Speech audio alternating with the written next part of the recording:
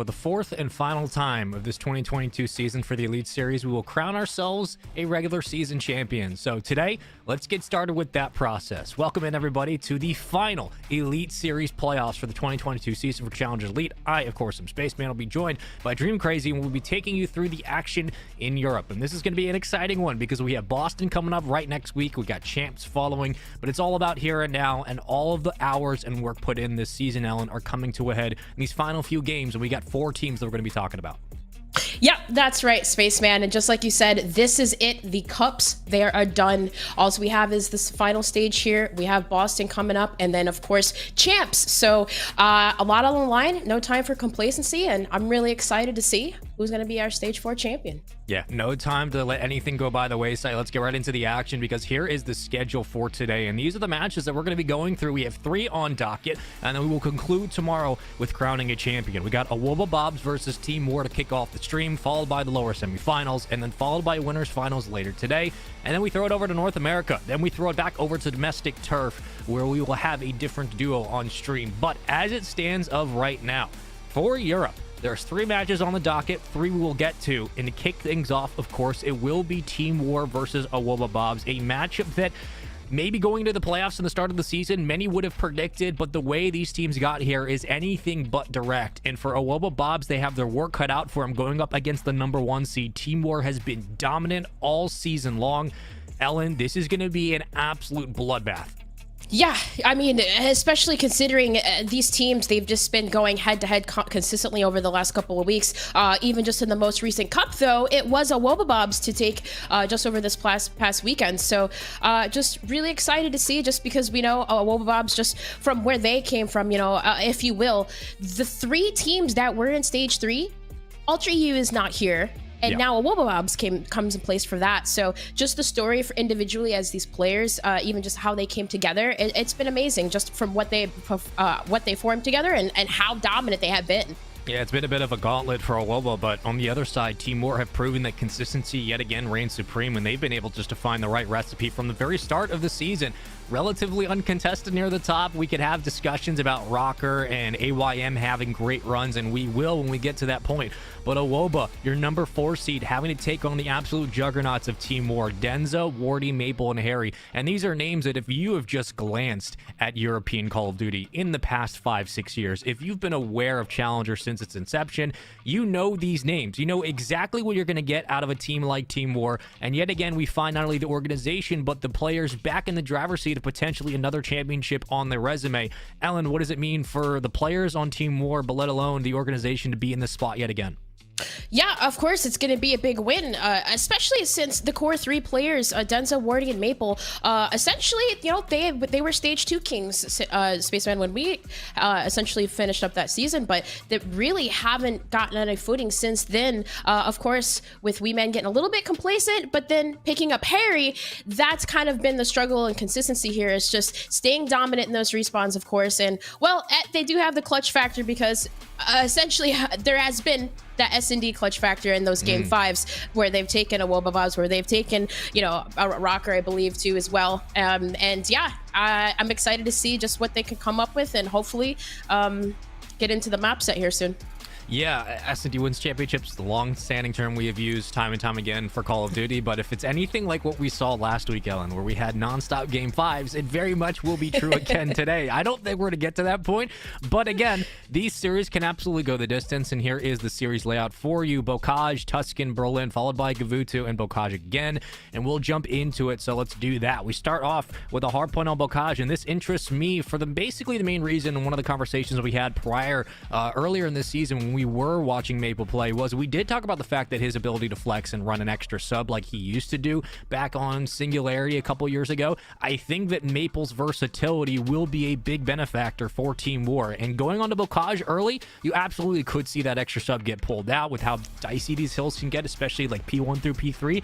But then you look at Tuscan S&D to kind of even things out in Berlin control. Ellen, where do you see the momentum in this series shifting for either side? Will it come in that control in game 3?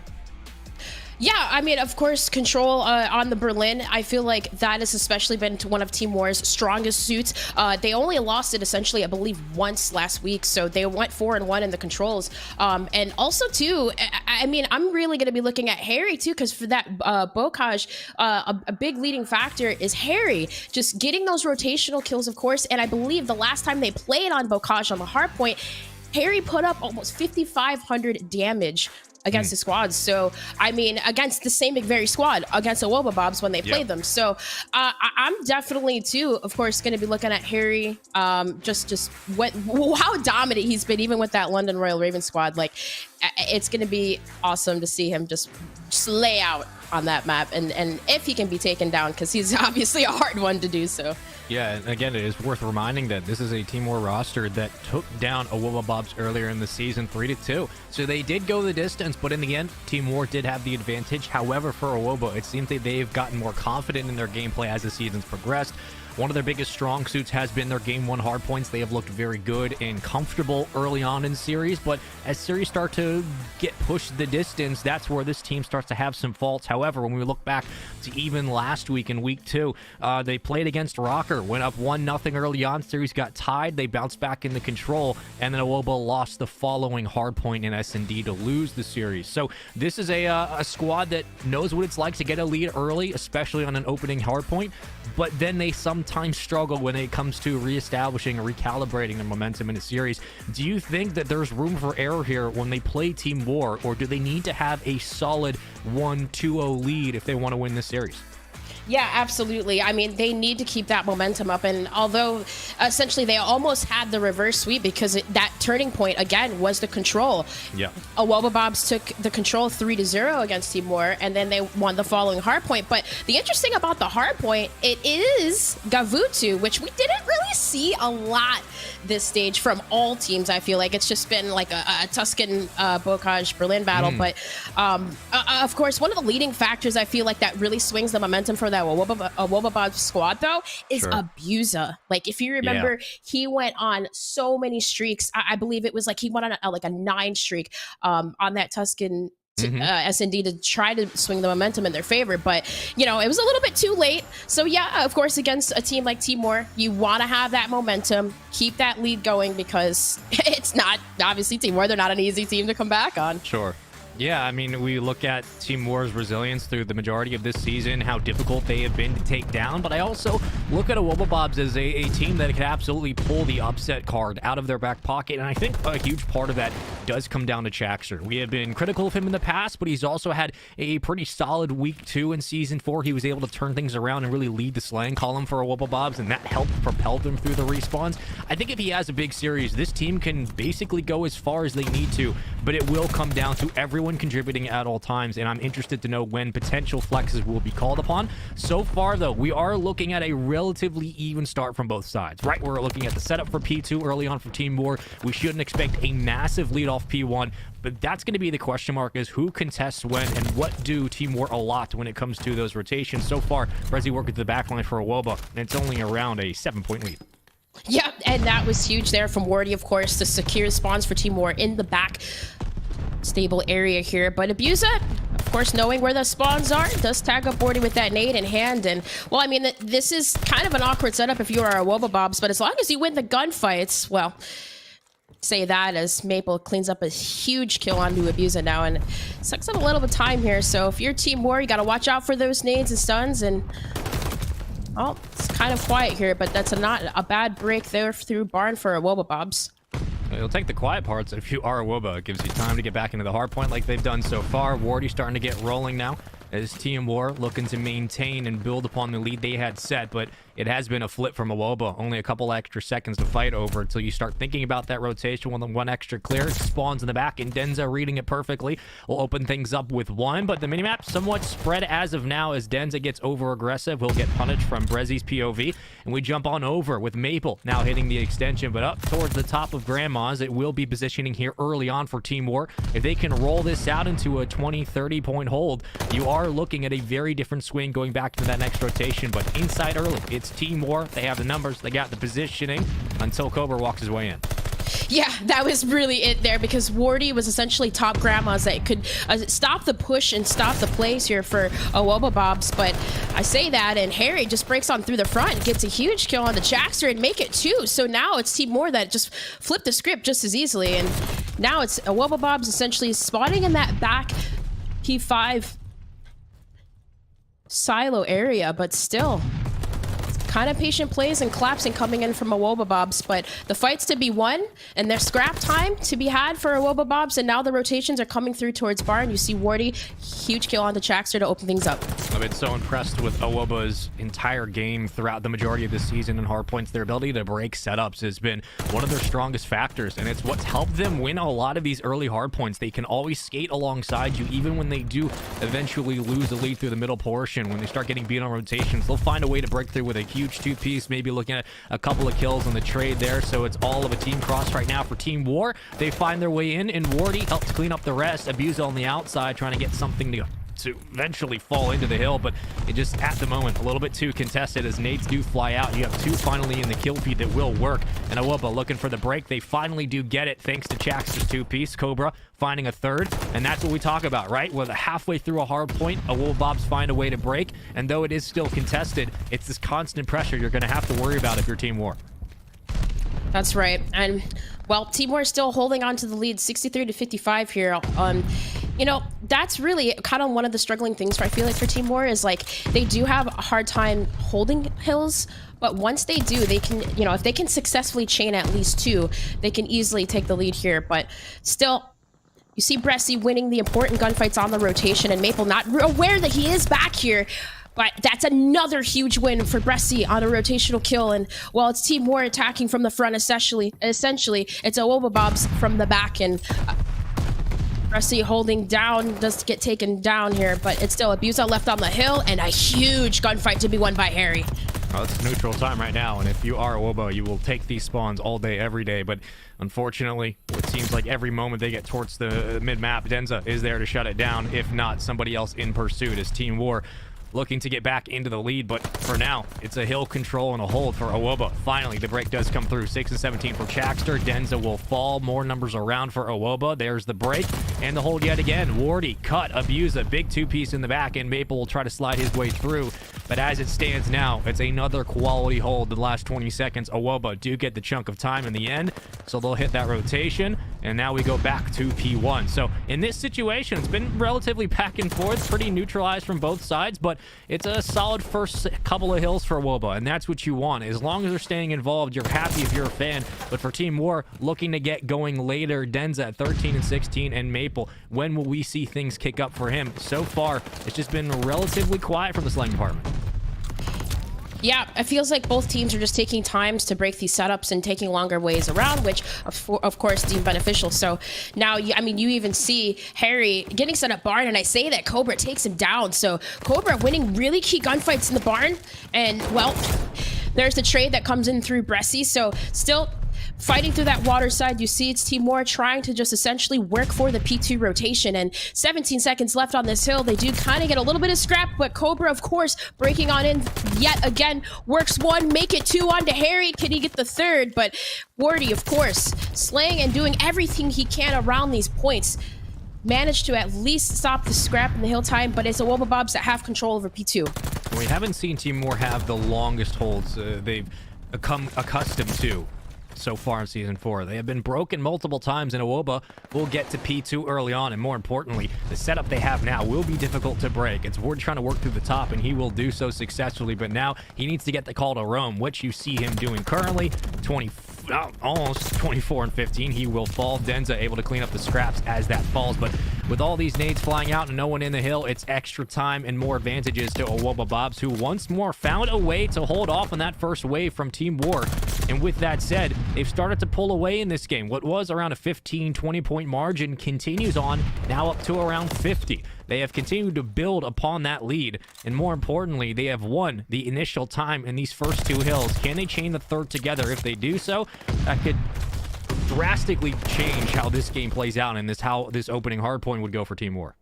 Yeah, and that's huge right there from Wardy to win essentially the 2 kills on the rotation for our Wobabobs, leaving Cobra last alive, but he wins a huge one onto Maple, and at least he's going to wait top grandmas for his teammates to push through the front. And you see the claps coming in through for a Wobabobs, and I mean, just like that, again, Team War get broken on this P3 hill. Big pressure underneath.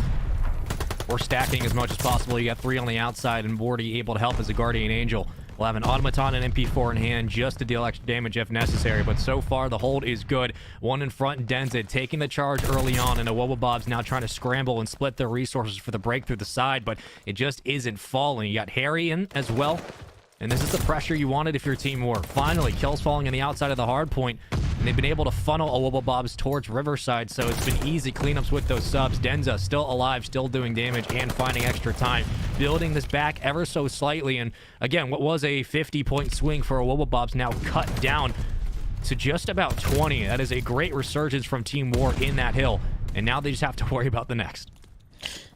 That's right. And it just seems like a Wobabobs is always early on that rotation, of course, and Team War is just on the back foot. But Denza did start to pick up on that last rotation on P3, so let's see if he can actually break a kill here now. But getting spotted out in the back, it's Bressy who takes him down, and that is, again, another break from a Wobabobs on the setups for Team War. So now just getting close, only 30 seconds left on this point. You already see Cobra just holding it down, and Chaxter zoning so far forward into Barn. He does get taken down, and Team War does break on through for at least 20 seconds left on this point. But now, with the rotations coming in, this could be good if you're Team War. You just have to be able to trap a Wobabobs back stables. Yeah, Wardy's trying to stay alive for as long as possible, which will help Team War going into the next hill, and that's why Maple's kind of working together. So if Wardy falls, you have Maple who can cross on over and try to hold that spot and give time for the spawns to come back in favor of War. And so far, Wardy's been alive, and finally when he does fall, I think he did all he could, and with that, Maple will now get the call to push up, and now you have a presence here for Team War where they can easily contest as numbers fly in. Harry now meeting up on the challenge. Chax will fall, there goes Cobra, and there is a great break from Team War. So that all gets set up just by Wardy playing his life long enough off that last hill. Rotation favors Team War, and now they have a chance to tie up this game. Yep. Wardy playing his life long enough, then of course Harry to pick up those 2 to follow. So Team War still holding on to control, and you see the break coming in from a Wobabobs. You got a 2-and-2 split through in the back, 2 in the front, and there's 3-4 down for Team War. And a Wobabobs just make it that easy and break on in yet again. The setups to be broken. Cobra, a leading factor of those setups being broken, and I mean, my goodness, he's been slaying out of his mind this stage as well. 1.22 in KD, so stuff that you expect to see from this squad. As we know, they've just been so dominant in the respawns. Bressy holding it down does get taken down on, but I mean, there's only 1 second left. They're already set up for new.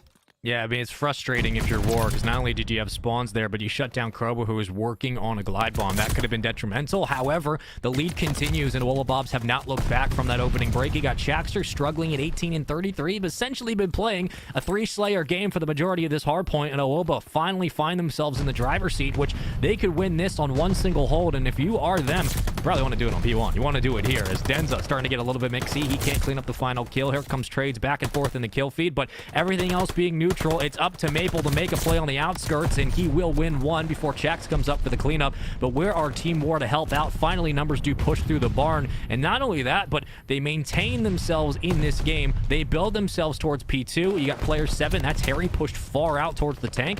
This is actually not a bad hold at all. They just have to make sure they keep Wobabobs out of the hill. Yep, that's right. And I mean, that's a huge do for Maple. He's going to continue to keep zoning forward. And, well, there's the nade that comes in from Bressy that takes him down. But Wardy's next up to bat as, again, it's the pressure. But look at the positioning from Team War. They left the complete right side of the map completely open that allowed a Wobabobs to break on through the back. And Chaxter just gets a huge 3 in the front. So Abusa essentially didn't even need to do anything, didn't even need to fight for any rotational kills in the back.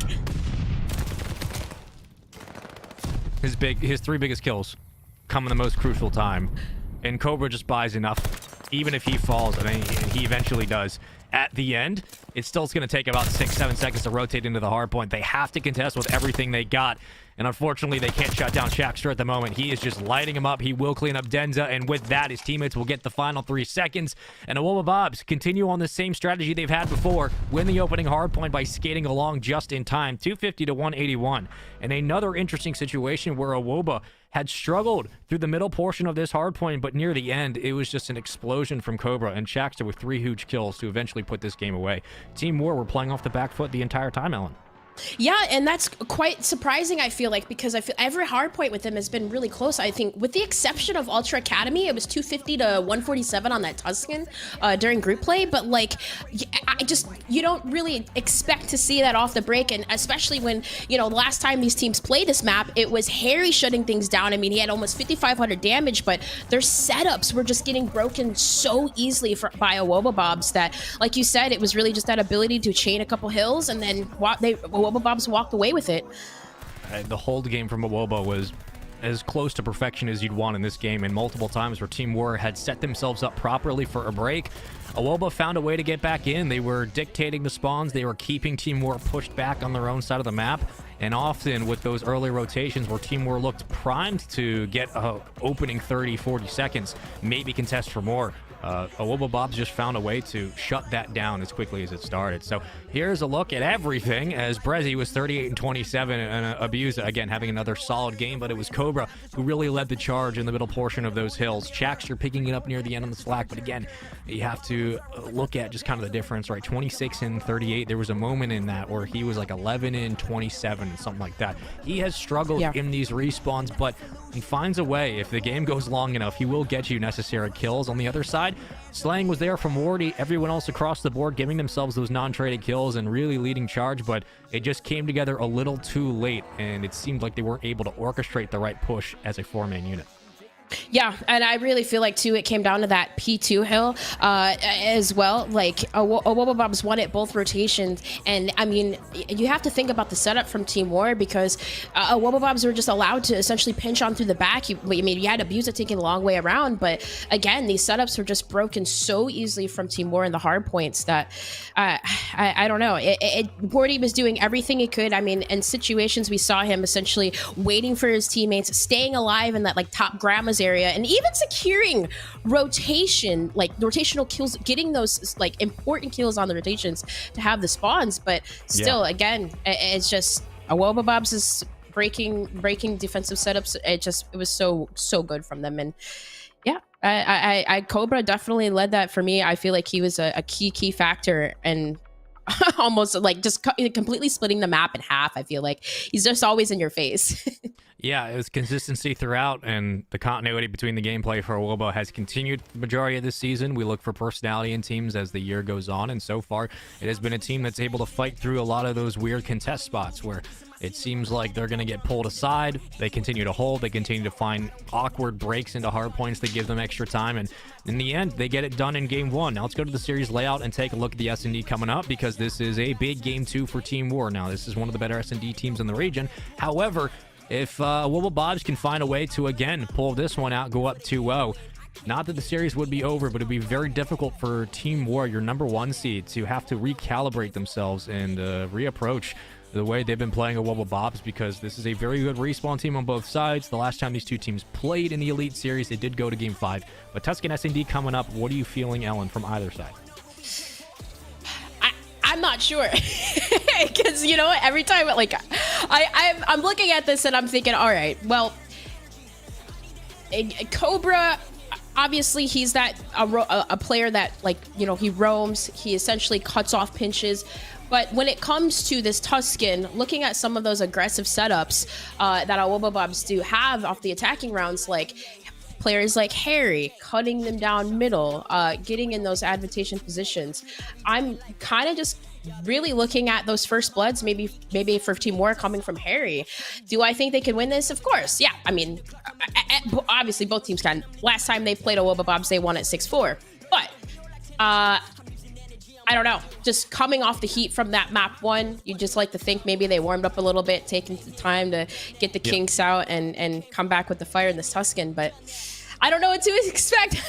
Vanguard is such a coin flip. It's just so crazy how good these teams are, Spaceman. Yeah, it's about as coin flip of a map 1, not outside of prediction-wise, but most Game 1s at best of 5s can always be a coin toss. So Going into game 2, not putting a lot of stock into the opening hardpoint win, but using it as momentum to get you through the middle portion of the series would be big for Woba.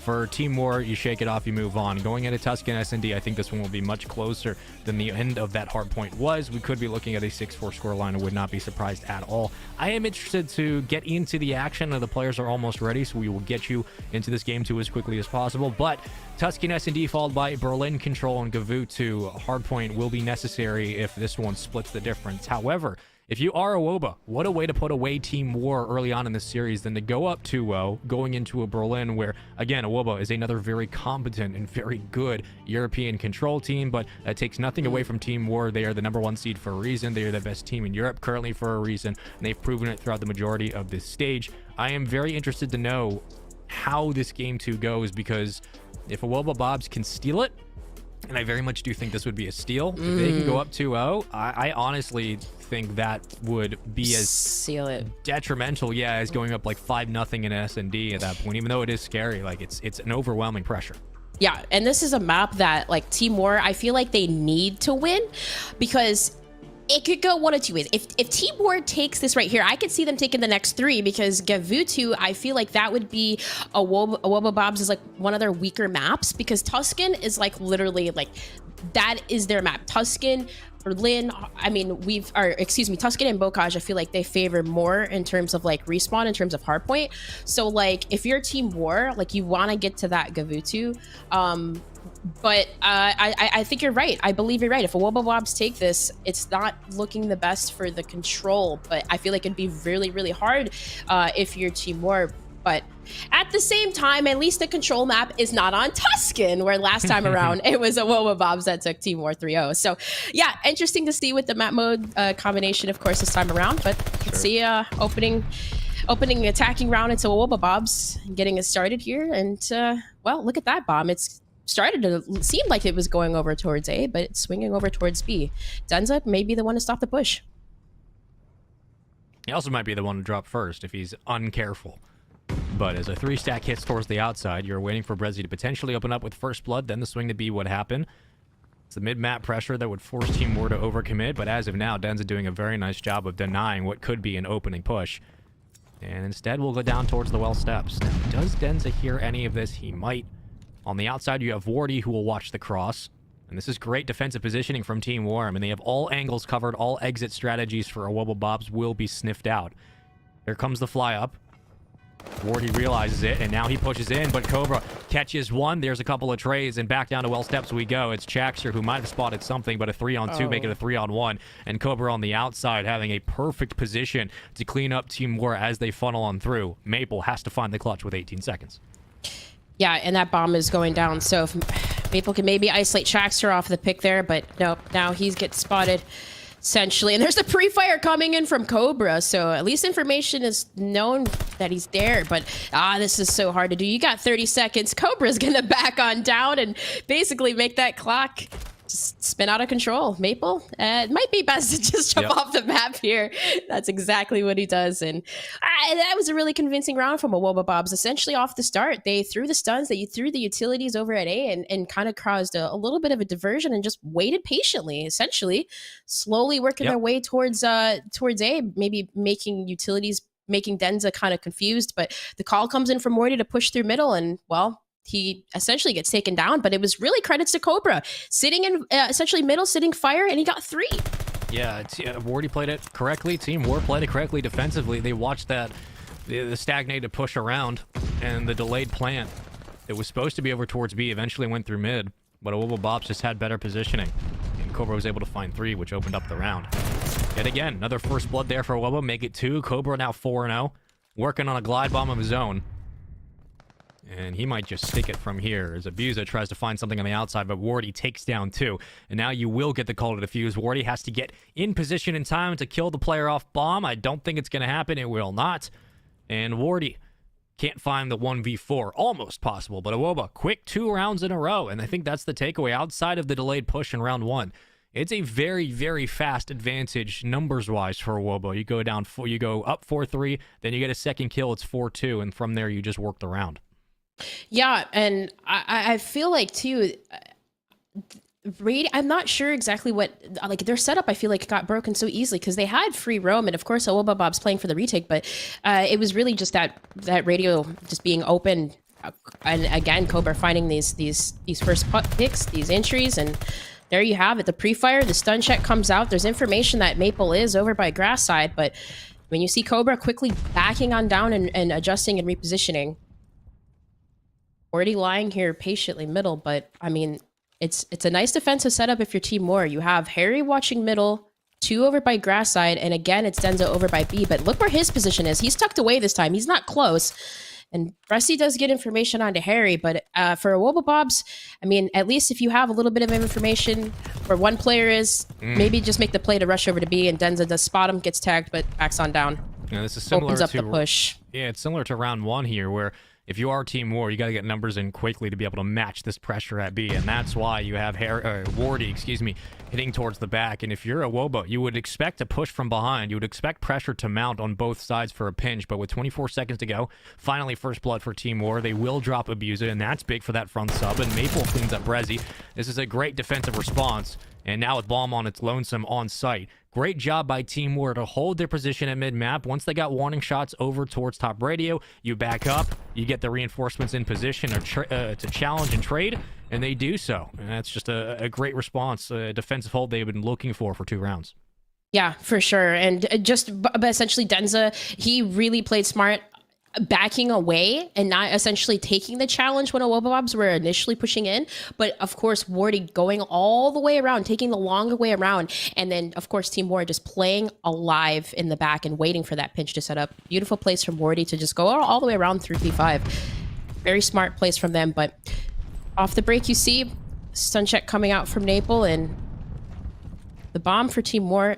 It's kind of something that they're notorious of doing, just playing on their attacking pushes, just play a little bit passive, maybe wait for that pick to come through. But you see no one really budging just yet. They're trying to challenge the timing of Team War, which granted worked in both offensive rounds. But now, again, it will come down to that first pick. And outside of Wardy and Cobra, respectfully, for both sides, it's been a very balanced, slow S&D. You got 2 players leading with 10 kills combined in the lobby, and we're only in round number 4. For everyone else, it's come down to between the numbers, so we'll see what happens with Bomb as it hesitantly puts its way up towards A. Denza trying to make the move, but Brezzy's right on the outside, who could read this perfectly once he gets the cue that it is getting planted. But what do you do here if you're Team War? Well, Denza finds first blood and stays alive and gets the plant.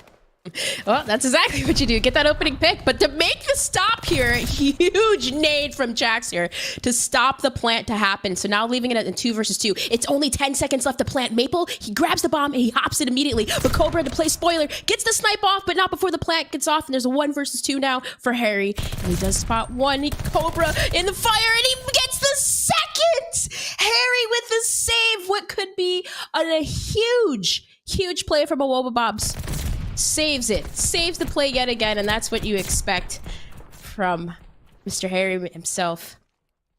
That's a huge ego chow, and I respect the challenge in the moment, and I think that was the right play by Awoba. But yeah, I mean, you got no choice, but there was immediate fly right after where there was no damage put in, and you know, it's the right call, but it's just like, wow, okay. 2 kills back to back, untagged. Team War get the round and the clutch. Utility flies out on the opening break. We'll see what happens. As it's a 4-stack over towards A. Cobra watching the back green cross. Brezzy pushed up. Team War willing to give this much real estate. As soon as bomb goes down, you got to expect the response will be there from the AR on the other side. That's right. And the last time that a Wobblebobs did this, they essentially swung that bomb over towards the B site. So now Team War, they actually go over to the B site, leave A completely open, and this allows the Wobblebobs to push in. But will that bomb get planted? No! Maple spots at least 1, and the trades do come through. So now in a 3 versus 3, only 45 seconds left to plant. Wobblebobs need to make that decision if essentially they're just going to wait. Like you said, wait out the patience for Team War and see. But look at this. The bomb is gonna work towards A, but you see Cobra working all the way around to maybe stop a potential push, and he does get 1. Tags up the second, and that bomb has been planted. Well, It's a 3v1 excuse me. now. Denza. A lot to work with and not a lot of time. He will find one. 30 seconds to go. Maybe two. Doesn't repeat the same angle. Still alive, don't they? Gotta go on the hunt if you are Awoba, and they will do so. Okay. So they clean up the final straggler. Awoba get a response. That's a big round to kind of stop some of the bleeding that happened 2 rounds prior. And Team War, to all their effort, just got caught off guard momentarily between the gunfights. So far, though, it has been as back and forth as you would want in this series. We expected potentially this one to go at least 10 rounds. So far, it has been on course. We're into round number 6, excuse me. I can do math. 5-3 for Wardy, and he started off the game 5-1. On the other side, Cobra was, I believe, 5-1 as well. Since then, Cobra has continued. Wardy slowed down a bit. Everybody else getting involved. You got Harry, who's gotten 4 kills. Denza, currently running the bomb, has 2 of his own. So while everybody else on Team War has picked up the slack, Wardy has slowed, and Awoba Bobs have met that challenge. Yeah, and of course, Cobra, I mean, him taking the longer way around, they definitely didn't expect him to swing on around, but I feel like you stop Cobra, you can win the round. But still that bomb swinging, looks like towards over to the A site. Chaxter laying down on the A site would be the one to be stopped, and Wardy gets spotted out by Bressy, so Wardy does back on down, and the repositioning from Chaxter, he actually gets aggressive. Look at this, he gets tagged up, and he loses a huge one onto Denza. And now, that leaves Awoba Bobs left at a 3 versus 4, 25 seconds left to plant. I'd recommit to A, and that's what Team War's going to do. I mean, once you win that challenge, Awoba Bobs might think you're pushing over towards B, but this is great play by Wardy. He's constantly on the roam. He'll find another.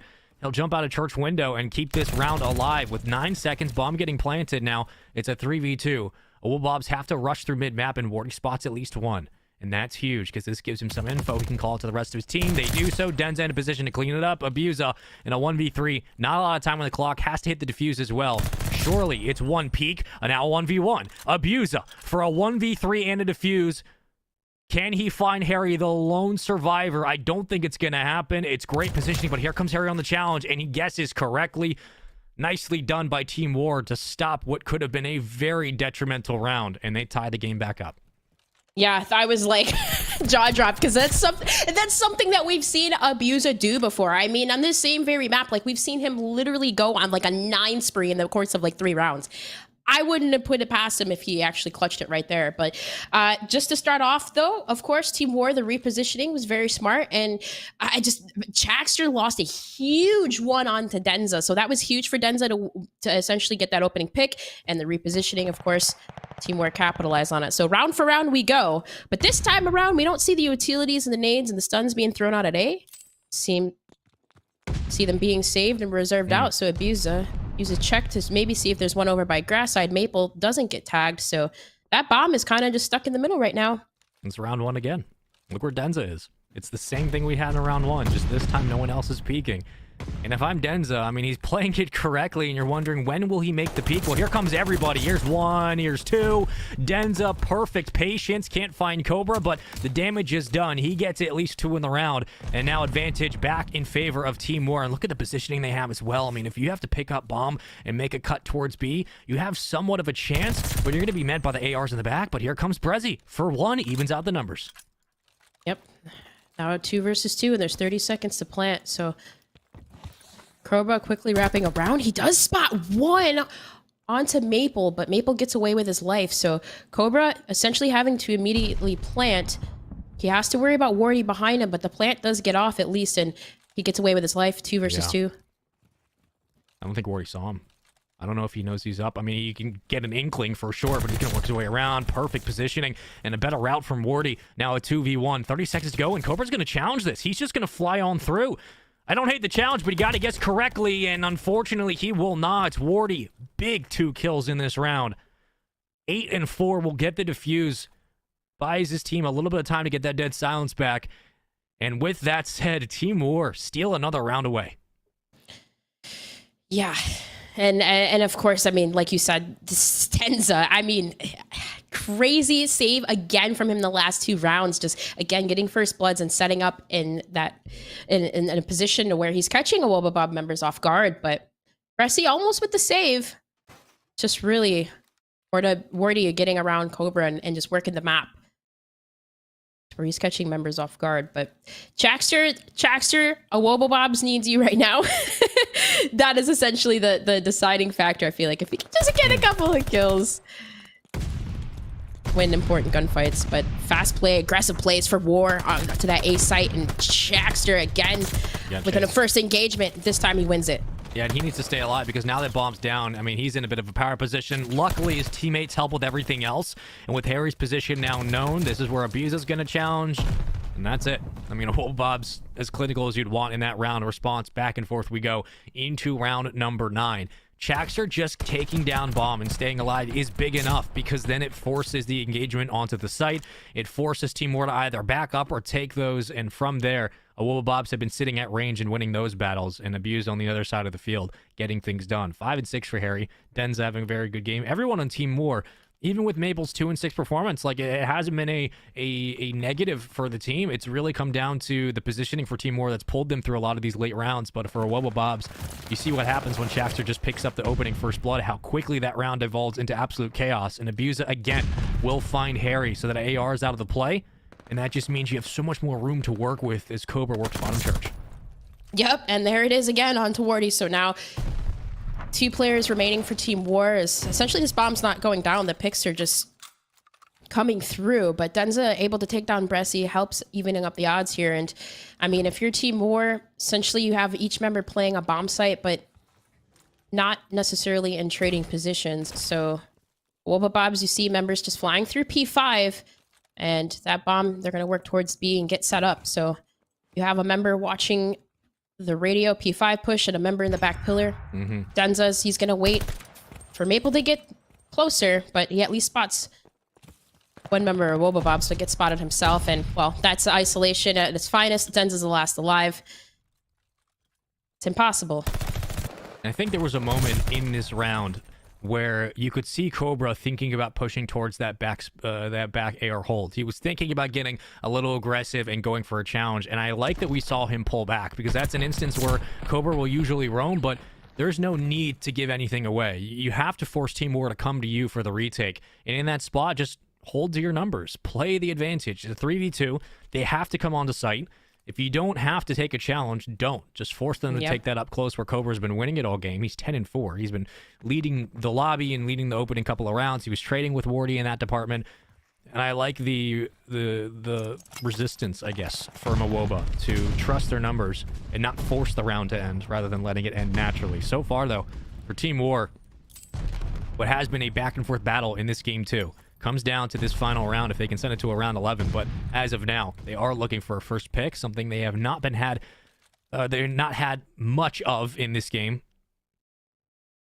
What can they find here? As mid-map is completely locked down by Awoba. Yep. And they essentially, Bressie does spot a member, I believe, of Team War. That was a pre-fire. But either which way, I mean, the setup that they have is almost perfect. I don't think Harry essentially spots Chaxter. So Chaxter just watching any type of mid-push. And I mean, you have 2 members of Wobblebobs. You have Bressie and Abusa stacking over at A site. I mean, really, like you said, Cobra is just stacked away in the back. And I think if you're Team War, yeah, you don't have too much time now. You got to go. There's only 23 seconds left. Abuse gets the first blood on the Maple as just kind of making things too hard for them, maybe too passive. But that is at least the trades coming in. And Chaxter middle playing spoiler. The bomb is down. 13 seconds left. Do you get time to plant? You're going to have to quick plant. It's the only way this works. And again, the time is not in your favor, but here comes the challenge onto the site. Pistol gets one. Now a one-on-one. Abusa gets the kill, and that's game 2. It's a 1v0. Wobblebobs take it 6-4. Shout out predictions. We love those. Glide bomb earned, but it doesn't even matter. And now a 2-0 series lead. The number 4 seed going up against Team War up 2-0, forcing Team War to have to reverse sweep. Yeah, and it's not an easy thing to do, of course, against like a Wobabob's such a strong team. But in that search and destroy, I feel like that was one of the factors that they needed to work on a Wobabob's, because they're so strong in their respawns that, I mean, they had time. They had time to do the homework, and it showed really well. Cobra and Abusa, those leading factors, of course, pulling 10, 11 kills there, and yeah, really, really clinical from them. I feel like Cobra just really leading the charge just to start off, just picking up key kills. He had 3 to open up, and I believe it was round 5. I mean, just flanking and just essentially just repositioning. Team Ward just kind of left on that back foot, I feel like, playing those patient plays, but not really able to capitalizing on anything. Abusa 13 kills. He has a 1.19 S&D KD. Overall, this stage, you look at Cobra, 11 kills, 5 deaths. Like this duo together combined for 24 kills in S&D. Like it's that Crazy. alone is gonna get you at least 4 rounds. Like if everybody else drops donuts, you're thinking, okay, there's a chance here. Brezzy just doing what he had to, and Shaxter showing up with a big first blood that helped, I think, them get their 4th round. But other than that, there wasn't much that was required on the other side. It was an excellent effort from everybody, and I don't think that Team War, even with maybe picking up extra kills, maybe we go to round 11, but even then it was just better decision making in those chaotic moments from Wobabobs. And there were moments in those rounds where defensively, offensively, they just had the right patience at the right time, and we even saw it in round number, I believe it was for Wobabobs, it was round number 5 when they went up 5-4, where Cobra doesn't get over aggressive, he waits, and Ellen, I think that patience paid off in the end. Closing thoughts on game 2 before we get ready for the control. Cobra. It seems like Cobra, like literally, in the hard point in the S&D, he's a really big factor. So I feel like take down Cobra, and maybe you'll have something coming up on this next map. But so far, I'm a little bit surprised. I thought these games would be a little bit closer, but still, it's not over yet. So excited to see how this map 3 turns around, and excited to be here with you, of course, as always. Yeah. We'll get into the control in just a moment, but when we come back from this commercial break, we continue on with this series, currently up 2-0. Wobabob's looking to sweep Team War. We'll see you then.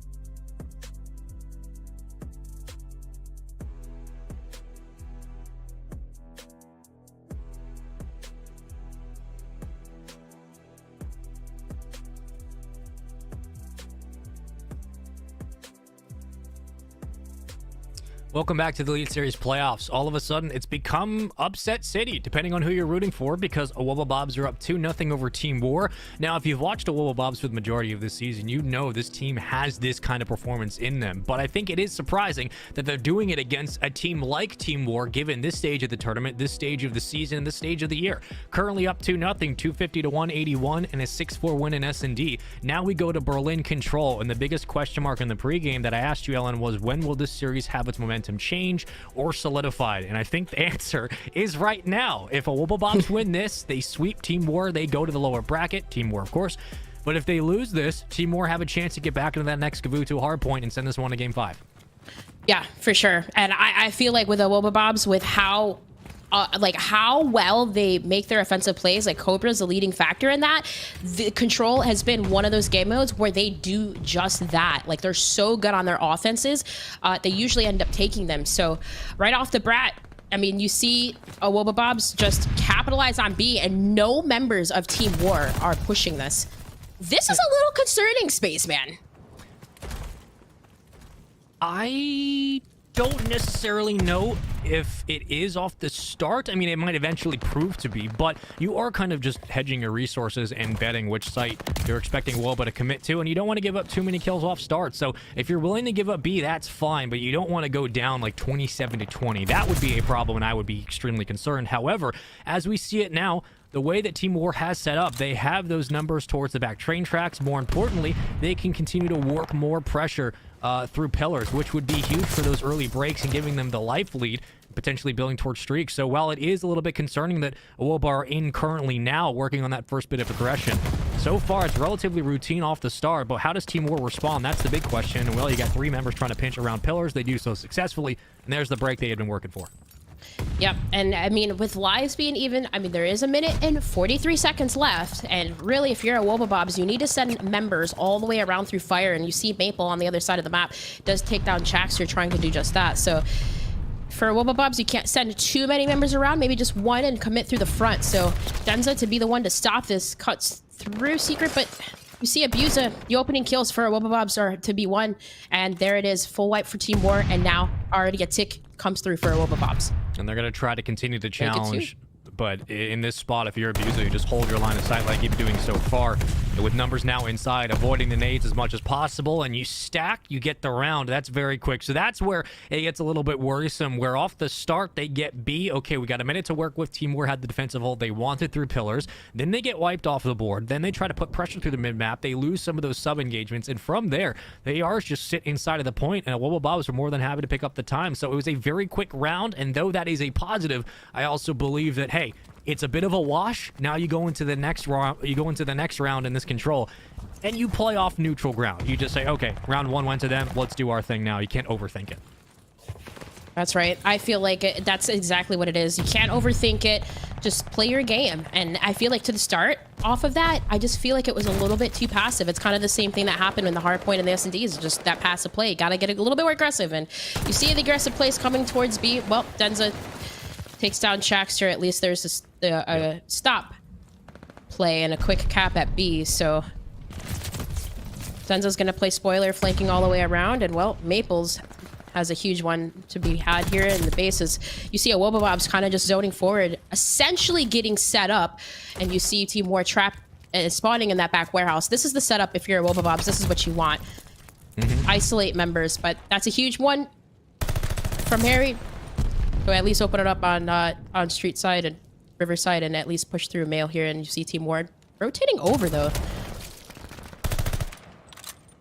I was wondering if Chax, when he was running right up the gut towards the warehouse, if he was going to kind of veer off and instead try to play a one-on-one and pull attention away from that extra push. Instead, he falls, and Team War capitalize on this advantage, and they capitalize on the positioning they were then given.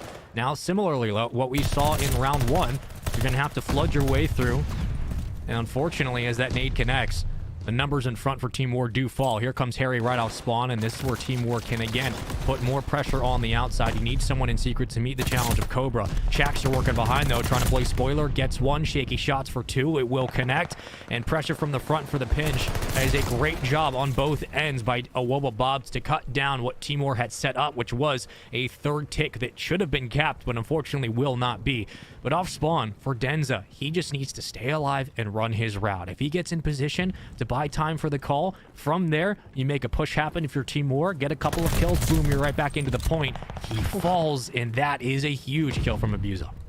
Yeah, and I just, that was insanely huge. And I mean, you see all members of Team War essentially isolated train station. They only have a minute to capture one tick, and there's still quite a bit of lives left, but not enough time. So Denza opens it up at least middle, and it eliminates Abusa, and that's 3 down now for Awoba Bobs, and Shaxter again gets a huge 2. But at least members for Team War are set up and at least able to get onto this site. And well, that's halfway captured. That might be done here. Spaceman and Awoba Bobs, they have to fly on through, and that is it for Team War, answering back on attacking round, and now at least tie it up in the series. Well, they had the life advantage so far in that round 2. They do a very nice job of pulling a page right out of the playbook of Awoba and being able to not only lock down Secret, and again, Harry kind of opens that up with a huge kill in the back. Harry staying alive affords them the luxury of playing up through the middle of pillars, and you keep your arrows inside. It's very simple so far for Team War. On the other side for Awoba, they had an advantage early on in round 2. Unfortunately, it just did not pan out the way I think they wanted. Shaxter at 6 and 10 having a better start in this respawn than he did in the hard point. Denza on the other side's been leading the charge again. We'll see if that continues, but so far, relatively even. Brezzy looking for the opening pick. He will fall. About a minute 13 to play here in this one as pressure continues to mount over towards A. Both teams conceded B off the rip in the prior 2 rounds. Now we've changed things, and off spawn, Awoba Bobs now look like they will commit themselves over towards B.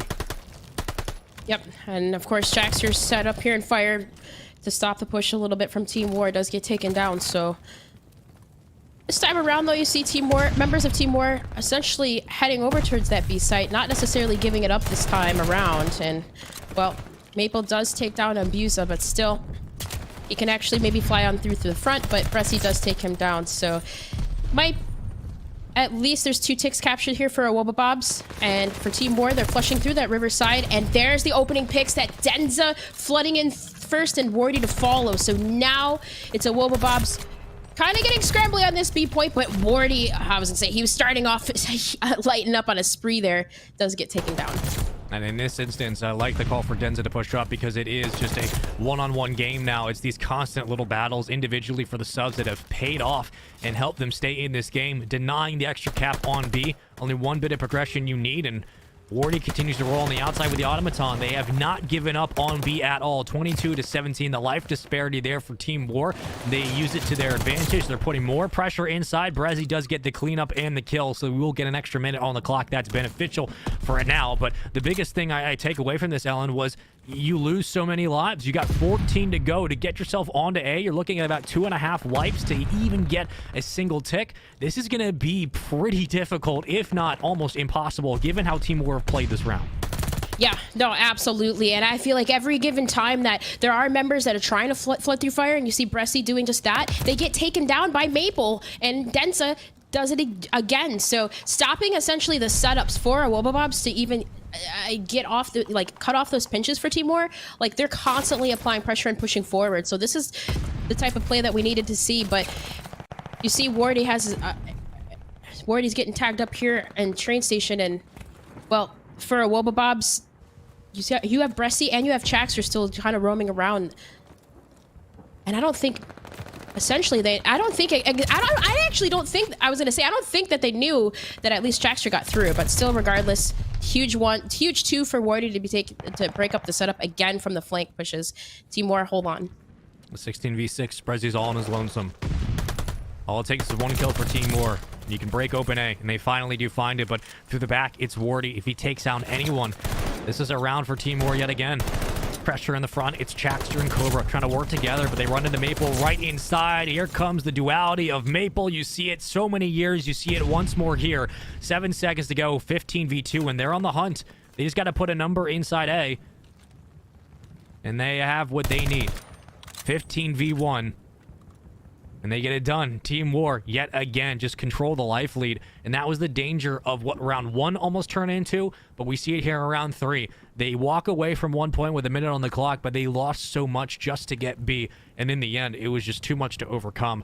And Team War holding on to 15 lives. Like, that's huge, not only just for moving forward, but you got Maple in a 4 spree. You got Harry working on something, Wardy as well. Like, if he got a glide bomb, this control easily could be swing back over to Team War.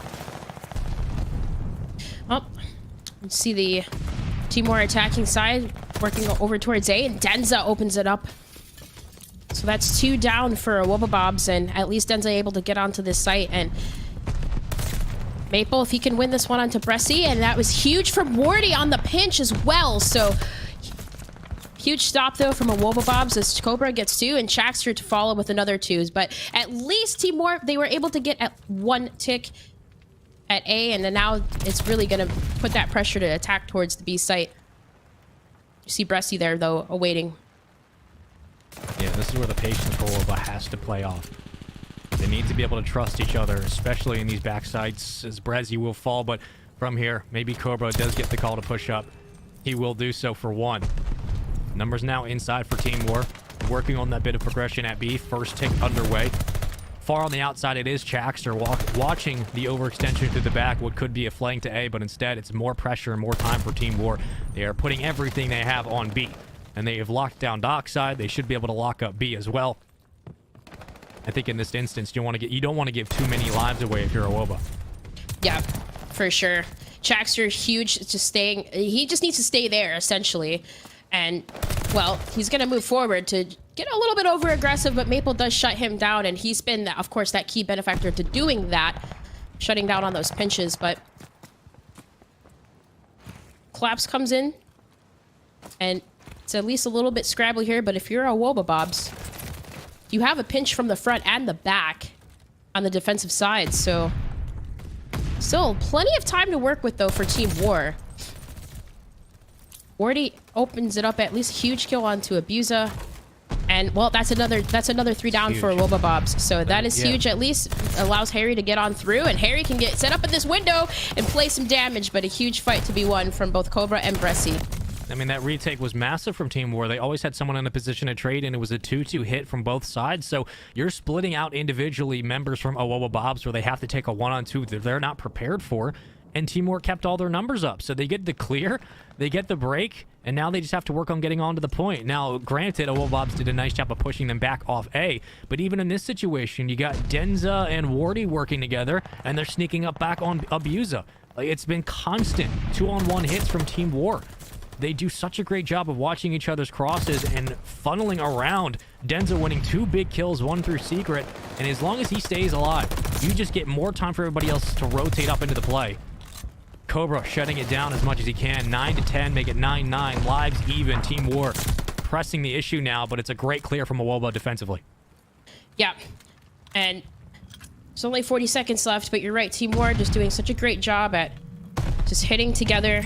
And you have Denza essentially isolated, waiting for his teammates to come through train station, but realistically they can't send too much overcommitment towards the other side. Bressy, he's playing a pinch, making a pinch play, and he does take down Maple, and, well, Harry does take him down, but still, live advantage for Wobabobs as that's another wipe. Make it 3-2 for Abusa, excuse me, rather.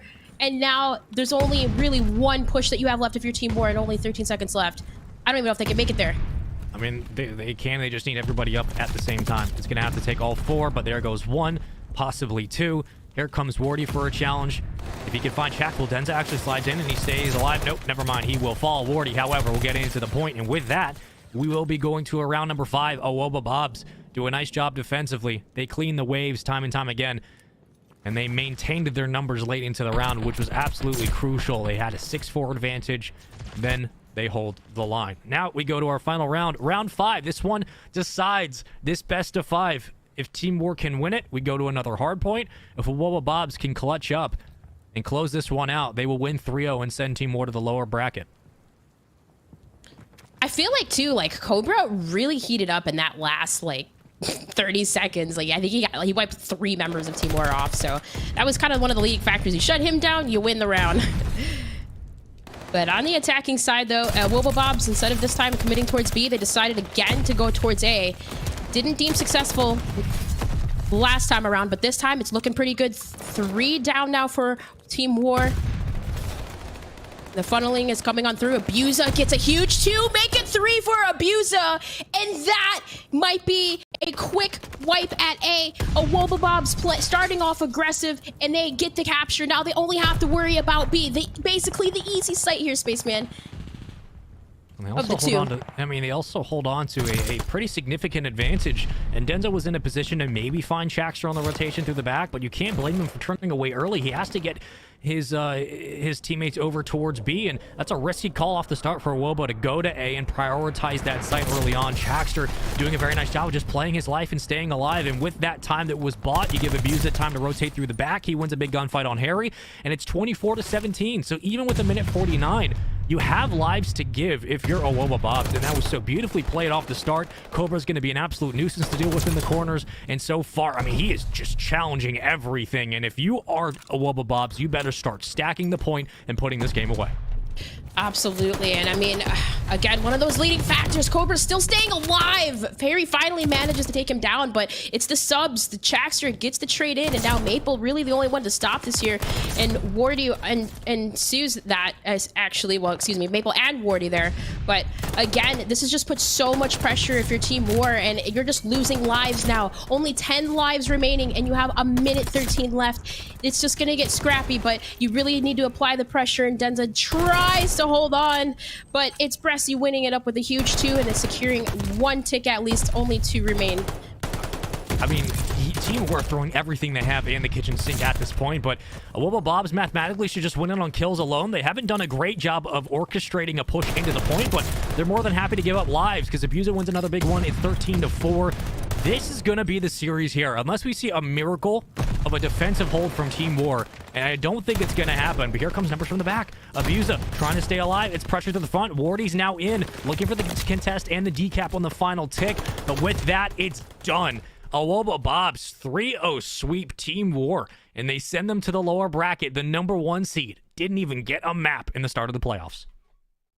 Well, that is definitely one way to start off this stage, Spaceman, and that was, I'm telling you, that was a very unexpected. Like, I'm looking through my notes, looking through this game, I'm like, we really could go to a game 5, of course, again, like we had last week, but a Wobblebobs from the start, I feel like their pressure has just worked in their favor, and Team War just not really able to capitalizing that, at least in terms of the respawn. It just really came down to, I feel like the X factor for me, it was Cobra. Yeah, in the end, Cobra Slang kind of carried them through a huge portion of this series. I look at Chaxter picking it up in terms of the kill department in this control, but it was not the cleanest performance from Wobblebobs. They just kind of worked with what they were given, and in the end, holding on to lives late in the round really paid off. For Team War, it just seemed like it took a little too long for things to get going, and I don't know if you can kind of pinpoint this on one specific issue or one specific notice, but there were times where they were just so split apart as a team that having to regroup and reconvene over for a hit took a lot of time. It gave away a lot of opportunities, and in the end, it was credit to Wobblebobs who just got it done. The Slang was there this whole series. You look at the S&D, look at the Hardpoint. Abusa and Cobra have just been leading the charge for this team, and they keep it going. It was just perfectly played from those two. Brezzy at 27 and 22. Abusa, Cobra having very good games as well. Brezzy like having a quiet 27 kills. And Chaxter 27 and 28. He really was the difference. Like when Chaxter's slaying and he's playing well, this is what this team can do. I didn't expect it to be a 3-0. Yeah, no, for sure. Absolutely. You had mentioned that too. Like Chaxter is just one of those leading factors for the squad that like they can really blow out every single team or keep it really close. But if they, like with Chaxter, of course, performing and stepping up in the slaying department, because just even for this season alone, he had a 0.86 overall, as well his teammates are like 1.7, 1.17, 1.15, like they're pretty high in the slaying department, but still he does a lot of the dirty work though, regardless. Just in his favor, a lot of the OBJ work can be very scrappily, and at least he's doing his job. right? But still, for Team War, that is definitely a hard one. I mean, you make a roster change essentially. I mean, losing Wee Man, that was, I perked up a couple of questions, but you do get Harry, and it just seems like with this squad, I just feel like they lost a lot of what Wee Man was able to do with like switching between a sub and an AR. Like Wee Man was just consistently across the board flexing and slaying out of his mind, but I don't know what it is. I just from essentially going from doing really well at the Minnesota Open, getting second in Minnesota Open, getting first in stage 2. It just seems like this team hasn't really found that edge again since then, and it's like it makes you wonder just what is needed for that recipe just to start being successful. Because I mean, all members of Team War, even from stage 2, like they've slowed down just overall in the KD department, like as across the board. But I don't know. I'm really surprised by this one. But at the same time, I am kind of not. I was really expecting them to take the respawn space one. Not respawn, the S&D. That was it. Like they needed to take the S&D, just because the respawns haven't been as good. Just seems kind of like rather complacent. It's like a swing. Like it's either really, really good or it's really bad. But I just feel like it's the passiveness. Maybe that just could be maybe the play. I don't know. Just maybe it's to get some type of aggression. I don't know what Team War needs to do to bring it back, but I would like to see them potentially in the finals again. But we'll see. I don't know. What are your thoughts? I mean, I can sit here and ramble. Luckily for Team War, they are given an extra life. It's a double elimination bracket, so they're not out of the tournament as of yet. But I think this is credit to Wubba and anybody who's watched them play throughout this season knows the caliber of this team in Respawn. This is what they can do. I think we're just surprised that it happened 3-0 fashion. I could have seen this series going 3-1 Awoba in any instance, and I could have seen it going 3-1, 3-2 Team War. But Awoba have made a lot of corrections, and I think that their hardpoint games got a lot cleaner. They're able to not only build leads early on in hardpoints, but they've also done a much better job in the middle of a hardpoint, being able to win a lot of early breaks, win a lot of extra scrap time, and they've been able to rally that into some money hills. And going into the S&Ds, when you have performances from Abusa, from Cobra that lead the charge, that give you that freedom to defensively and offensively work through your progressions through different kills, it definitely helps, and that confidence rolls over from the S&Ds, from the opening hardpoints into controls, where it just seemed that it was like the most TDM of them all. Like there were certainly instances where the decision to go to be first paid off. Sometimes it didn't, but having a life lead and going into the next control point with 6 or 7 or 8 or 9 or 10 lives to give is a huge advantage, and they never seem to stray away from that. So I'm just I'm a little bit shocked. I'm a little bit shocked that it was a 3-0, but I'm not shocked that the performance from Wubba was as clean as it was given this stage of the season. But as of right now, we're going to go to a quick break, get some things set up, and when we come back, we'll have another match for you guys to get ready and watch. So we appreciate your patience. We will see you guys in just a second, Ellen. But kind of real quick closing thoughts and ideas about Wubba moving forward in the bracket. I think from the get-go, just even getting in here, getting here to this point, Wubba they've started off really strong. I mean, first week they went 4-0. Second week didn't have the best performance, but they took every single essentially team here. Last map. So easily one of the best dominant teams. Of course, Wubba, I'm not too surprised. They've played Team War before. They were up 2-0 even in the last series, and Team War able to essentially stop the reverse sweep. But I don't know. I think that moving forward, Wubba looking really strong. We'll see what they can do in the future, but I don't know. Yeah. It's just so weird. I'm just really shocked. I'm really shocked. That's really what it is. I just wasn't expecting this to be a hot 3-0. Yeah, the confidence has to be there now, especially given the fact that they 3-0'd the number 1 seed. I think that's really, really impressive for this team. Regardless, though, congratulations to them. They move on. Team War still stay alive, but we'll see how things play out for them. However, when we come back from this break, we'll have another series to get into. We appreciate you guys staying with us. We'll see you guys in a second.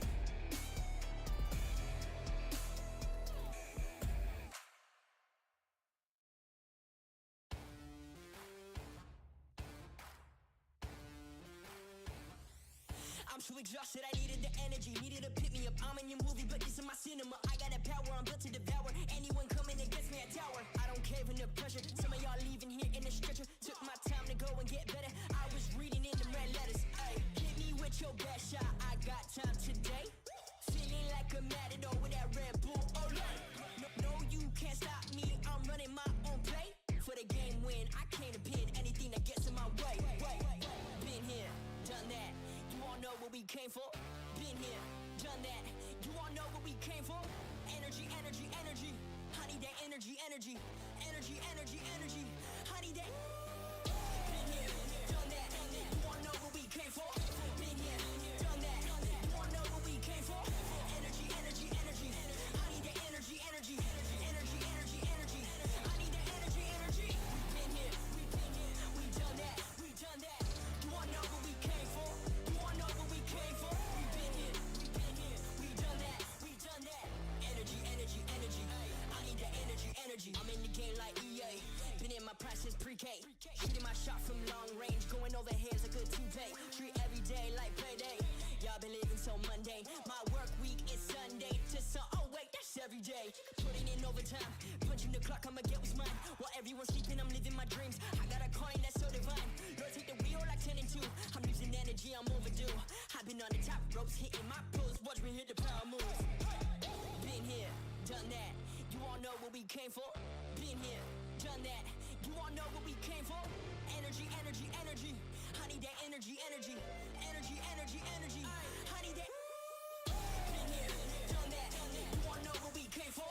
Been here, done that. You all know what we came for. Energy, energy, energy. I need that energy, energy. Energy, energy, energy. I need that energy, energy. Been here, we done that. We done that. You all know what we came for. You all know what we came for. We've been here, we done that. We done that. Energy, energy, energy. I need that energy, energy. Done that. You all know what we came for. Energy, energy, energy, energy, energy. I need that energy, energy.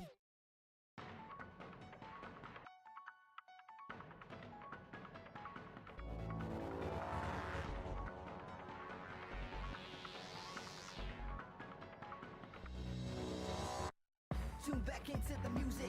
You know how to do this. Don't second guess, just not a test. It's not a race, no black or white. Everything's great. No yesterday, never tomorrow. Only the present, that is your gift. It benefits you only if open. Everyone's chosen, beauty of choice. You can stay silent, forget your voice. You can malign them, hold a grudge, or stand before judge. Just stay in your case. Top of the notion that you were just a mere drop in the ocean. This is your moment. Fear is a Trojan horse. When you open or close your doors. Just when you feel like it's too much. Just when you feel like you've had enough. Take a step back from the edge and take a deep breath. Dance like you'll never. Dance like you'll never. Dance like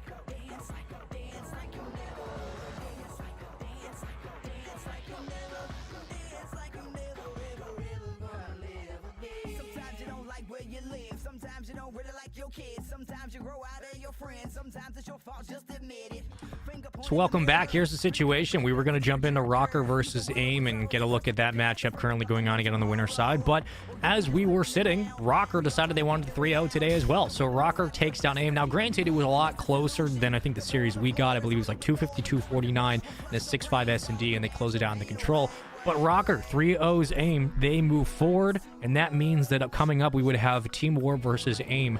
And that just gets things more interesting. Ellen, like, I get that we're kind of in the stage in Vanguard and most Call of Duties where near the end of the year, teams are in their final form. You get what you get. You don't get what you don't get. And at this point, 3-0s, they're surprising, but also, like, if you just have a team that's better than the other, 3-0s happen. Are you as shocked as I am in some instances? Because otherwise, I'm just like, okay, like, 3-0. Yeah, sure, these teams are that good. Yeah. Yeah, no, these teams are that good. And I mean, with the last game being, I mean, with Rocker and AOM, I mean, it's always close between those two, but yeah. A 1 round, 1 point difference, that had to have been intense. Only can get more intense now. I mean, two teams essentially that got 3-0'd are going against each other. It's going to be intense. Yeah, it's going to be...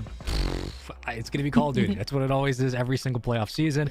We expect it to happen again today, but we'll be jumping into War versus AIM in a little bit. We're going to take a commercial break. We got to get the players ready, go through the vetoes, and then when we jump back in, we'll go over the maps, all that beautiful stuff we've been doing all season. So until then, we're going to jump to a commercial break. When we come back, Team War versus AIM in the lower bracket. Loser goes home, winner moves on. We'll see you guys in a little bit.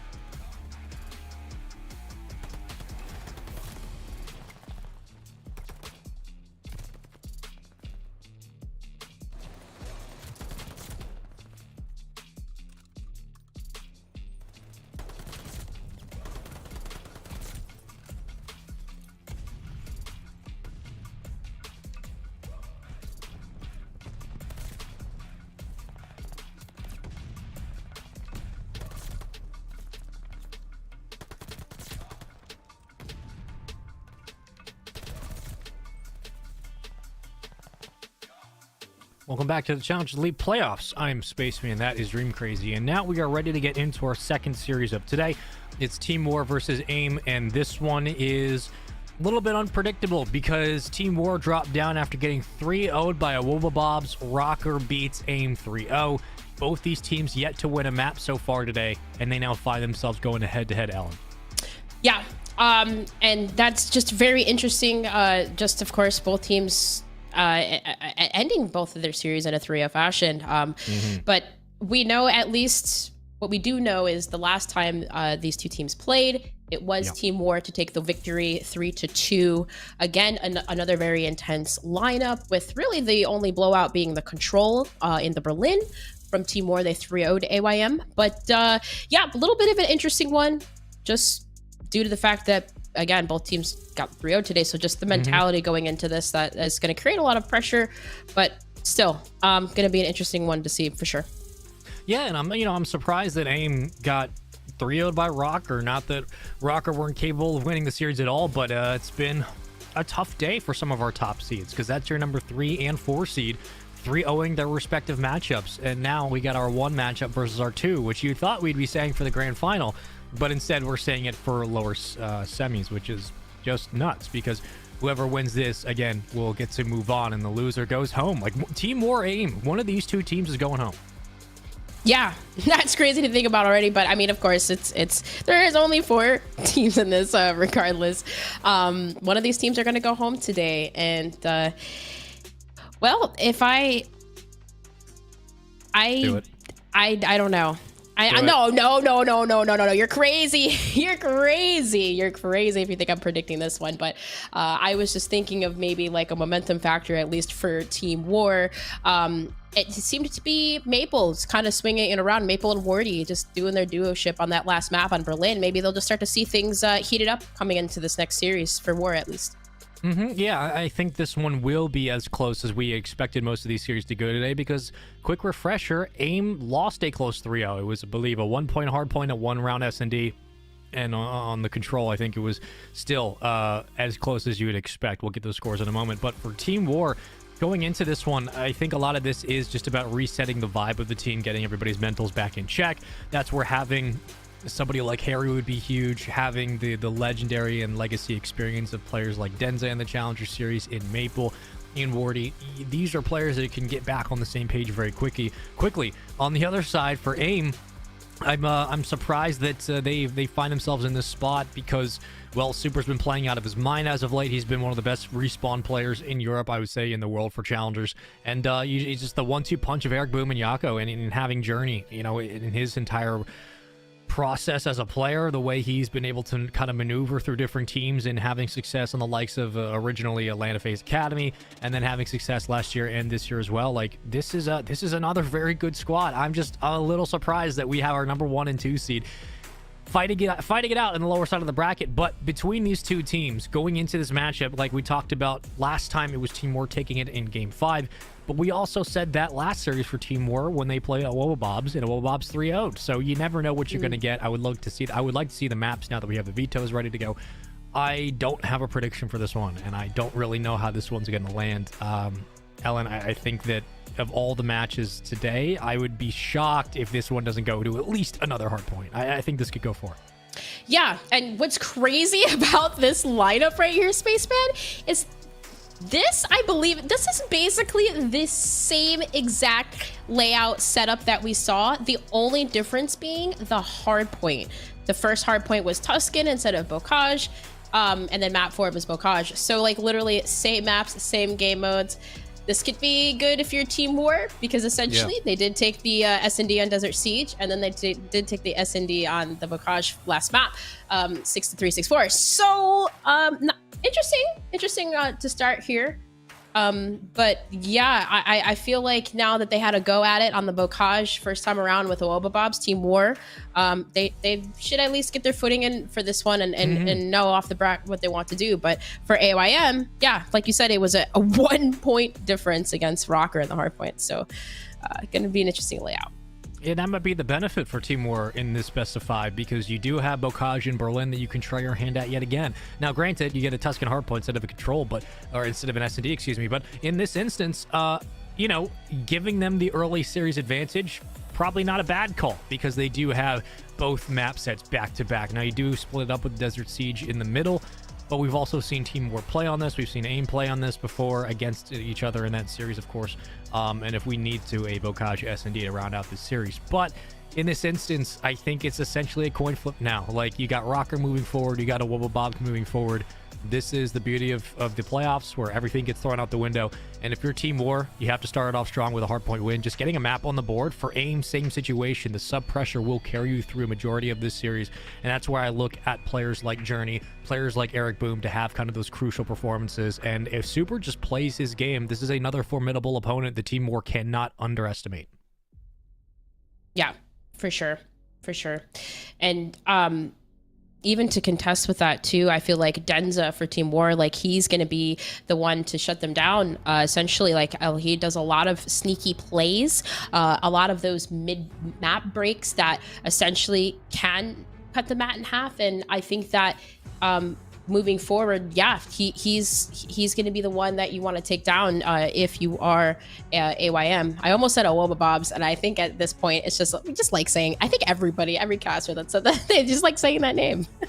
So it's one of the more unique names that you're going to find. AYM, yes, it is definitely. That's the most interesting team name that I've seen. That's for sure.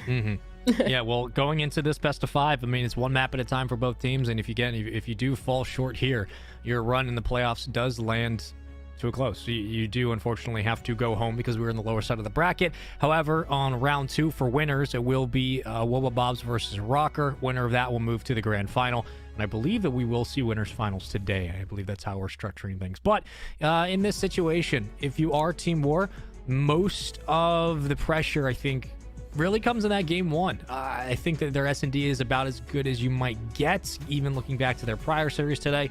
And that can always be a coin flip. But if they can establish their presence early in the opening hard point, just give themselves a cushion of a 1-game lead. You never know what that could do for the rest of the series. On the other side, for Wubba Bobs, we'll hit on this point one more time as we make sure the players get into the lobby and everything's good. Excuse me, for AIM. For AIM, I think it is that sub pressure. We have seen it throughout the majority of Season 4. We have seen it continuously for this squad, how it's paid dividends. Journey and Yako are absolutely ridiculous. And if Eric Boom does Eric Boom things, being a tougher kill when it comes to closing out hard points and constantly contesting, Eric Boom is that guy. Super leads as an AR most players when it comes to like respawn KD. He's just absolutely nuts. This is a very competent team, and that's the thing. Like, they have so many different ways they can beat you. Yeah, Eric Boom, too, being one of those leading factors. I mean, last time we saw them, essentially, I think it was Eric Boom that led, I think he had like 13-4 against Katana Gaming, like just to close out the series. So he's going to be one of those players you want to look out for sure in the S&D just to close those series out. Yeah, well, let's take a look at some of the leaderboards because we have some stats we can actually jump through. And this is the interesting thing about Europe. I mean, Super has been in this position for what feels like forever since we've seen him enter the Challengers pit. 1.29, leading everybody in Europe in hardpoint. He's got 71% non-traded kills. It only gets better from there as each game mode goes on. He gets better, but you got Weeman at Ultra Academy EU, Lucky and Rocker, Cobra, Wardy all the way down. So I mean, you're looking at what, 4 out of 5 players in the top 5 who are currently in the playoffs, and that's for a reason because these players are that dominant and consistent throughout the majority of Stage 4. Yeah, no, for sure. And I mean, like you said, Super just holding that consistency. I think this goes across because I was looking at the stats even in comparison with like North America, and I'm pretty sure that like Super has the highest KD for like I think at least in terms overall, like in both regions. So you have one of the best Slayers here coming from AYM, and yeah, he's gonna be that player that you definitely want to take down, take off the map, and lead more of a chance of victory. I feel like Wardy would be the one to do it. Because he's also one of those players that have just been so electric and so lights out just throughout the whole entire year, just in terms of that Slayer rating. I feel like Wardy was definitely residing in the top 3 for sure. Well, shout out to our observers, Waldo and Patrick. We thank them for being with us today. Again, they always do fantastic work. They've been doing it all season, and all the observing team, production team as well, behind the scenes, the ops, the league, everybody. We thank them for getting it going, and we thank the players for being ready to go. Let's get into the action. This is the lower semifinals. One team goes home, one team moves on. Team Warrior, number 1 seed, versus AIM Esports, your number 2. Didn't expect both of them to be here this quickly, but here we go into the opening hard point. It's Team War on the board first with 5 seconds to go. Yep, and Team War started off with the preferred side, essentially, and it was already flipped off the bat from AYM in a long flank around, but the kills to be won for Team War, and a flip right back that ensues, but no players essentially on the hill. It's just kind of fighting for the contest, and you see Super looking at top bar in sight, does take down Harry, and well, that's kind of the race is on. There's 17 seconds left and still just lingering around for support at help on the hill. Super decides to just back on down and rotate around, which is the smarter play. You want to secure those spawns and rotational kills in the back, but they're not aware that Team War actually spawned back there because Super starts to back on away, and well, it's Team War still remaining in control. Luckily, he is still in the vicinity of mid-map, so if you want to kind of isolate his cross and get him right through barn, you could do so. And we've seen Denza go in those rooms before. We've seen Team War make these comebacks before.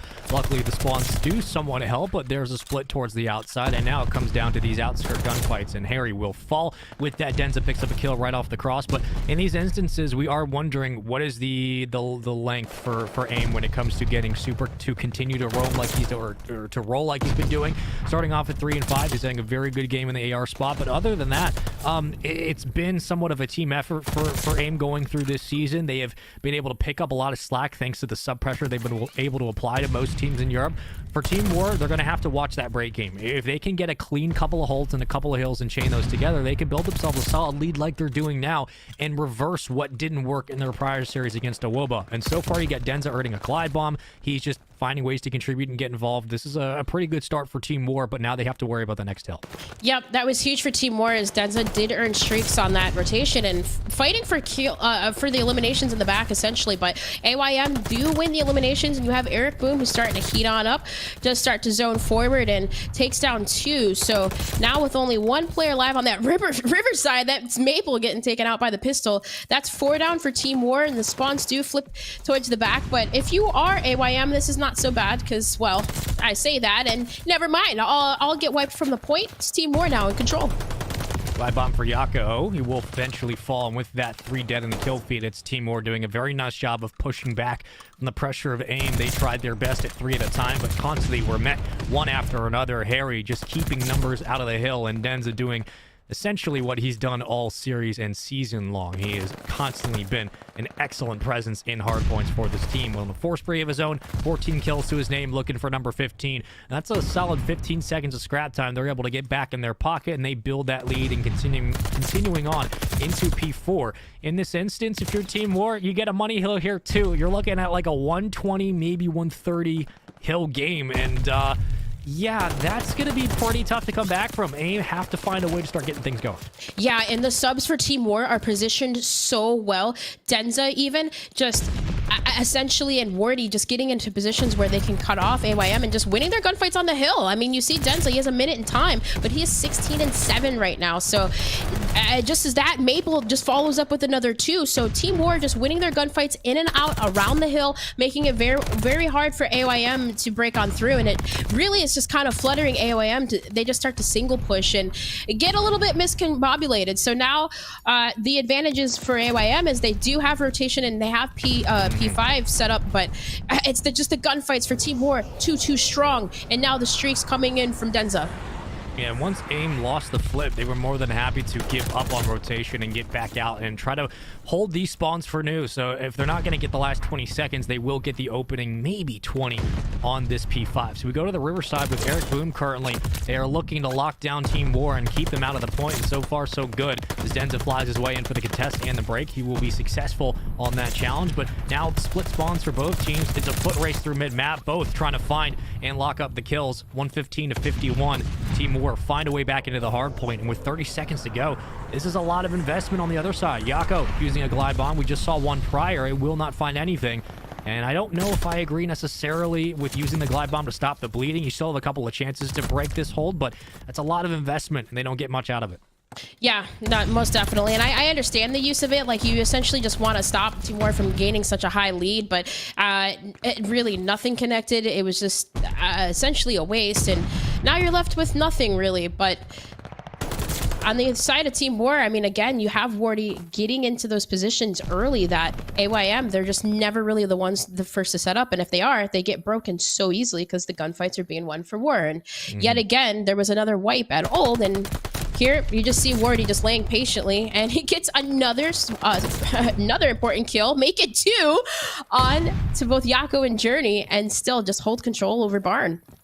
Harry on the bottom side of the minimap was bullying Super and got Super to overextend back up to mid-map. There was no AR battle to have, and from there, Denza cleans up the kill, so you're getting subs picked apart. You're losing the AR presence that AIM are so good at having, and Team War have been dictating the majority of this opening hardpoint. They have not let AIM get much and build off that, and these constant rotational kills from Denza, from looking the likes of Wardy, from Harry, everybody contributing. But finally, what looks like a semblance of a moment of positivity as AIM were able to get into the hill, quickly get cut down and traded out, and now we will go towards our P2 side, and with that, who set up early? It's Harry, all the way in the back with an AR. If you can't break this in your AIM, you're going to be put essentially on match point in this game. You cannot afford to give up 40 seconds or 50 to Team War on this hill. Absolutely, and that was a huge break from AYM in the front. And, well, I say that, but Wardy breaks right back. So, I mean, what could have been a potential hold for AYM on that P2, Team War just as easily breaks it right on back. And, of course, credits to Harry taking the long flank all the way around the river and securing the back part of this hill. So, yet again, Harry just soaking up this hill time, getting the kills onto the front. There's only 20 seconds left remaining in the hill, but it is Team War successfully holding this P2. And now with 18 seconds left, you're going to see Harry move on forward, but he's on a 4 streak right now, so he's still got streaks to work with. Hopefully, if he can get 2 more kills here, that is 1 added. So Harry, man, doing everything he needs to do for Team War. It just seems like things are finally clicking for once. I mean, this was a map we saw them play 20 minutes ago against what was more like an hour ago against a Wubba Bobs, and in that instance, they just were unable to hold hills. And when you can't hold, you can't work through your progressions. You can't get anything in terms of the slaying department, in terms of chaining hills together, working through the money hills, and just winning rotational fights. Finally, it pays off, and Team War look like the Team War we had expected to see going into today.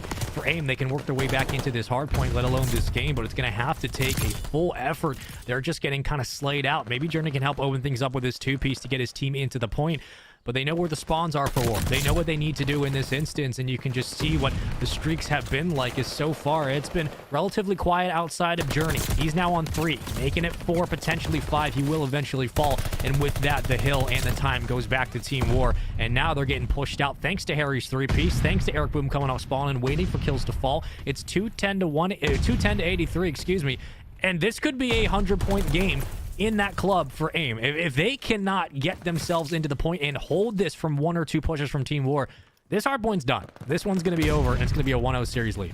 Yeah, that's absolutely. And I mean, of course, credits to Harry. Like, he completely popped off the last 3 hill, but Eric Boom is going to do everything he can to try to stop this play.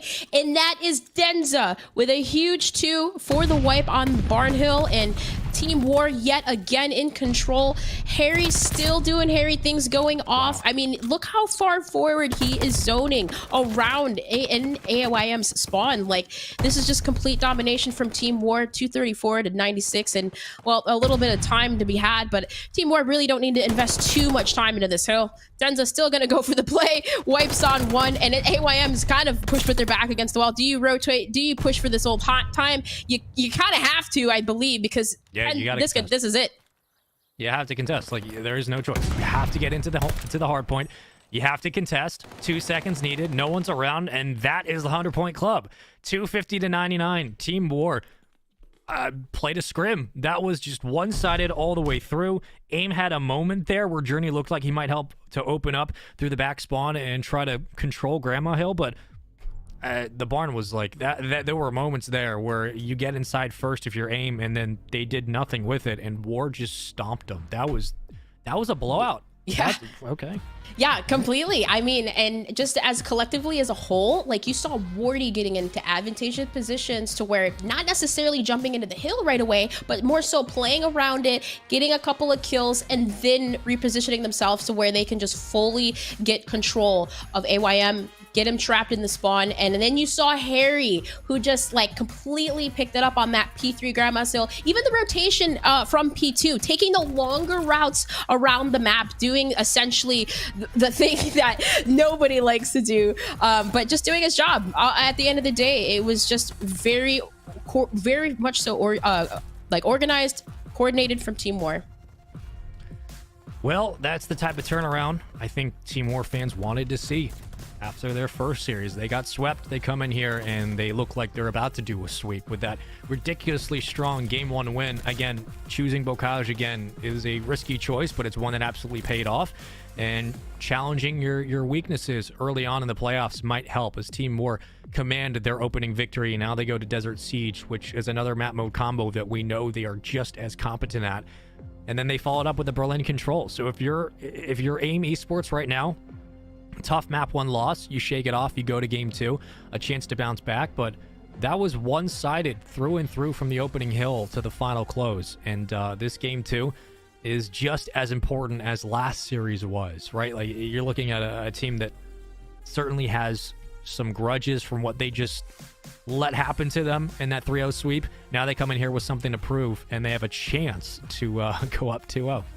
Yeah, for sure. I feel like they're definitely just coming back with a vengeance right now. And even on this Desert Siege last time around, yeah, we did see War take it. Well, we didn't essentially see it was a rescheduled match that was supposed to be played on Tuesday. It was played on Thursday. But yeah, we did see War take it 6-4. So you are feeling very good if you are Team War. And they already had the advantage, too, to going to that Berlin Control, as they did have a little bit practice on it earlier. And we started to see them heat up against the Bobs. So just having that practice already today on the day with the Berlin Control. If you're Team War, I don't know, Spaceman. Again, I'm not doing predictions, but potentially, I'm just saying, it looks like it could be a 3-0 from Team War. I mean, it looks like that's their back. They're like, that. Oh, that's the Team War. Yes, that is the one we had expected in the last series, and that's credit to Woba Bobs for being able to shut them down. And maybe it is just a different of play styles, but Team War weren't getting broken in their holds. They were doing the breaking, and once they got into the hard point, they were winning so many crucial engagements, one-on-ones, two-on-ones, one-on-twos, that helped them rally those hills together and get that extra time to put pressure on AYM. But now that we go to Desert Siege, you can basically throw everything out the window, because we never know exactly how any game's going to go, especially S&D on Vanguard. But AIM have a chance here to stop the momentum, and that's the big thing. It's not just about going down 0-2, but it's also about if War go up 2-0, all the momentum is on their side now. The way they've been shooting, the way they've been winning these gunfights, the way they were winning that hard point through and through, every single hill, every rotation.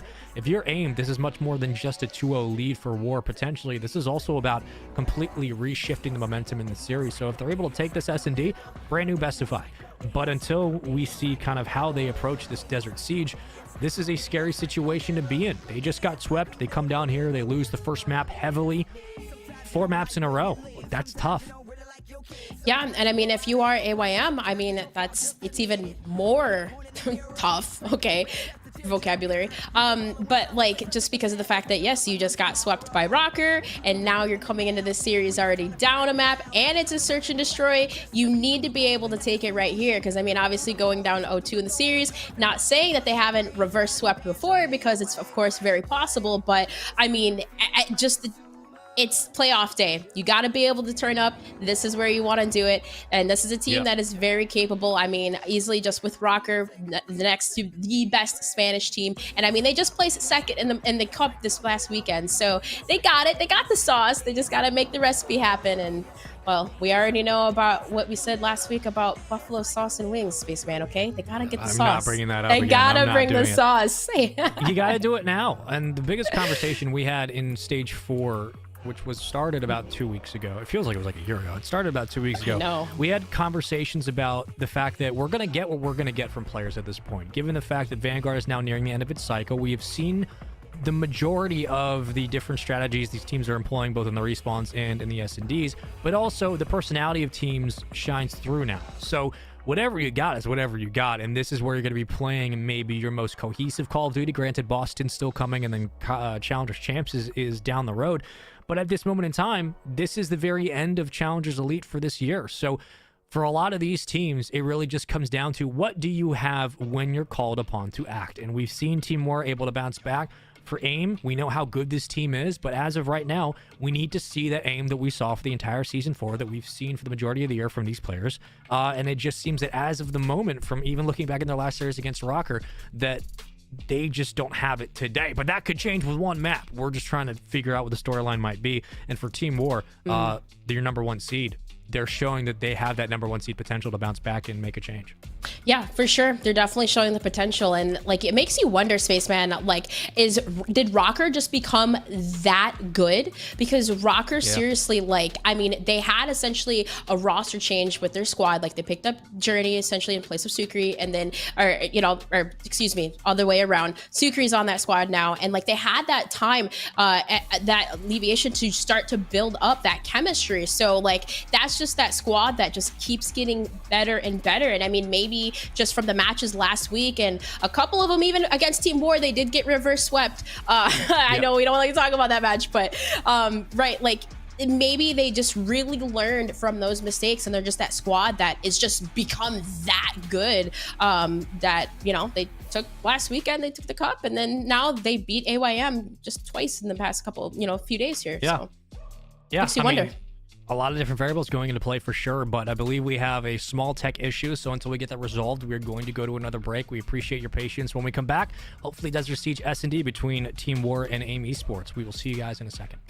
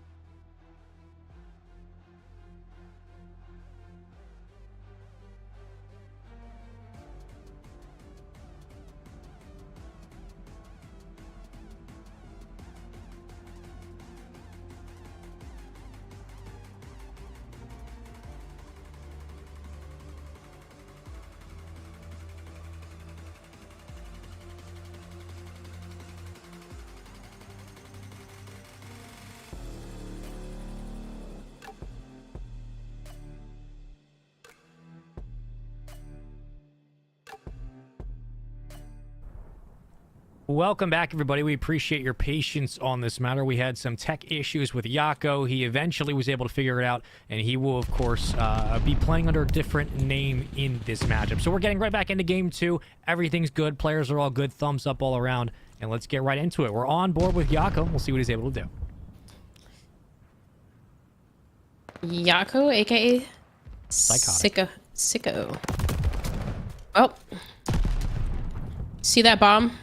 For Psychotic. Yeah. I was like trying to make it short, but you see that bomb from AYM though, at least getting planted towards the A site, kind of passive place towards the middle, but the trades leave it a 3v3, and well, you see Harry last alive in the back, and through the bottom, Psychotic, aka Yako, takes down Wardy. Well, very quick round off the restart for both teams. You know, it's got to be frustrating for War getting the momentum after that game 1 blowout, which was 100-point clubbed in their favor. And in this situation, you would have loved to continue to roll that through the game 2, but we jump on board in round 1. It's been a very nice response from AIM Esports. They needed this just to stop the bleeding. 4 maps in a row they dropped, but now looks like things are slowly but surely turning around. You got Journey and Psychotic, the only ones alive at the moment. Harry, instead of letting that one tick away, gonna play his life, and that... There we go. Okay, freaked me out. We'll be round 1 for AIM. So they stop some of the pressure. They get themselves around and a chance to breathe on the board. And I have to think during that pause, you're talking over the game plan, going against Team War, knowing these players know each other pretty well. This is a good opportunity for them to right the wrongs. That's for sure. And of course, Yako picking up 2 around that palace area. And that seems to be, of course, where a lot of the fights with the subs go down. But usually from Team War, we usually see the off the break on the attacking rounds. A little bit of passive plays coming in, but see the bomb, at least from Team War, inching towards the B site. Eric Boom may have spotted one onto Maple. Does get tagged, but backs away with his life. And bomb's not going down just yet. Still, information is there, at least. Isolation comes in from Team War as, well, you see the rotation coming over towards A. Denza's positioning has been so crucial in so many of these games, and that's an SG-44 in the stands and the hands of Wardy, which we don't see too often, and now we're seeing it at the end of Season 4. Does it pay off? Very well could, depending on where these gunfights go. Denza winning another big one on site. Bomb yet to go down again, delaying the plant. So often trying to bait on an extra member, and Denza's punished them for the challenge. Behind his Journey, making it a one-on-one. And a huge 2 to follow, so now last alive, Wardy with that STG in sight. Journey, the advantage is here is he does have the bomb down, so you see Wardy start to inch his way towards the bomb. He does not have dead silence or anything of that nature. Wondering if that's a default class, but still, Wardy's gonna play for the kill, and Journey posted up and waiting for that Wardy coming up the stairs. Takes him down, and now AYM, the much-needed lead the series 2-0 in this search and destroy. I'm kind of surprised after the 30 attempts they had to put that bomb down, that War instead decided they were going to continue to bait out the plan and then maybe rotate over towards A. There was an instance there where you're thinking the bomb should go down. Instead, War elects to not, and now a 2-0 lead for AIM very quickly going into this game 2. 3-0 for Journey off the start. Yako at 2-1, getting himself going. And Journey will try to spot Wardy off the cross on star, but instead, no players dropping, looking for the first blood. Team War trying to slow this one down. Yeah, and I was really surprised by that too, just to add to your note there. They did have free plant at B, but I mean, the information that Eric Boom, and they tried to isolate members on that the train side, really didn't play off in the end, but stun, nades, go out for Yako. Nothing connecting, and still the deep setup from Team War. Posted up in the back. Maple gets first pick onto Eric. And that bomb swinging over towards A. And they have complete lockdown over the dunes, so there's so much room to rotate if needed. Wardy flying right up, gets the slide and the kill as well. Super, the only one alive. And this is the response from Team War we had been waiting to see. They do it, and finally they get themselves on the board in this game too. And what was a quality run from AIM so far, Team War do a very nice job of playing deep back. They wait for their chance to pounce. They get first blood. They rally that into 2 kills untraded. And they continue on. No one dropping in that round for Team War, and we'll take note of that and see how that plays out as this S&D continues. We got a streak to work with if you're Wardy. Try to feed him some kills, get him a glide bomb would be a great way to respond in this game. That's for sure. Of course, a 2-0 series lead, because, well, not the best start on the first game. But here, you see the aggressive play towards B. Yet again, this time, it's two members of Team War. Wardy up top. Can he get this kill onto Jury? He does, and he gets away with his life. And now, numbers in their favor. Team War gonna do kind of a similar situation. You see Denza not necessarily going for the plant, but Harry does open it up for a huge kill in the back.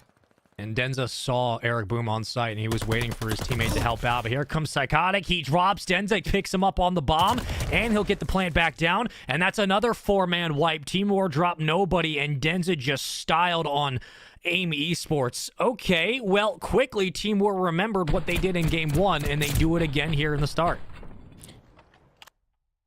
And that's kind of been the play, too, just to play over B first, and then maybe swing it on over. But really, I mean, Wardy opened up with that first blood and then getting away with his life. That was huge there, I feel like, for Team War. Yeah. And of course, now evening it up, answering back with 2 rounds of their own. Well, that is something that you don't want to happen. It looks like game lobby closed. Yeah, you don't want that to happen. Yeah, 2-2 now, tied up between Team War and AYM. And I mean, well, AYM loaded up at the first 2 rounds and Team War answered back. But like you said, Spaceman, that's kind of interesting because no one dropped from Team War the last 2 rounds. Yeah. So now what does that say for their streaks? Yeah, that's definitely going to be tough because Wardy was on a streak, and that could change everything in this round.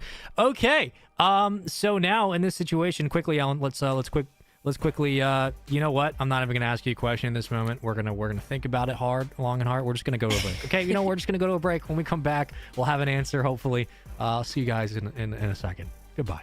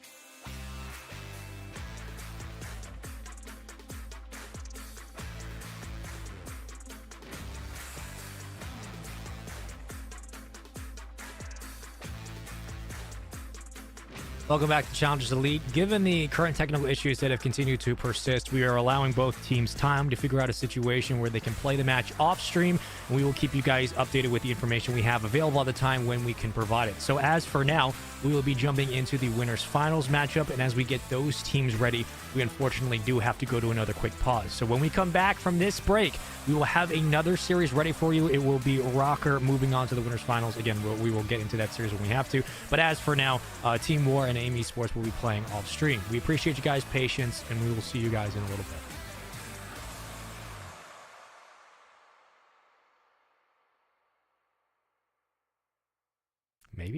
Maybe we'll see you in a little bit.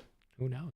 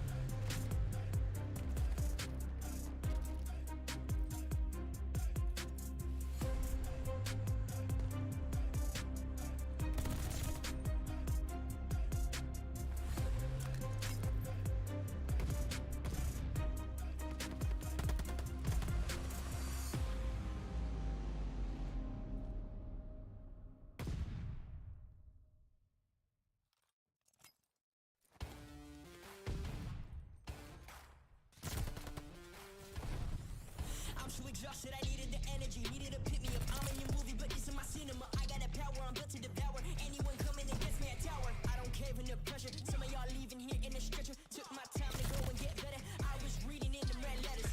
Welcome back to the playoffs for Stage 4 of the Challenge Lead Series. We thank you so much for your patience. We are glad to have a matchup ready to go.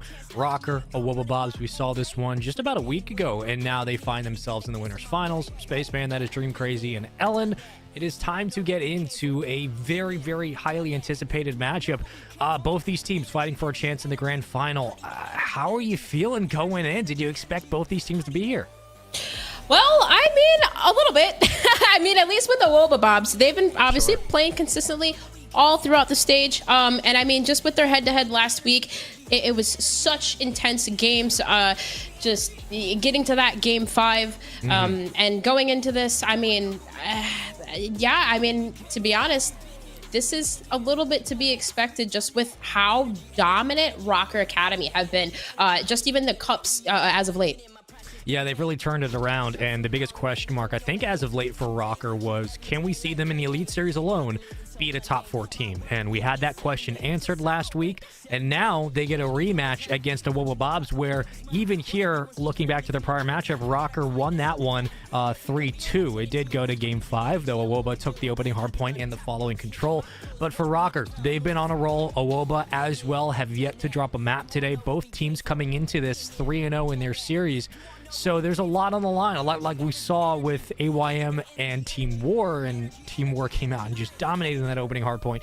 I don't think we're going to see that big of a swing and a disparity, but I am interested to see how this rematch for Awoba and Rocker does go down the fold, because, well, this is for a chance to get to the grand finals for the final stage of Challengers Elite for this year for Vanguard. It's a high note to end on, and this Rocker team's turned it around. Awoba has been a pleasant surprise in Europe, though they've been playing great all season. I think that they are having their best performances as of now, and I just want to get into it. I am so excited to get this one going. Shout out again to our observing team, Waldo and Patrick. We thank them so much for doing such a great job. It's all the observers this year, to our production, to our league ops, the players who compete and put on the show.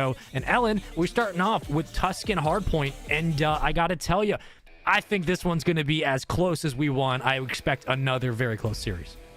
Yes, and Tuscan Hardpoint, the last time around it was Rocker Academy that took this one 250 to 179, and I feel like that is what needs to happen again, because Bobs, the respawns looking ever so dominant. Their search and destroys has been essentially the deciding factor, and even in this last series, it was Rocker Academy that won the search and destroys and lost the respawns. So they need to come out swinging, they need to come out hot, and what a great start it is indeed, as Rocker Academy half control already over a P1, and it's Real opening up with 2.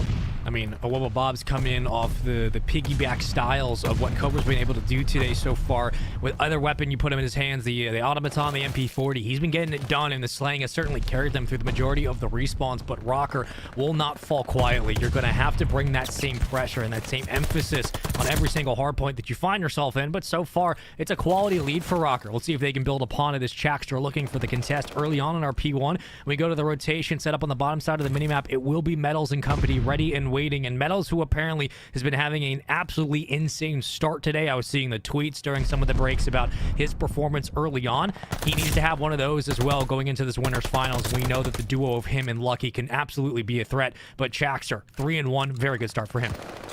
Yeah, and I mean, credits to Chaxter too, because opening up the rotation, I mean, even to flip this in the back, it was Chaxter who just ran those routes. He broke P1, he quickly rotated over through Church, and then he pushed out through the back. So now Chaxter still remains alive, does get taken down, but I mean, this isn't too bad if you're a Bobs. You got some decent time on P2, and essentially you have the rotation for P3 for so as long as you start to back up.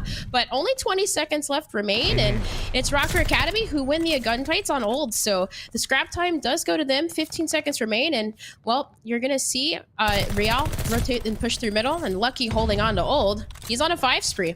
Yep, you're going to have to clean out Brezzy going to Fountain, and now the pressure gets put on Rocker to hit that break because, well, positioning's been there for a while, but towards mid-map. They had well control and moving through P5. That's where Metals can absolutely turn this game, or I should say this opening couple of hills, on its head. If you get a brick here if you're Rocker, you're probably sitting pretty for the next rotation as well. But early on, Sukri dealing damage, throwing out a nade, gets caught with it, but there's 2 that will funnel on through, and Awoba now getting more pressure into the hill, and they can chain this one like they've done so before. But now we're looking at a cut through for Rocker. It's all purple in the kill feed for the moment. moment. Lucky looking for the break, will get one in the back, and Cobra off spawn. You're gonna have to deal with these reinforcements if of course you are Rocker, and they've done so quite nicely. And we were looking for the break, Ellen. They do get it, and they've gotten themselves a decent chunk of time because of it.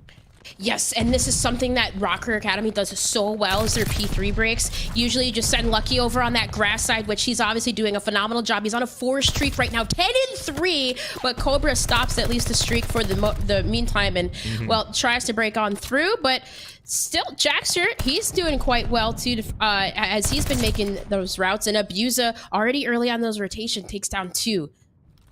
Brez has been in the back anchor spot twice now in 2 hills, and subsequently we saw him fall early on, which gave Rocker the advantage to move in for the break. If that happens again, Rocker can absolutely pounce on that opportunity, but it comes down to Cobra with the sub in hand towards mid-map. Now back into the hard point we go. He'll open things up with a kill, and everybody else doing their job on the outside. That's 3 in a row. Bob's putting kills on the board and keeping Rocker from contesting, and now a double hit from the back and 2 from the middle. So it's a 2-man pinch on either side, looking for a tie game and the lead back to Awoba, and they continue just to roll their way through this hard point early on, doing a very nice job of holding on and maintaining the pressure through the sides as Rocker look to mount something nice. Finally they get in, but it's continued assaults from Awoba, not letting anybody get in for free. A Rocker do have the hill. Yep, and now just earning that scrap time. You see Metals on the rotation, wins a huge gunfight onto Abusa off screen. So Real's quickly going to rotate over through middle, and essentially stairs. This is the way that you want to push. The easier point to hold essentially, but Metals winning a huge 2 on rotation leaves Real last alive. Shaxter does pick up 1 in the front, so the break for Rocker is essentially push through middle, work to collapse, and that's essentially what happens. Lucky pushes on through the back radio side, and the push through the bottom does come through. Rocker Academy still remain in the control and in the lead. Well, Metals is having a slow game, and this would actually be a great hard point to feed him some kills, to get him involved and try to eat some of those nades early on, because, well, if he gets on the roll, all of a sudden Rocker have the entire engine running, and we know what they can do when they start gaining leads in places like Tuscan. So far, though, it has been a bloodbath, back and forth from both sides. Finally, the hill should go the way of Awoba with a couple of challenges out in front and a radio control that will be stifled and stopped, and luckily Abusa in a position to cut that one down. So a team nade that slows Rocker off the start. They get back off spawn, they go to P1, and now we look at the rotation. On the top side of the minimap, it will be Brezzy working in tandem really against Real, and it's come down to this individual gunfight that could spell disaster for Rocker if they don't worry about the back. As Abusa in a position to work with the pinch, there's Chaxter and a great quality swing from Awoba Bobs to take out the numbers of the boys in purple and keep this hill in their favor. And that was so huge too from Brezzy off screen. We didn't see it, but I was watching his rotation. He rotated early, he gets a kill, and then he backs away, and we waits for Abusa essentially to get that pinch through Church that allowed him to collapse onto that point. So now look at this. You see there's 35 seconds, but you see Chaxter pushed off that allows members of Rocker to come on and break through middle. So I essentially understand though the repositioning. You want to essentially get closer to your teammates, but also kind of just save the spawns. But still, that might punish them in the end. 20 seconds left on this P1 hill. Is Rocker Academy? They do have control, in Real, well, he's on a 3 streak right now. He's gonna be the one that you want to take down, and Chaxter does exactly just that, securing 2 rotations. And well, Abusa on that rotation leaves Lucky last in a 1v1, and well, you have members of Awoba Bobs spawning inside of Church. And I think Reddles actually just spawned up relatively close to his teammates as well, so this gives them a chance to run through mid-map, get to bottom Church, and that would help get radio control back for Rocker, which they would desperately need if they want to control this opening hill. But so far, up to Cobra, he has denied that push 2 or 3 times until now, and luckily the teammates are there for support. So Guardian Angel's working on all sides of the mini-map and inside the hill. It's a 1-stack. Abusa, the only one gaining time, but it's just enough because everybody else has been doing their job. But here comes the pressure from radio. Rocker finally do find the entry they were looking for. They're met by Abusa on the ground, who will shut down 2, still alive around the fountain, and escapes with his life. Luckily, Brezzy and Cobra combining for a 2-piece. And every time you think Rocker are starting to mount that push, they're starting to mount that break into the hill, they are met quickly just by the individual AR presence from Abusa and the quick shots from Cobra and his sub. They shut it down, and that says nothing to the effect of what Chaxter's been able to do at 21 and 17. This has been a collective group effort from Awoba, and it's kept them in the lead till now. Yep, and this is definitely a hold that Rocker Academy need here to swing it back. So those were huge gunfights to be won. You see Lucky holding the rooftop side, and there's going to be 2 members of Awobabobs pushing through. You got Bressy, you got Abusa, and that's a huge one from Abusa to open up the push and, well, make it to now. Rooftops is completely open, so you see Awobabobs pushing on through, and Sukri is the last one alive left in the back to hold the push, and there it is, the break from Awobabobs onto P3. That's a full wipe, and now that is all members of Rocker Academy who fall. There's 34 seconds left, and look how far forward Cobra is zoning.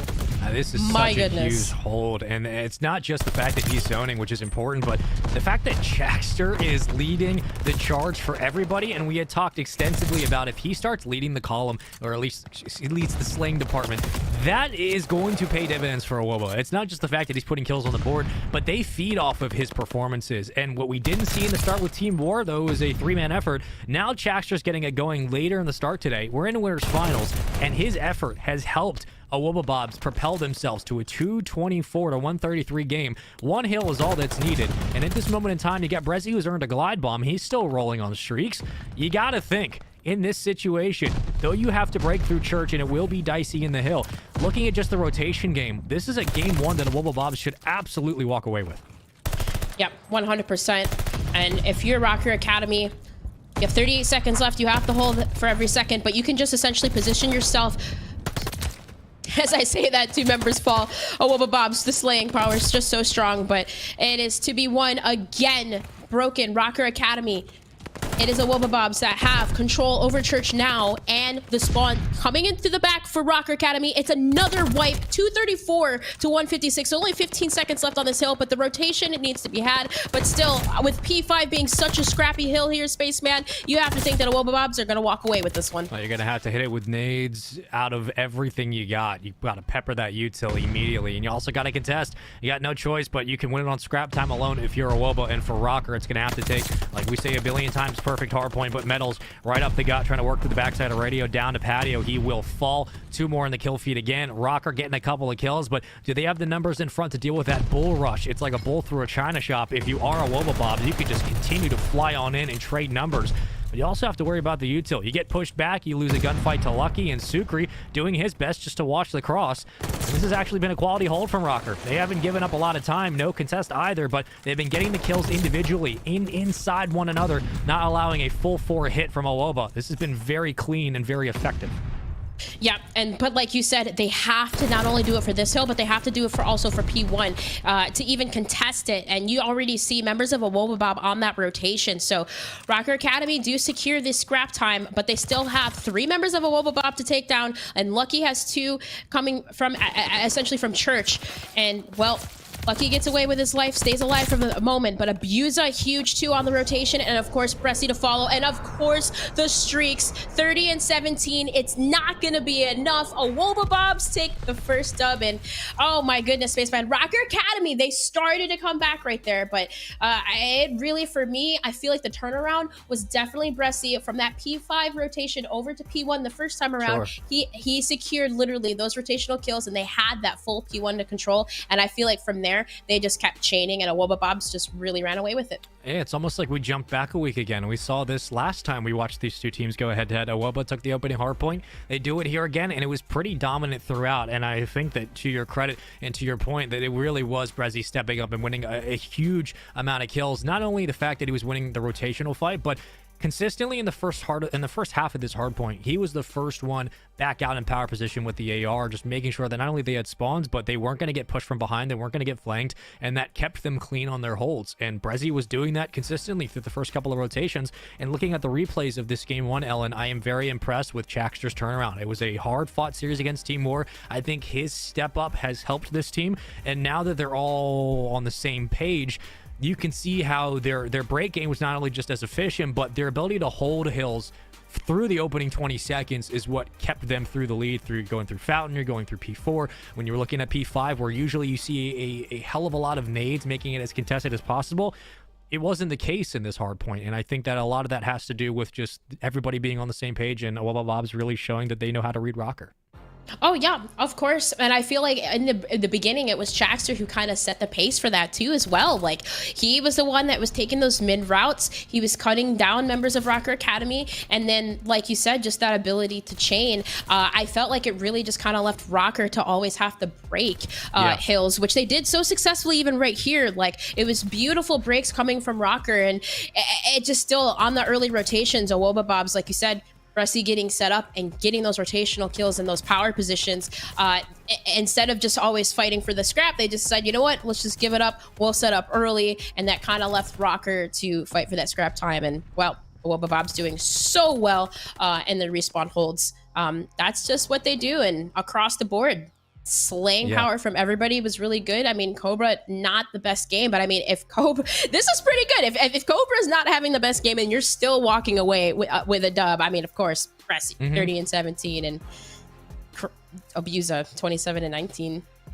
Doing their thing. Brezzy was absolutely crucial, and the entire hardpoint or the entire strategy off of your hardpoint kind of stems from the foundation that Anchor sets. So Brezzy being in a constant position to help initiate the new push was always a crucial factor. And now moving into our game 2, into our S&D, we sit in a situation where I expect this series to be back and forth. I expect Rocker to be able to respond, knowing how great Real can be as an X factor, as a catalyst for the offense for Rocker, but also given the fact that we've seen these teams trade punches back and forth before, and it always ends up being 1-1 by the end of game 2, regardless of who takes the opening hard point. But I think for confidence-wise, it's great that Chaxter had a great game 1, and it allowed Cobra room to roam and just focus on winning individual gunfights, which he absolutely did. But for Rocker going in game 2, I feel like a huge portion of this series, especially being the fact that it's winners finals, winners goes to the grand finals, is just slowing it down at this point, because that game 1 went by in some stretches very quickly with the way that Awobo Bobs were able to chain hills together.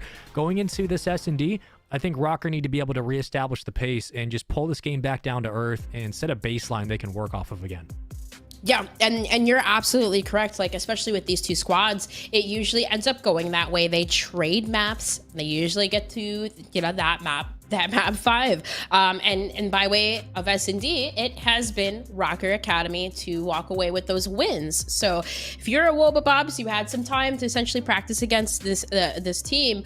But the S&D, it is the same map that they lost on last time around, map 5. It was at Berlin that Rocker Academy walked away with a 6-1 victory. Yeah. And, well, now that you go back to this Berlin yet again, well, hopefully they learned a couple of things from that, because essentially Rocker Academy's setups, they were just too strong, and Awoba Bobs, I mean, of course, the first picks were going to Rocker Academy more in their favor. Yeah, and if I remember back correctly, there was moments in that S&D where it's like, it was not just the fact that it was 6-1 and score-wise it wasn't close, but in the rounds themselves, it was a blowout. It was not close, and we believed the Rocker were getting to their setups much quicker. They were able to execute on the rounds, and the game plan was just flowing. And the fact that we have 3 straight Berlins, maybe we'll get a taste of how the ARs are playing or how the subs are playing, regardless of the conversation we swing into.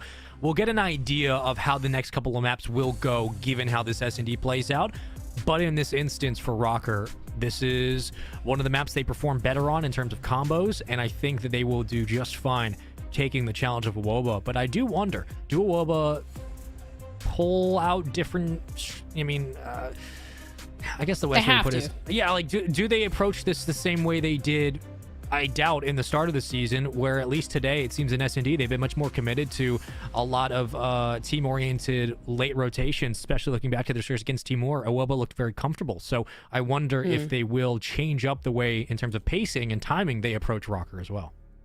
Yeah, I was gonna say that they have to. I knew where you're going for that with that. Like, they have to. Yeah. Just because, you know, you had the VOD to review over. You got an idea of these setups from Rocker Academy, and you know that they favored A a lot. And, well, off the break, you see Rocker Academy working again towards that A site. So it's really just these gunfights. Chaxter, he was that difference. Can he stop these plays and position himself? And the answer is yes. He takes down medals, and to be learned from it, it looks like Awoba Bobs have learned from those mistakes. And I was worried if Chax would immediately go out for another challenge, and it looks like instead he will hold down and wait for a chance, and he gets granted with both. And that's the takeaway, is that Chaxter's playing a little bit more patiently today, and that could be the difference maker. But a very clean round 1. I don't think we saw anyone from a Wubba Bob's drop, but Shaq's getting 3 and a double kill to close out the final kill cam. That is huge. So shutting down the push early, no advancement from Rocker with bomb. And in that instance, now we flip things around. We'll see what a Wubba Bob's can do on offense. But 3 in a row off the start. If you can get him streaks early, that is a good way to get into this game too. That's for sure. And I literally had a big sense of deja vu when that started to happen, because you were right about that, Spaceman. Chaxter definitely over-challenged way too much out. And look at this. A Wubba Bob's decided to kind of answer back and just bust on through. Chaxter just heads on in, but Sukri's not able to take him down. And look at the head bob. The nade comes out, but the bomb gets planted. A rush plant from a Wubba Bob's. 4 versus 4, and Abusa gets a huge kill in the back. Yeah. Metals made the right play, just Abusa made a better one, and Breezy cleans up on the opposite side with the rest of his teammates, and here comes the cavalry again. So a Wubba Bob's dropped no members yet again. That's 2 rounds in a row where the strat that begins from Rocker, the chance to attempt an advance, either with bomb or defensively to create a play, gets shut down, and then as soon as you lose 1 kill, you lose 2, you lose 3, and a Wubba Bob's pounce on that opportunity. That is nuts. I mean, it's not, I mean, granted, these are some of the best in the world, but it's not often you see 2 straight rounds to start an S&D where a team gets a clean wipe twice. It's just, it doesn't happen. Especially in playoffs, that's for sure. Yes. But yet again, it's Rocker Academy to swing that bomb towards A. And I mean, you have the pre-fire from Sukri down the long hall, which seems good, but I'm not sure if there's actual information. Chaxter would be the one to obviously to stop this push, but Metals does throw a nade and nothing connects. So I think they may think that it's clear to breach on through. Chaxter is going to be the huge playmaker, but he didn't see the foot. nothing. I don't think he saw Jax. Oh my god. He still doesn't see. Okay, there go. Teammates there, so Metals will get the kill. Little bit worried for a moment. Peripheral can be tough. You're kind of locked in on just where you're at. Much, totally too fine. much going on. I totally understand it. I'm the same way. However, that's a full wipe, and that's big, because not only just for the round to stop that continued momentum that a Wubba Bob's had built off the Game 1 win, to shut down potential streaks. Sprezzy, the only one alive, no longer. A Rocker Academy respawn in round 3. They get themselves on the board first, and for 2 straight rounds, it was Wubba Bob's, no one dropping. Finally, Rocker respawn, and they do it by wiping the board. That's huge, because now you don't have to worry about the Glide Bomb. Yes, of course. And that was really like, it was Metals that essentially spotted Chaxter, got that first pick that allowed that opening on that site. But Chaxter could have been spoiler for sure there, because all of those nades and utility thrown and not a single one connected. Real threw a nade, Metals threw a nade, and crazy positioning. But to answer your question, Spaceman, I feel like a Wubba Bobs definitely have been watching some strategies, but to be stopped, the B push, it's Metals, takes down Bressy now, and isolation does come in. There is information from Cobra that Metals is there, but still, you at least have your help from the teammates pushing through fire, and that was huge from Chaxter. Now he's working towards that bomb plant. Yep. That's big. It opens up the site, and it gives you a chance just to shut down Metals in a bit of a power position, uncontested with the AR, and Lucky watching the cross will punish a Wubba Bobs for getting off scot-free. However, Real could attempt to stick this. Granted, he doesn't know where Cobra or Abusa are. No, now he does. Cobra, goodbye. And you would think from this spot, Abusa has an angle, but it's not a clean one. And you would just attempt this if you're Rocker. 20 seconds to go. Shots ring out. Abusa is peppered. Absolutely nowhere he can run. Getting chased from behind. Lucky will do the damage, and there's the defuse. So Rocker waiting till the last possible moment for Lucky, and they will get it. You do have a dead silence necessary if Real chooses to pop it, but that's 2 rounds back-to-back. Nicely done by Rocker to respond. Definitely a good response, and of course, Lucky on that flank right around. I mean, it was really just about playing with Abusa, distracting long enough for Lucky to get behind him, take him down, but almost impossible situation. And even though Chaxter, essentially, he did take down one there. It again, the repositioning from Rocker Academy, getting set up for help, and really good defensive hold. But on the attacking side now, I think might see it answer back towards the B site. And you see Sukri setting up middle, and Lucky with a beautiful nade opening up first blood onto Cobra. Yeah. Already. This stack, oh, never mind. I was going to say, the stack from Awaba doesn't hurt them too much, though they lost one out on an island, and then until you ended up losing Cobra. as Brezzy finds 2. So even out at 2v2, what could have been a very disastrous round very quickly becomes an opportunity. But does Brezzy get spotted? Oh, he sees Lucky, but now you kind of have to challenge. You throw out a stun, and here he comes. He's going to fly right in. Oh, and he gets baited around the door, loses the challenge, and Abusa out in no man's land. Where do you go from here? If he hits Lucky on this beam, it'd be one of the best you're going to see. But yeah, I like that call. And that was credit to Abusa for being able to, or for Brezzy, excuse me, for being able to pick up 2 kills at mid-map, but that 3 stack wasn't terrible. Just Rocker read it much better. Yeah, that's for sure. And of course, it's always been Lucky. I feel like the Thor in these last couple of rounds. I don't think Brezzy was expecting that challenge. You're right. He threw the stun out. He immediately knew that Lucky was in the corner. Have to eliminate that kill, and it was just Lucky with the fast challenge. But at least he had help there with him, and Rocker Academy answering back on another attacking round, but this time around, we do not see a Wobabobs swing it over to A, kind of playing a passive B, and Abusa setting up in the back to watch for any long flanks around. We know Metals loves to do that, sometimes Sukri, and oh, there's the first blood with a nade for Brezzy, and Chaxer gets tagged up, but still, the bomb is going down. And if you're a Wobabobs, you should absolutely suspect someone like Metals is going to be far pushed up onto the site. Now, granted, you have Brezzy around, but I think he was watching the top third window, but still, in this situation, that is a bit of a blunder from a Woba to not be ready for someone like Metals. It's been rounds like that back-to-back where Metals has absolutely had the advantage. He's gotten first bloods because of it, but now you're baiting Cobra through the window, and Metals is still alive. They need a defuse. 1v1, Abusa. Metals through the back, right around, and wow, what a read from Abusa. Holy God. That reaction time is disgusting. And, you look at that and you think, Abusa 5-3, I mean, you wouldn't think that he has the lowest non-traded kill percentage in the league. Like, my goodness. Even in the last Search and Destroy, it was him, and I believe, it was him and Cobra, like, 13 kills. Now he has 5 to his name, 11, 3 streak, like 13 and 13 and 7, something like that. But either which way, like, for these Search and Destroy rounds, yes, he's been that leading factor, but 3 streak, he's going to be the one to take down Abusa. And now Rocker Academy again going for that B play. Chaxer not pushed up close this time, and well, looks like the bomb is going to get on through, and I'm not sure if Cobra heard that one, but Lucky again with the first pick onto Brezzy. Opens things up, bomb is planted, 4 versus 3. That helps Rocker for sure. But if Cobra could peek sight without getting spotted, well, he'll catch Lucky, and that's actually big, because now you can give the call to Chax and Abusa to come help out. Get behind Cobra and try to make this push together. But instead, Metals is getting hunted, and now Cobra might make his play. And he will. Wins a big gunfight. Sukri does drop Chax. It's 2v2. He got 18 seconds, and he got to defuse. You know that Sukri's probably sitting back warehouse. You just try to stick this. I don't even think you can stretch it. You're going to get spotted. Metals will find Abusa, and now it's just a 2v1. Not enough time. Not even if you clutch this. That's great job by Rocker to play the clock. Yeah, and that was like Sukri in the back, of course, just creating damage and winning key gunfights. I believe he won.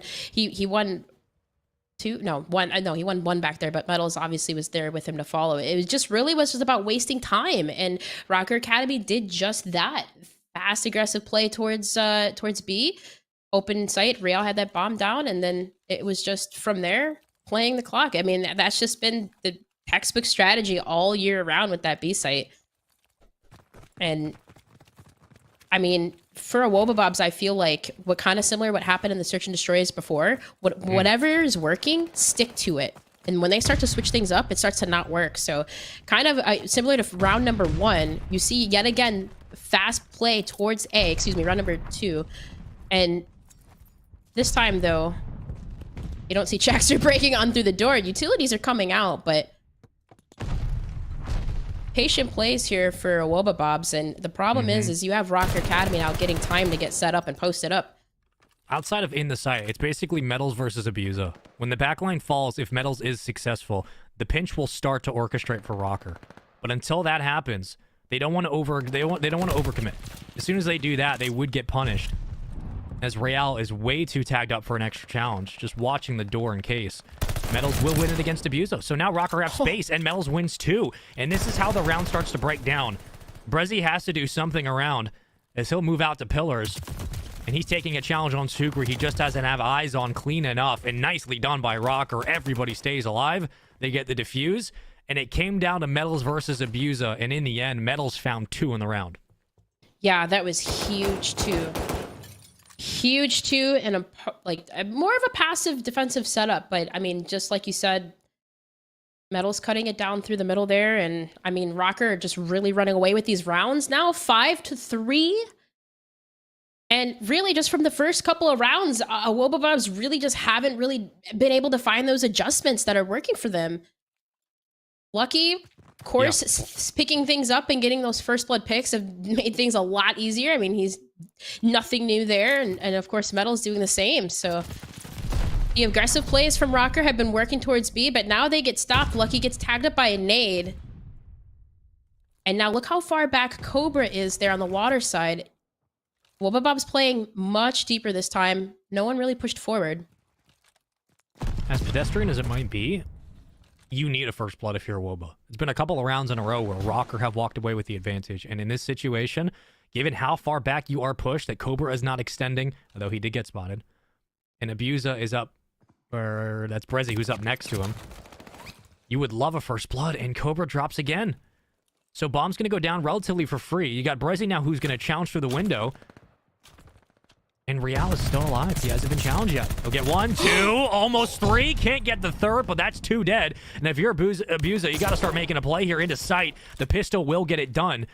You got to stick this. Sukri in the back warehouse. I'm surprised we haven't even checked. I know where Bomb's planted, but you would think maybe a Guardian Angel would respond with shots. Chaks are coming up for the challenge, and he will win it. They keep themselves alive in this one, and we got another round we get to go to. 5-4. Wobabobs hanging on. That was huge from Brezzy. I mean, I really thought Rocker had that right there. I thought that was it, but just the pre-aim and the patience plays from Brezzy just to get the 2 and almost the third, Spaceman. It was really smart because Abusa in that moment right there of time, he had to quickly just get up in his face and challenge while Brezzy called out that he was weak. So the fast challenge from Abusa to take him out. And of course, Chakster to help him out. The angel, if you will, that helped out the challenge in the back. Sukri just overwhelming in numbers. Couldn't stall long enough. Yeah, I was a little bit scared because you're asking Chaks to go on the hunt. I know where Bomb was planted. The post-plant positioning was there for Rocker, but I'm thinking if you stick it and just get someone to watch over, you have a chance. Getting him to chase that kill is very risky. However, Bells could open it up with another first blood, but in this instance, he's spotted. You have to be able to clean up this kill, at least walk away with a first pick. Wobabobs get nothing out of it, and Metals just might run up on somebody else. Oh my gosh, and then Chakster's going for the plant, and then Lucky, he's the one to play spoiler. He gets a Cobra again. The bomb is down, and I mean, you see Bressy's how tucked away he is, how far back he is, but look at Abusa. He's the one that's going through fire, and he's flanking all the way around to catch these members of Rocker Academy off guard. He takes down 1, and now that's 2 for Abusa with the long flank around, cuts numbers down, so now leaves it a 3 versus 2. You got 18 seconds, and Abusa needs to stay alive in this situation. He's really the only one who can watch the cross and keep sight locked down. He's going to get behind one. Great shots to make it a 2-on-1. 7 seconds to go. There will be no defuse. We got ourselves around 11. Lucky. 8 and 5. He won't be on a streak. It doesn't matter. And I was worried about the positioning in the site for a Woba, but that's 2 rounds from a 5-3 deficit now down to around 11. We wouldn't expect it any other way between these two teams, but Abuse went massive. 3 kills in this round. Cuts it through fire. Finds both. And Ellen, you called it out. If he doesn't find those 2 kills, this is most likely a game 2 victory for Rocker. Yeah, absolutely. And that was huge to swing it to around 11. Like, my goodness. Abusa, the playmaker, absolutely insane. But Lucky was the one last time around, again, to get those first blood picks on Cobra. He watches the cross, and I believe he may have spotted a couple of members crossing over towards A, but still, it's a passive play with an attacking round. Real opens up on the Chakster, and that might be the opening they need to plan at A. I can't wait to see the stat card after this. How many first bloods did Rocker get? The fact that it's round 11 is actually insane. Metals, if he pushes up towards pillars, he has a free kill on Abusa, but Abusa will back up. And on the backside, who is that? Player 5. That's Brezzy. I think he's worried about the flank, and he should be, because Lucky is behind. If Brezzy picks up this kill, well, now that Cobra falls, it becomes much more dangerous. Bomb will go down, and Abusa barely, with a sliver of health, still alive.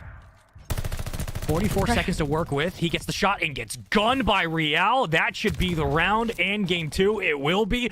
Rocker, huge pressure over onto the site, and clutch kills in clutch time. They win game 2, 6-5. Oh my goodness, and that was so close there right at the end. I believe it was Bresty that was back warehouse that could have played spoiler right there, but he was looking, I believe, for Sukri or Lucky it was in the back. Like he couldn't find the player, and you saw the swing around through River, you saw him chasing, and that was going on, and then of course the over aggression from Shaxter that last round. I'm surprised, because from what we saw round 1, that wasn't really to be expected here in round 11. Yeah. We were thinking that you and I are thinking the same thing. As soon as Shax pushed up, I'm like, you guys have given away first blood almost every single round. This is very risky if it doesn't pay off. You never know what's going to happen in this one, but just looking at the stats across the board, I mean, 3 first bloods for Lucky, 4 for Metals, 1 for Real. That's 8 in 11 rounds. Crazy. That's 8 out of 11 rounds you had an advantage. That is impossibly good. And the fact that it went to round 11 is really credit to Abusa and Brezzy for what they were able to do. Like, this was a much closer game than Rocker maybe should have made it, but in the end, they do clutch up, and it was the patience from Rocker in that last round that really helped them get this win. 8 and 9 for Metals, but now they get themselves a chance to breathe in this series, because Ellen, you'd rather be 1-1, obviously, than down 0-2. And it's very similar to what we saw last week between these two teams, where Awoba Bobs took the opening hardpoint, Rocker responds in the S&D. Same situation here. And we know that Awoba is a very clean respawn team. So, quick thoughts on that game 2 and the series moving forward. I'm just really surprised, because I really thought that Awoba Bobs was going to close out there. But even just how the rounds started, they start up 2-0 and then just finished like that. But still, credits to Rocker Academy. Patient plays paid off, and I'm excited to go into this map 3. Yeah, I'm looking forward to it as well. Quick update, Team War 1 Map 2. They're currently up 2-0 in their series. We'll keep you updated with what we got, but we're going to go to a commercial break. When we come back, we go into Game 3 between Rocker and Awoba. We'll see you guys in a second.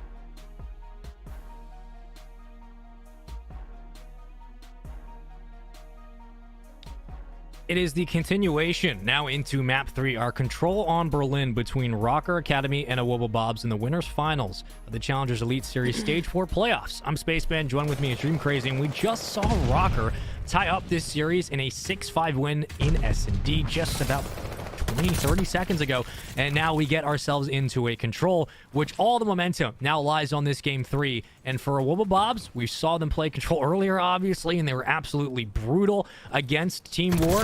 For Rocker, I believe they had a much closer control in their 3-0 series win, but regardless, they were able to work their way through it, and both these teams now dropping a map in today's matchups.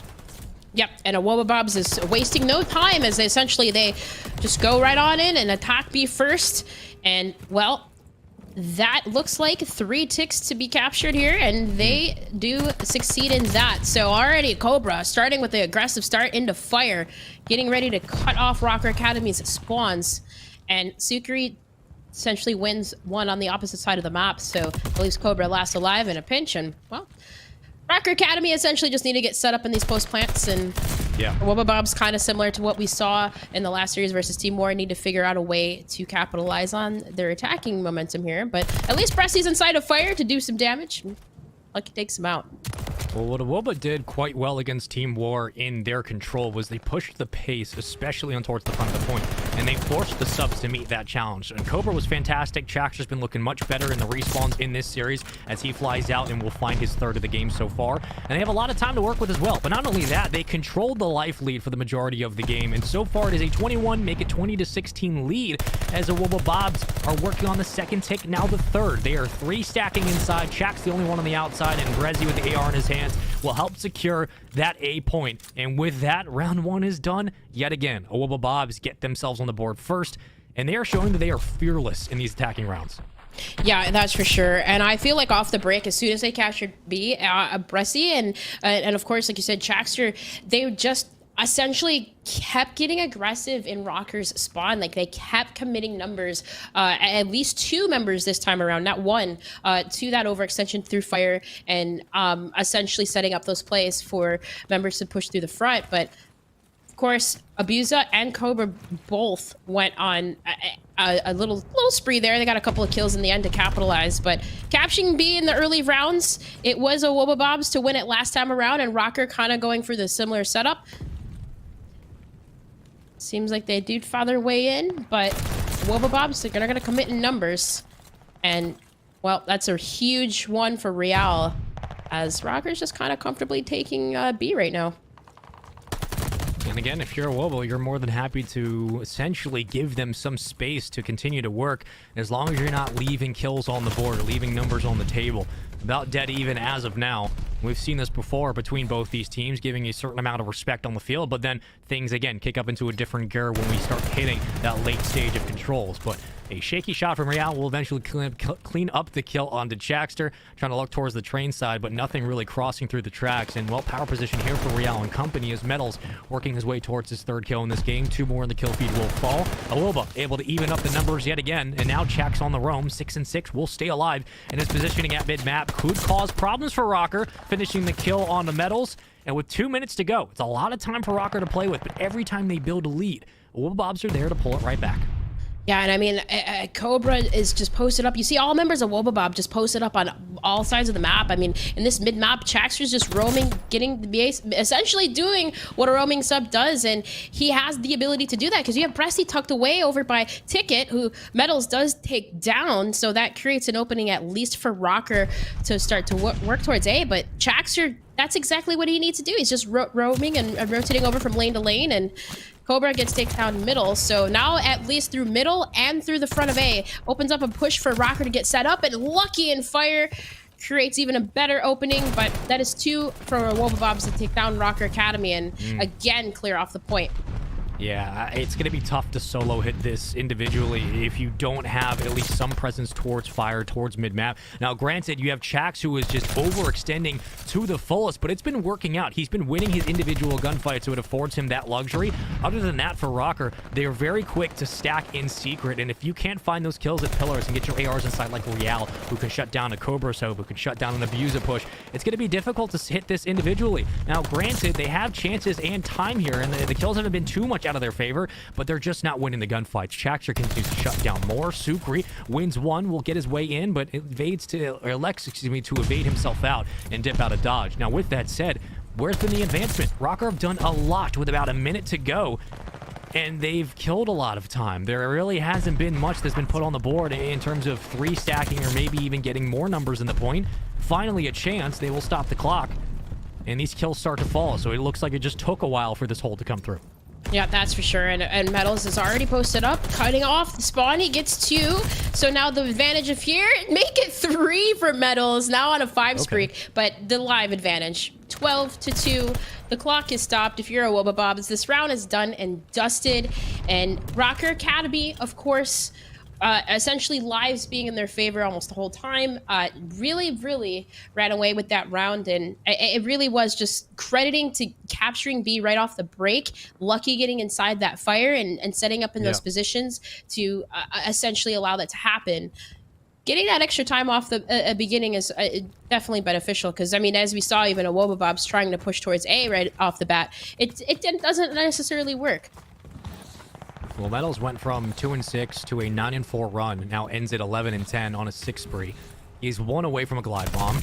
And Abusa will keep that from becoming a reality, and that is a much bigger kill than many will give it credit for, because again, it just helps continue to put the pressure on to B, and when you start to rotate through mid-map to get over to A, assuming that B goes the way of a Woba, you don't have to worry about a glide bomb, don't have to worry about getting pinched into your own spawn, and Shaxter's been on a roll. Keep him going, keep him being a nuisance against Rocker like he's been doing. They have to pull their attention away, and just as quickly as we started this round, a Woba do it in back-to-back offensive pushes. They get B locked up, and now they can force their attention over towards A. Looks like some issues with the... I'm not sure what's going on. Peeking the door. Cobra, a little shoulder peeking there. Trying to get himself set up in fire, but it is Lucky. Again, posted up. Submachine gun again that takes him down. So Abusa, though, look at the position that he is. Gets it crazy, too. And that's going to not necessarily allow too much to happen, but you see Chaxter and Bressi at least able to get forward a little bit. And Abusa's going to search through fire, try to find a member of Rock Academy in the back. He does take down 1. And Real with a huge 2. Make it 3 for Real. He stops the play from a Wobabobs. Yeah, he kills the offensive push. I mean, now it's just about regrouping and getting the kills to give yourself a second chance to push up together. But look on the outside, you got Lucky taking out Chak, Sukri winning his battle in secret. So all the momentum that you then gain from a Woba quickly and swiftly cut away. Rocker doing a very nice job defensively of not giving away too much and being able to call out these players individually, one-on-one, finding more and more kills to put on the column. It's 19-18. Wobabobs still have the life lead by, 1. But this has been a very interesting defensive round from Rocker. Winning big gun battles like that from Metals. Chaxter not as effective on the room as he was prior. And look at the split push right now. You got 1 push up from Abusa. He's just trying to stay alive long enough for Cobra and company to come off spawn and help. But in this instance, you have so much real estate for Rocker to deal with and to work with. Even if they get wiped, they can come right back off spawn and get back into the play. That's right.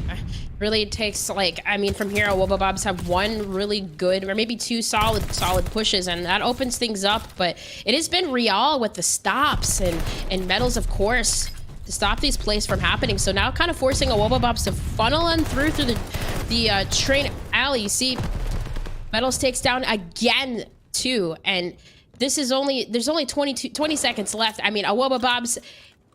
Abusa and Jax are last here, but they have to wait essentially for Bressi and Cobra, and this is it. This is the last push they have to go. They have to flood on through. They only have 10 seconds left.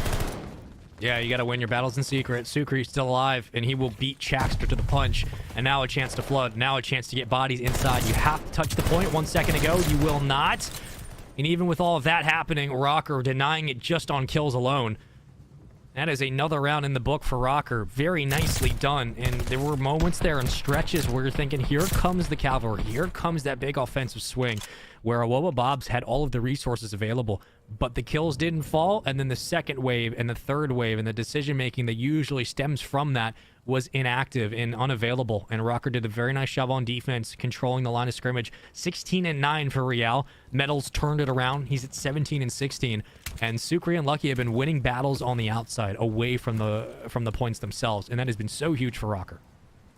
Absolutely, Real. I mean, he was one of those players that did stop the pushes Chaxter like from flanking all the way around, and Lucky does get taken down by Chaxter over A. But the attacking round here, it was kind of a patient play from Rocker Academy. They waited essentially for the push for members of Awobabob to come through and take down 2. Metals takes down 2 and opens up the push over at A site, but Chaxter does stop it. He takes down Real and Lucky, and well, while that's happening off screen, Sukri is capturing B. I think the good thing for Awoba is that there hasn't been a huge swing of progression for B. It's been 1 tick, barely. It's almost locked up. Now, granted, when Rocker get the wipe, it will help things, obviously. But if Awobabobs were able to break in that situation, they stop the progress at B, and Rocker really walk away with nothing. They would have to attempt B yet again or decide to pull their resources away and make a commitment to A.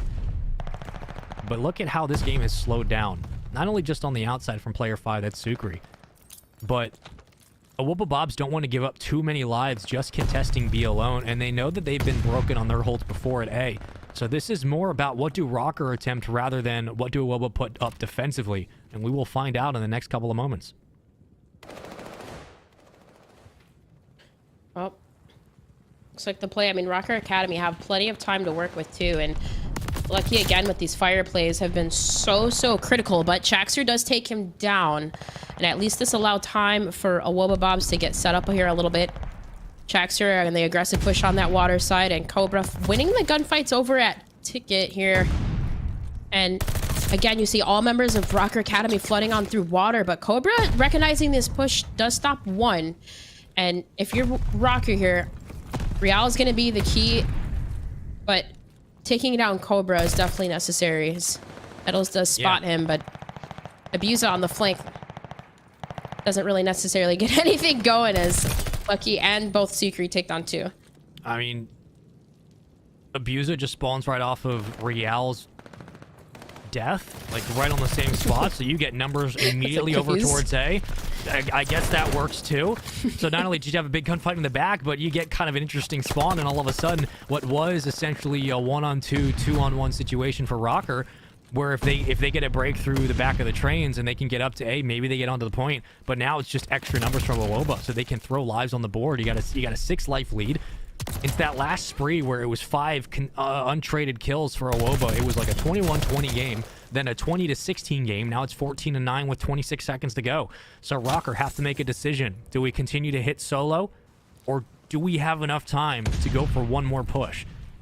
Either way, you're going to have to make the call now. In goes Sukri. He will drop. Up next is Lucky. He finds the same fate. Metal's working on the bottom of the stairs, and he knows what lies ahead of him, the challenge this will be, but luckily Real is just there with him. He drops as well. Metal's nowhere to go. 6 seconds. That's going to be this round, and we will find ourselves in another OT. Yep, and that was a huge stop from Cobra right there at the end.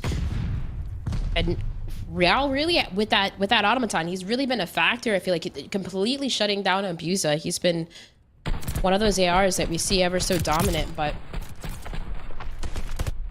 Rocker Academy, I believe, just from the captures and the ticks, I believe on the attacking side it should be, yep, Rocker Academy.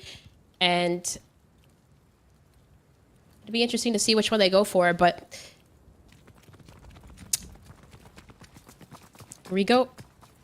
The attacking side, of course, it's more beneficial to capture B. Gonna see the fast plays coming in, and on the opposite side, Abusa takes down Sukri. So that was a huge gunfight for Chaxter to win on to Metals and make it 2.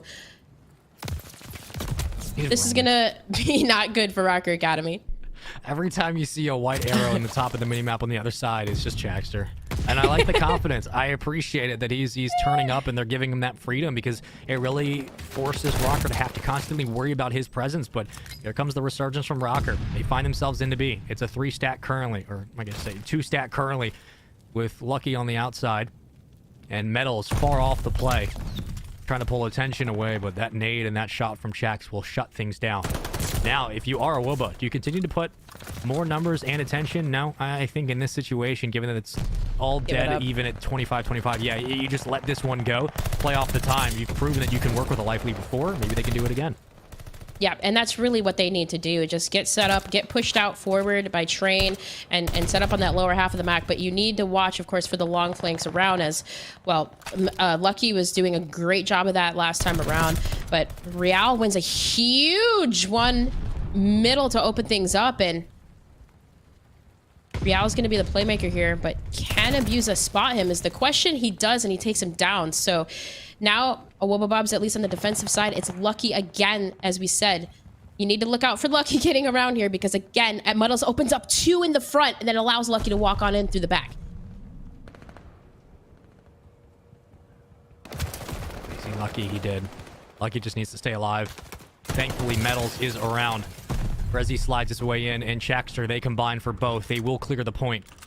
But Rocker now trying to scramble some of the resources. Still a lot of time they can work with, and I wouldn't panic just now.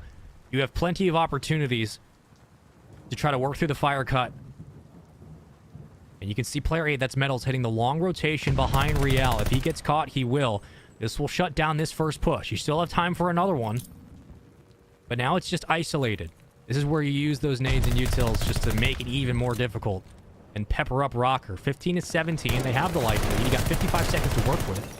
Brezzy trying to win a gunfight inside. Throws an nade out. It's going to hit secret stairs. And it won't connect for anything. But you trade back and forth with both teams. So yet again, it's a 2-kill advantage for Rocker. Yep, and that leaves Metals by himself here, at least with Sukri in hand. But Cobra, at least inside the point, takes down Sukri, and Bressy's there for the trade. So for Rocker Academy, they only have 30 seconds left and really only like one solid good push. And at least Lucky does take in, oh, I was gonna say he does open things up, but Abusa with the stop there. So now this is the play. I mean, if you're a Wobabobs, huddle up, bunker up, and that's exactly what they're gonna do. 17 seconds left to capture. Oh, Chax. Or it was Cobra, actually, who won the gunfight. So Cobra taking down Metals just means that you have no backline.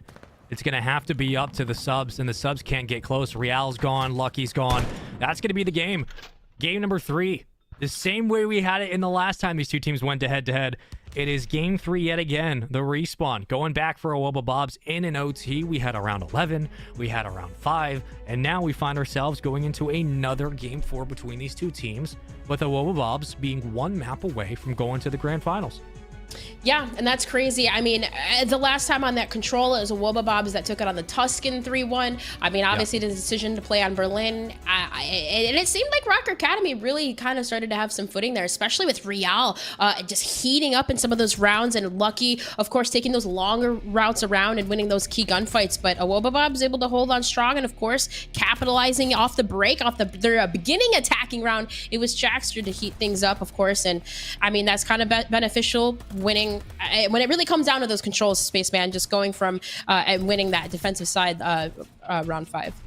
Yeah, and it was so often that we were looking at the life lead for Rocker and wondering, okay, is it going to be their ability to break the defensive hold of Woba, or what are they going to pull out in offense that will shake up kind of the sturdy backline that Woba had consistently throughout this game? And I think not only is it credit to Shaxter, but credit oftentimes to what Abusa and Brezzy were able to do, specifically just making it more difficult to Rocker to constantly get numbers up for a full push. And that's credit to Woba being able to read Rocker appropriately, but there were chances there for both teams. Woba were able to capitalize quickly in the first round, quickly in the next round they were able to take. I think it was round 3 at that point on offense, but Rocker doing a very nice job in the late game defensively, but offensively, they were trying to orchestrate that hit for about a minute, and it just never came because they were constantly losing at least one number. And Awobabobs got the job done. 29 and 30 for Metals. Real 28 and 18. Leading the majority of the lobby up until the point when Metals turned it around, and then Shaxter continuing to go on a roam, just put up kill after kill after kill. 32 and 31, but I think that's the story, is looking at everybody's KD. It's not often we do that, but looking at everybody's like KD, you're like Shaxter leading the lobby 32 and 31. The next closest is 29 and 30. Like, it was one of those games where it came down to 6 seconds on the clock.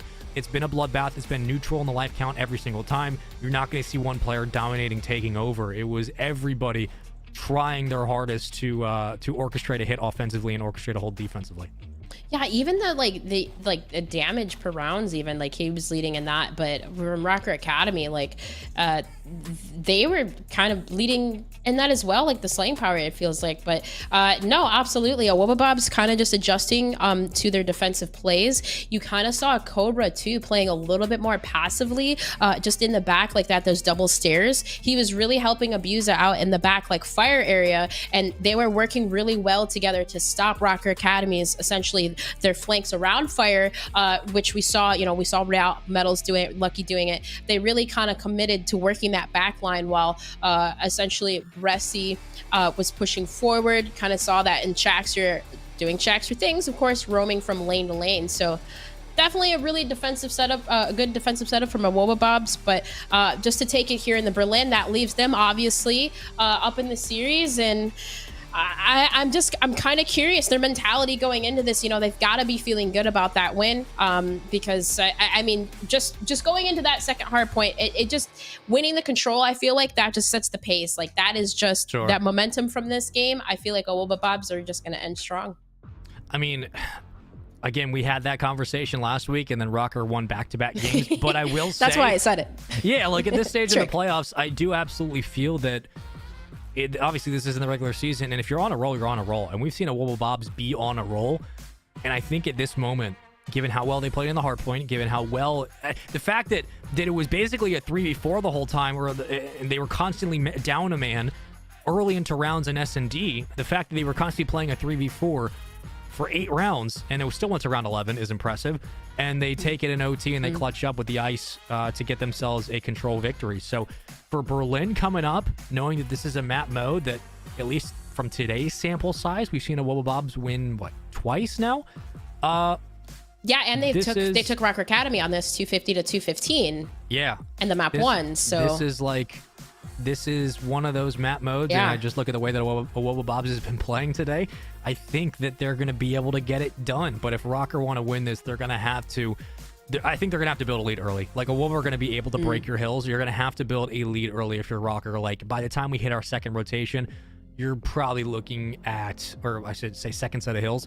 I would say you should be looking at, like, a 150 game. You're going to need to get point after point after point on the board. Right.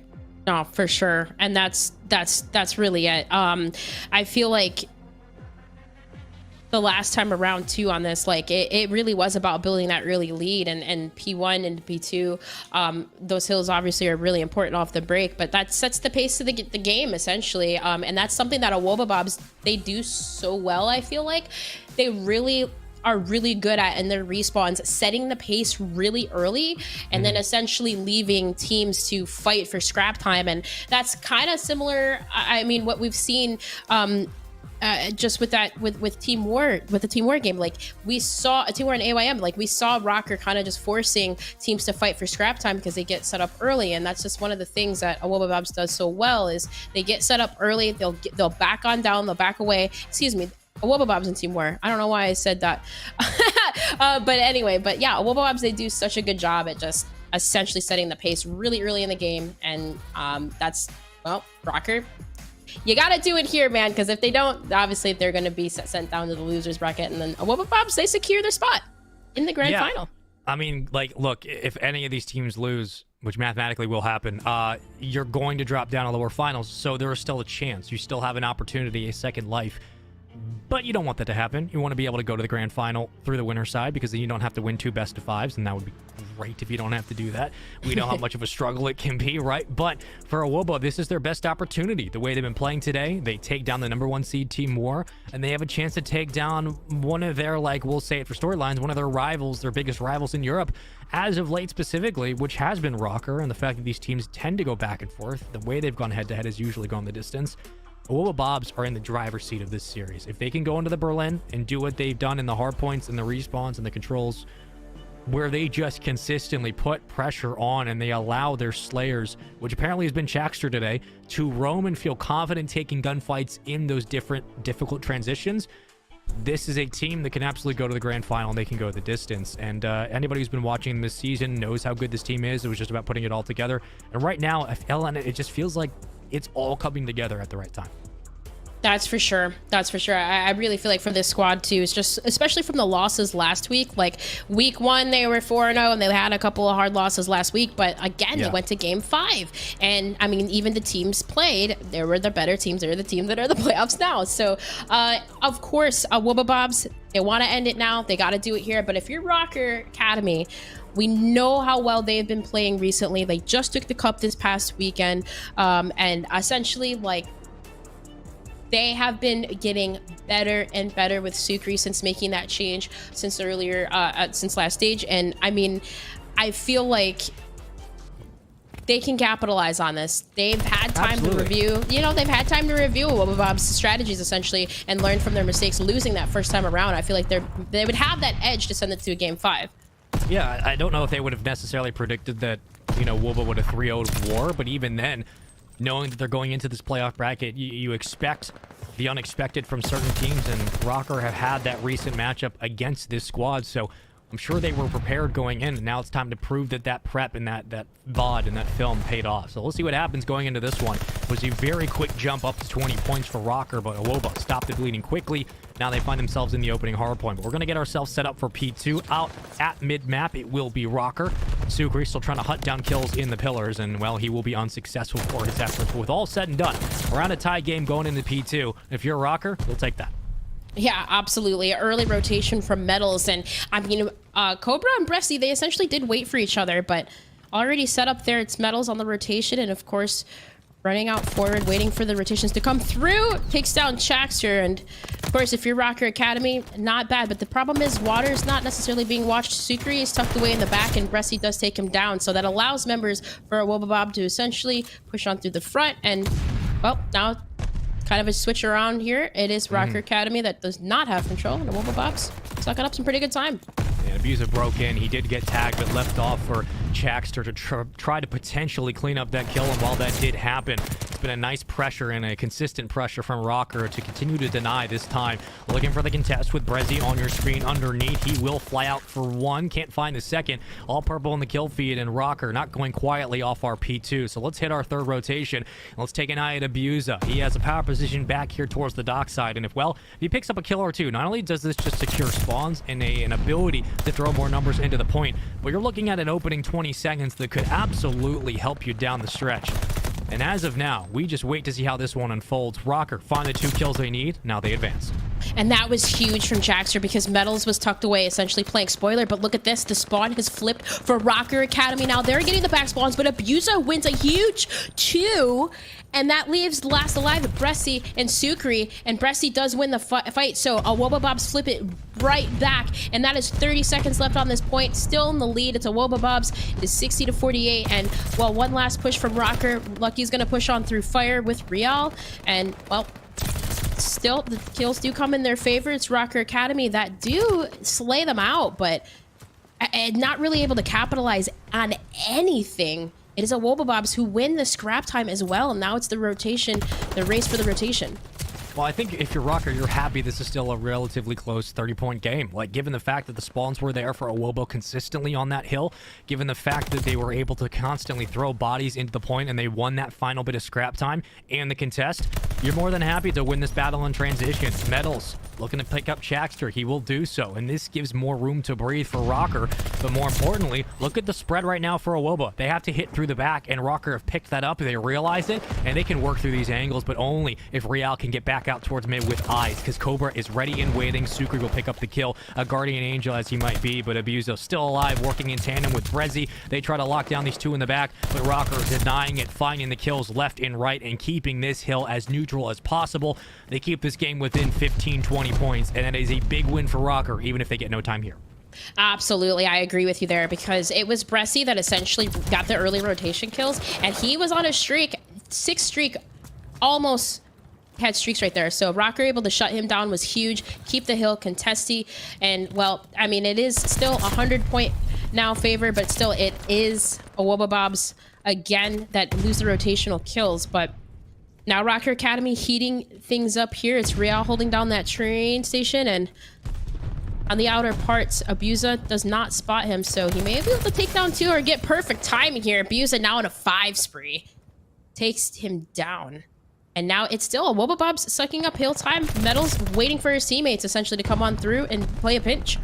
We got Abusa working on a Glide Bomb, and you got 3 in the kill feed as well. I mean, it's all starting to fall correctly for Awoba. And if you get this streak, not even worried about Metals in that power position anymore. You're just worried about being able to close this game out in the next potential couple of hills. And we talked about for Awoba, what kind of the game plan going in was if they can put up 150, maybe 160 points by the time we get to our second set of hills, they're on a good stretch. They're going to start putting this thing in cruise control, and they might be able to win this game.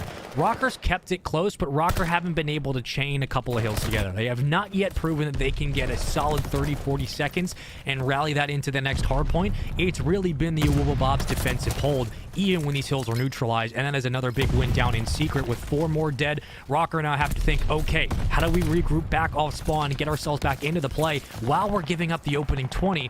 Because the Wobblebobs are in P1 currently. They have themselves set up for the rotation as well once they basically flood their way out. And Rocker are now bunched up together. This is going to get a little bit dangerous if they don't start breaking.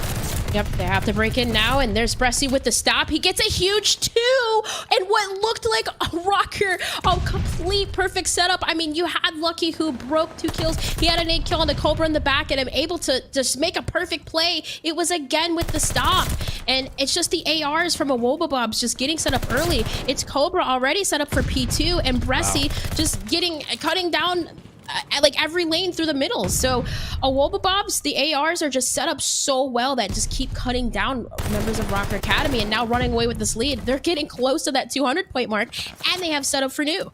I mean, Ellen, I know you're thinking the same thing and you're seeing it, but how many times do we look at the kill feed and it's 2, 3 down for Rocker? Consistently. And it's not just that these kills are happening in the middle of the hard point where you get back off spawn, you can test.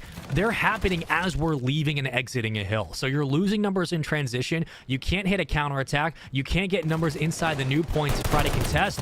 It's been constant pressure from Awoba, and we talked about them pushing the pace of play, especially in those transitions down the sideline. Rocker have struggled to maintain numbers. Finally, they get 3 kills to start this break, but they need these 20 seconds. They need it desperately. They're down 100. They need these 20 seconds. They need to win the battle in transition. They need to win the hole to the next hill. Rocker have to play very, very clean hardpoint, and they can't afford to continue to give up 2-to-1 ratios, 3-to-1 kills. It just can't continue to happen. Absolutely, and once again, off screen, we saw Chaxter won the important gunfight, rotational gunfight to secure the spawns for Wobblebobs. So now with Rocker, their backs against the wall, they have to look and figure out how to break, and this is huge for Lucky if he wins it.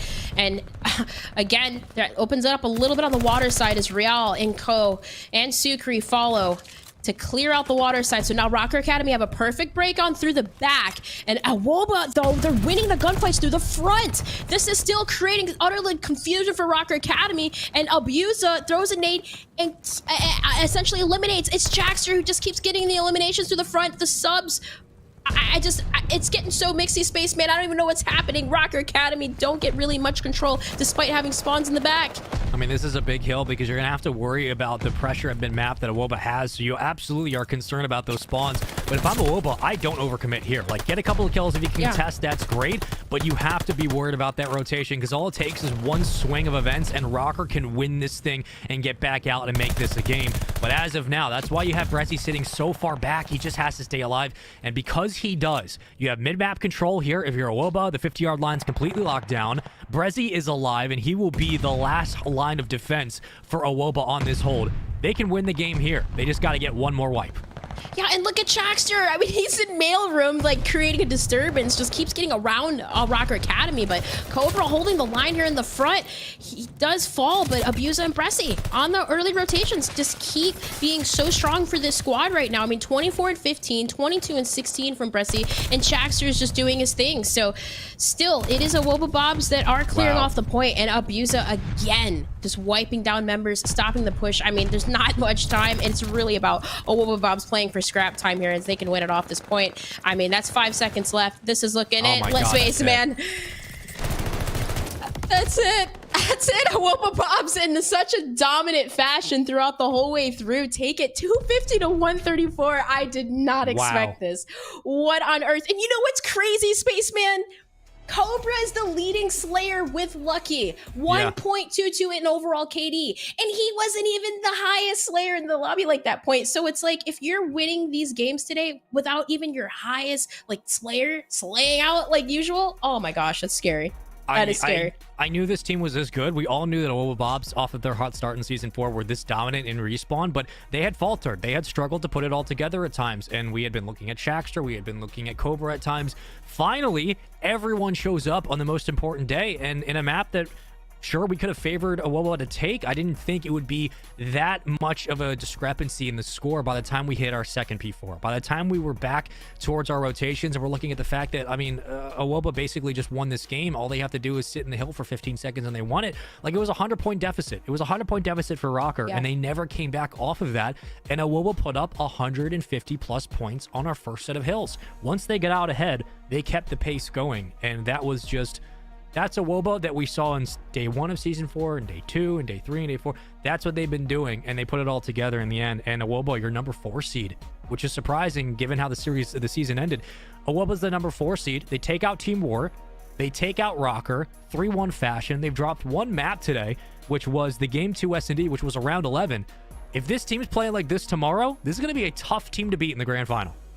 Absolutely. And I mean, like, you just look at the overall season though of this squad too, and again, like, it just came down to really those game 5s. Like, I just feel like across the board they've been so good. Even to qualify to get here, they took down reputable names and strong teams like that old Signs roster that was even in this last stage. So yeah, throughout the board, I mean, you can tell. I feel like the key factor for me, Spaceman, it's been Chaxter. I mean, we talked about Chaxter last week, how he was just kind of that factor. He needed to step up pretty much in just the slaying and maybe just some of more of like patient plays, because sometimes he can play a little bit too aggressive, and I feel like he really slowed down the game plays. And I mean, we even saw it, especially even though they didn't win the round, the map, but in the Search and Destroy, like, you just saw some of those adjustments as a whole that the squad made. And even though you don't have your best Slayer essentially slaying out like usual Cobra, but I mean, he's still getting key kills, the important kills, and doing his job,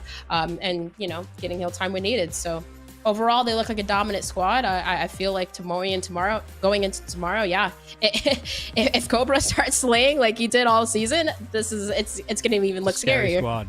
Yeah, it's going to be a very terrifying team to play. And I mean, if Chax has that same performance tomorrow, and it's just the consistency, I think that's the big thing in the response. The consistency is huge throughout, and they've been really, really impressive. And a quick update for you guys. Well, Team War won 3-0, so they handle all of the craziness, and we want, again, I want to thank AYM and Team War for not only being able to work through the situation, but, you know, the players had good vibes all around. They were just trying to get through the series, and I appreciate, and we appreciate the fact that the players were so cool about it. So I'm glad that everything got resolved. The Team War, however, did take the series 3-0, so they will move on to play Rocker, which we will be seeing tomorrow. So we're going to see Rocker versus Team War in the lower finals. We're going to see Awoba Bobs versus who knows in the grand finals. But here's the series layout. Awoba Bobs took the opening hardpoint, the control, and game 4 in pretty convincing fashion. Ellen, I mean, ideas, thoughts, criticisms, predictions, small soliloquies. What do you got? Well, I have no idea. I mean, I think, and that's just the thing, like, did Awoba Bobs just get that good? Are one of these teams slacking? I really feel like, I don't know, going into tomorrow, Awoba Bobs, they're looking really strong with who they play, either Rocker or War. I'm really excited for the Rocker and War rematch, of course, but yeah, the ARs from Awoba Bobs are just looking so strong. I mean, across the board. Yeah, this is just Vanguard, man. It's unpredictable. That's one of the crazy things, and that's one of the reasons why I love it personally. It's just, you don't know. It's not as predictable as previous Call of Duties have been. No, it is not. And I've been really like impressed and appreciative of, players like Abusa and Brezzy this year specifically, because I've been a big fan of Abusa looking back to last year, and I think that the play styles in Vanguard specifically really favor kind of his play style, and Brezzy has been an absolute menace for teams, especially the fact that he's been so patient as an AR, much slower on this squad. And I think that's the beauty of Vanguard, is it highlights specific playstyles like that, which, speaking of highlighting, let's get into our bracket, because, well, we went through a couple of matches today and we got 2 more we got to get through tomorrow. Here is how we got here. It was Team Warrior number 1 seed going up against Awoba Bobs, and Awoba Bobs coming in were one of the better teams in Europe, but they came in at number 4 and they swept. They got themselves to the winner bracket final. AIM Esports versus Rocker. Same situation. Rocker currently your number 3 seed. AIM was your number 2. and Rocker 3-0 swept. They found themselves, excuse me, in the winners finals, and down to lower round 1, Team War and AIM played off stream. We saw a bit of game number 2. We saw a little bit of game 1. Other than that, that one concludes, and Team War walk away with the victory. So 3-0s all the way through in the first round. In the second round, it was what you just saw. Rocker just couldn't figure it out, and Wubba Bobs did. They moved to the grand final, and that means we have 2 matches tomorrow, Ellen. I'm looking forward to War versus Rocker. I am indeed looking forward to it, Spaceman. As always, it's fun to be here with you, and of course, you, the community. I really look forward to the games tomorrow, and I can't wait to get into it. And I believe that it's going to be an intense one. Maybe we'll see some crazy game 5s like we did last week. Maybe we won't, but either way, credits to Wubba Bobs for slaying out, doing their thing, and yeah, looking forward to tomorrow.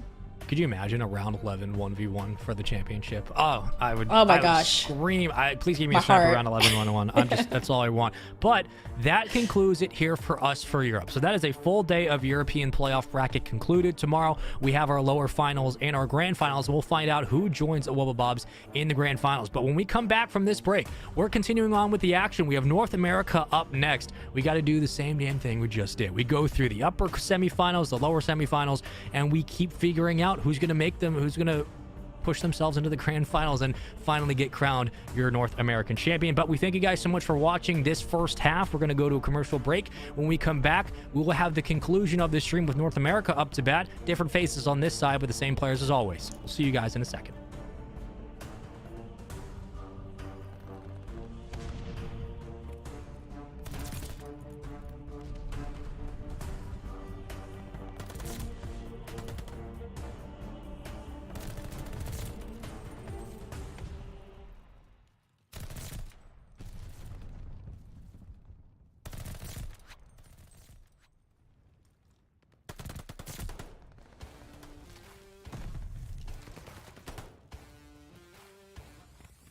I'm so exhausted, I needed the energy, needed a pick me up. I'm in your movie, but this is my cinema. I got a power, I'm built to devour. Anyone coming against me, a tower. I don't care enough pressure. Some of y'all leaving here in a stretcher. Took my time to go and get better. I was reading in the red letters. Ay, hit me with your best shot. I got time today. Feeling like a matador with that Red Bull. Oh yeah. No, you can't stop me. I'm running my own play. For the game win, I can't pin anything that gets in my way. Been here, done that. You all know what we came for. Been here, done that. You all know what we came for. Energy, energy, energy. I need that energy, energy. Energy, energy, energy. I need that. Been here, done that. You all know what we came for. Been here, done that. You all know what we came for. Energy, energy, energy. I need that energy, energy. Energy, energy, energy. I need that energy, energy. Been here, we done that. We done that. You all know what we came for.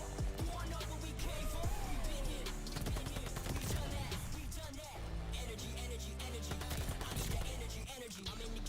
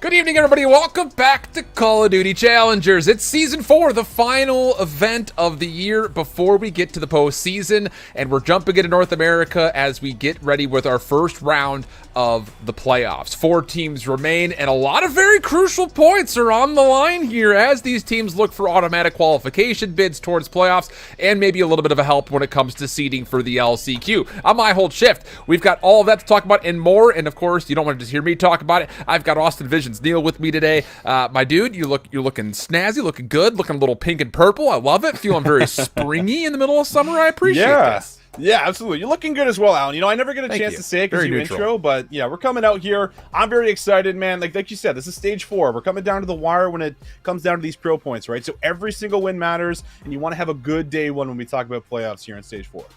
A lot of things when it comes to not just this season, but also the total postseason, where we're talking about 8 potential teams for champs. It's internationally staged, and with that, the first 4 teams in get automatic qualification bids based on the total number of prize points, or challengers points that they can earn. So for these final 4 teams in North America that are all trying to supplant some of the teams that have already gotten knocked out, by the way, in the European side of the playoffs, this is a very important run for a number of our teams. But before we jump too much into that conversation, let's of course keep our focus on this evening and what exactly we have in store for you at home.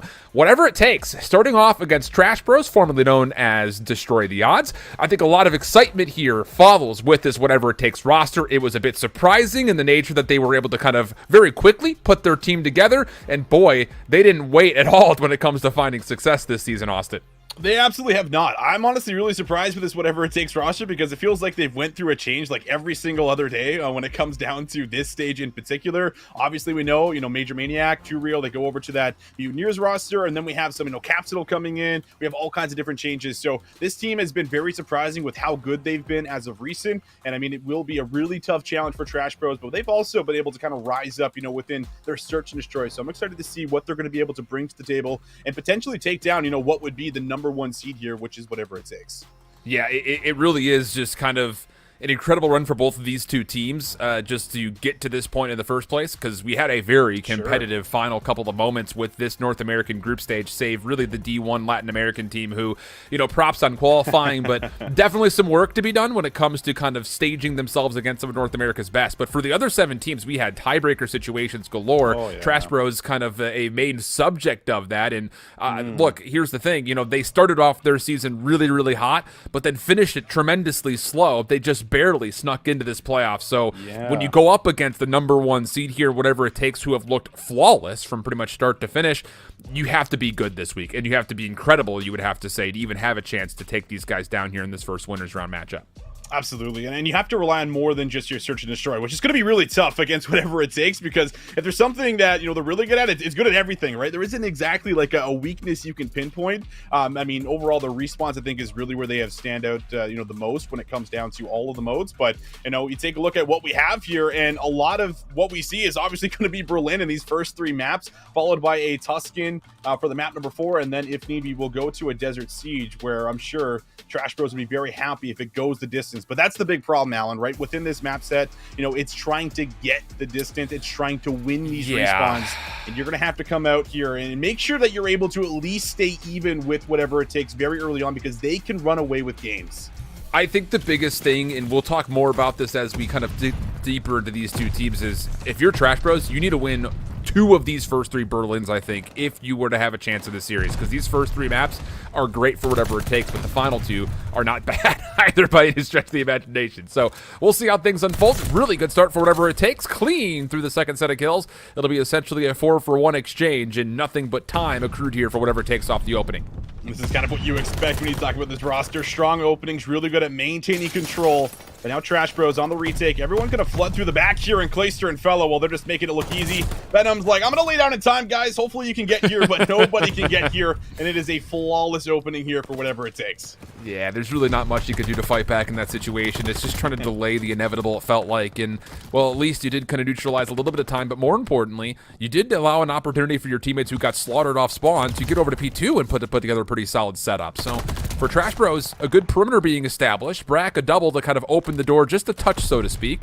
Venom looking to now reestablish some control of the point itself. Takes his action up top. Good stuff there for Trash Bros as they at least hold some numbers and some control of the hill, but whatever it takes, staying very patient, waiting for a little bit of help. Yeah, that's always the best thing, I think, when you look at this roster is whatever it takes. Really good at being patient, their ARs in particular, but so far for the slaying inside the hill, at least it's been a little bit better for Trash Bros as they have set themselves up for even some of those cross kills to come through here. Venom on a 5 might be able to earn himself a glide, which very well could help around these P3, P4 rotations. We'll see if he can earn it. 2 kills need to come through. There's 1.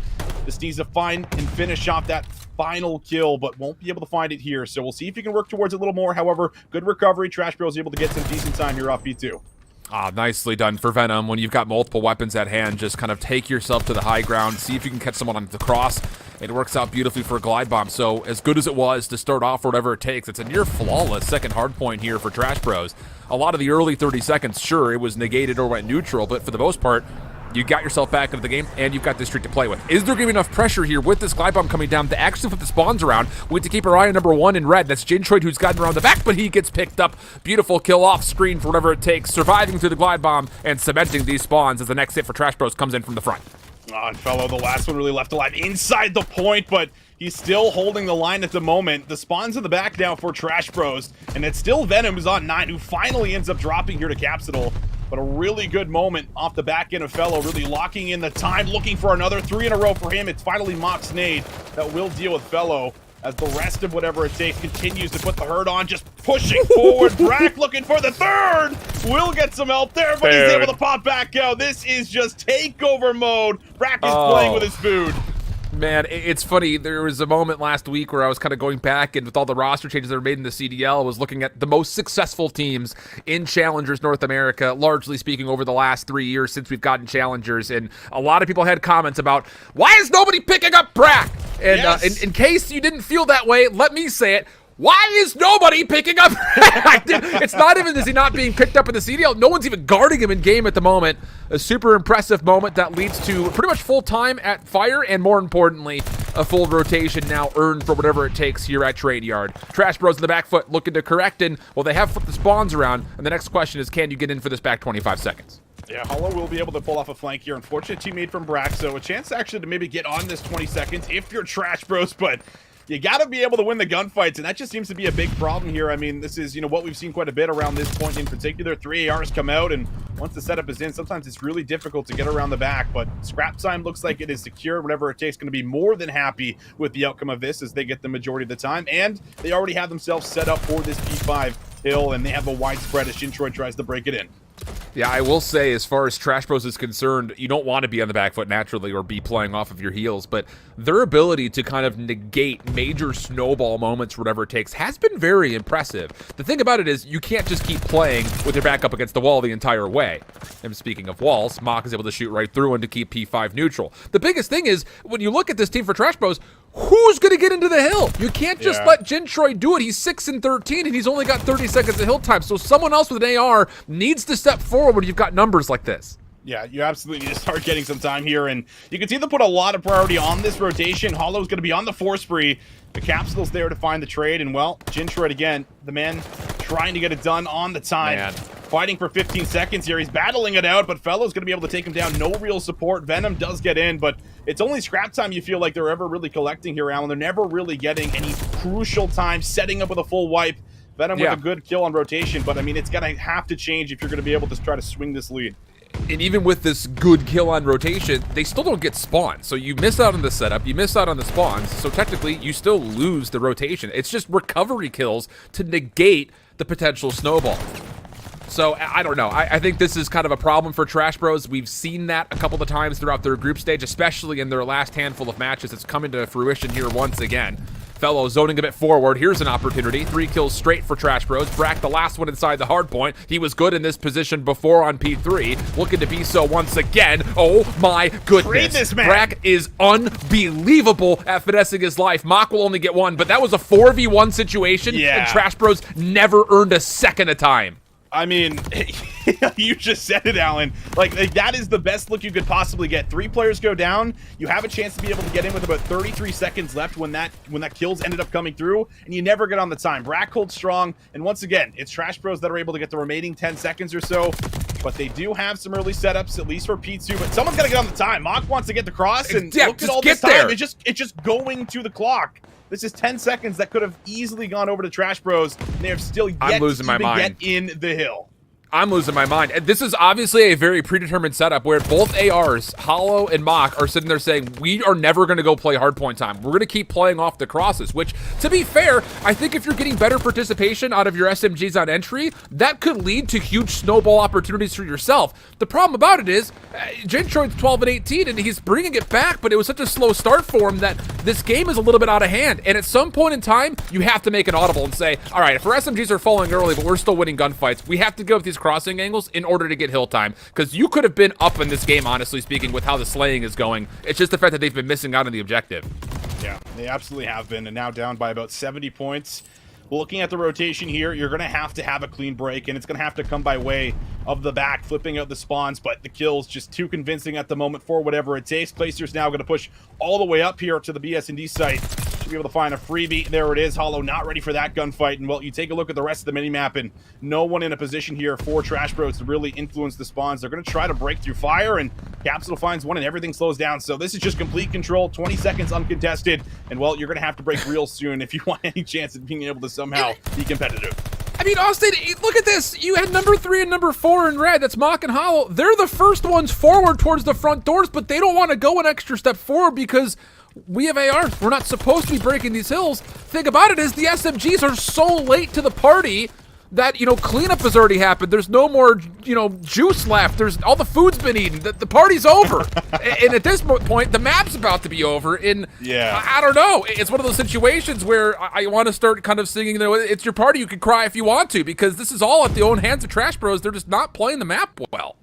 No, they're not. I mean, they just can't break a hill. Like, that's the biggest factor. Setting up to break a hill and using aggression when they find kills is just non-existent at the moment. And I mean, even the rotational kills, like, this is the opposite position we saw last time from Trash Bros. And now they're going to lose the setup here on the very first push, with help of the streak, of course, in the back from Brack. Really lock in kind of that back spawn here. But yeah, this is whatever it takes. Just doing whatever they want here on Berlin Hardpoint. We've seen this all season long, and they're doing it here in playoffs, as they need another 15 seconds to close this out. Yeah, it's getting to the point, especially, here's the thing, like, this is one of the most played hardpoint maps for Trash Bros. So it's definitely not a lack of awareness or repetition, you have to feel like, because even in the competitive setting, they're getting a lot of playtime on it. It's just, this must have been working out light years for them.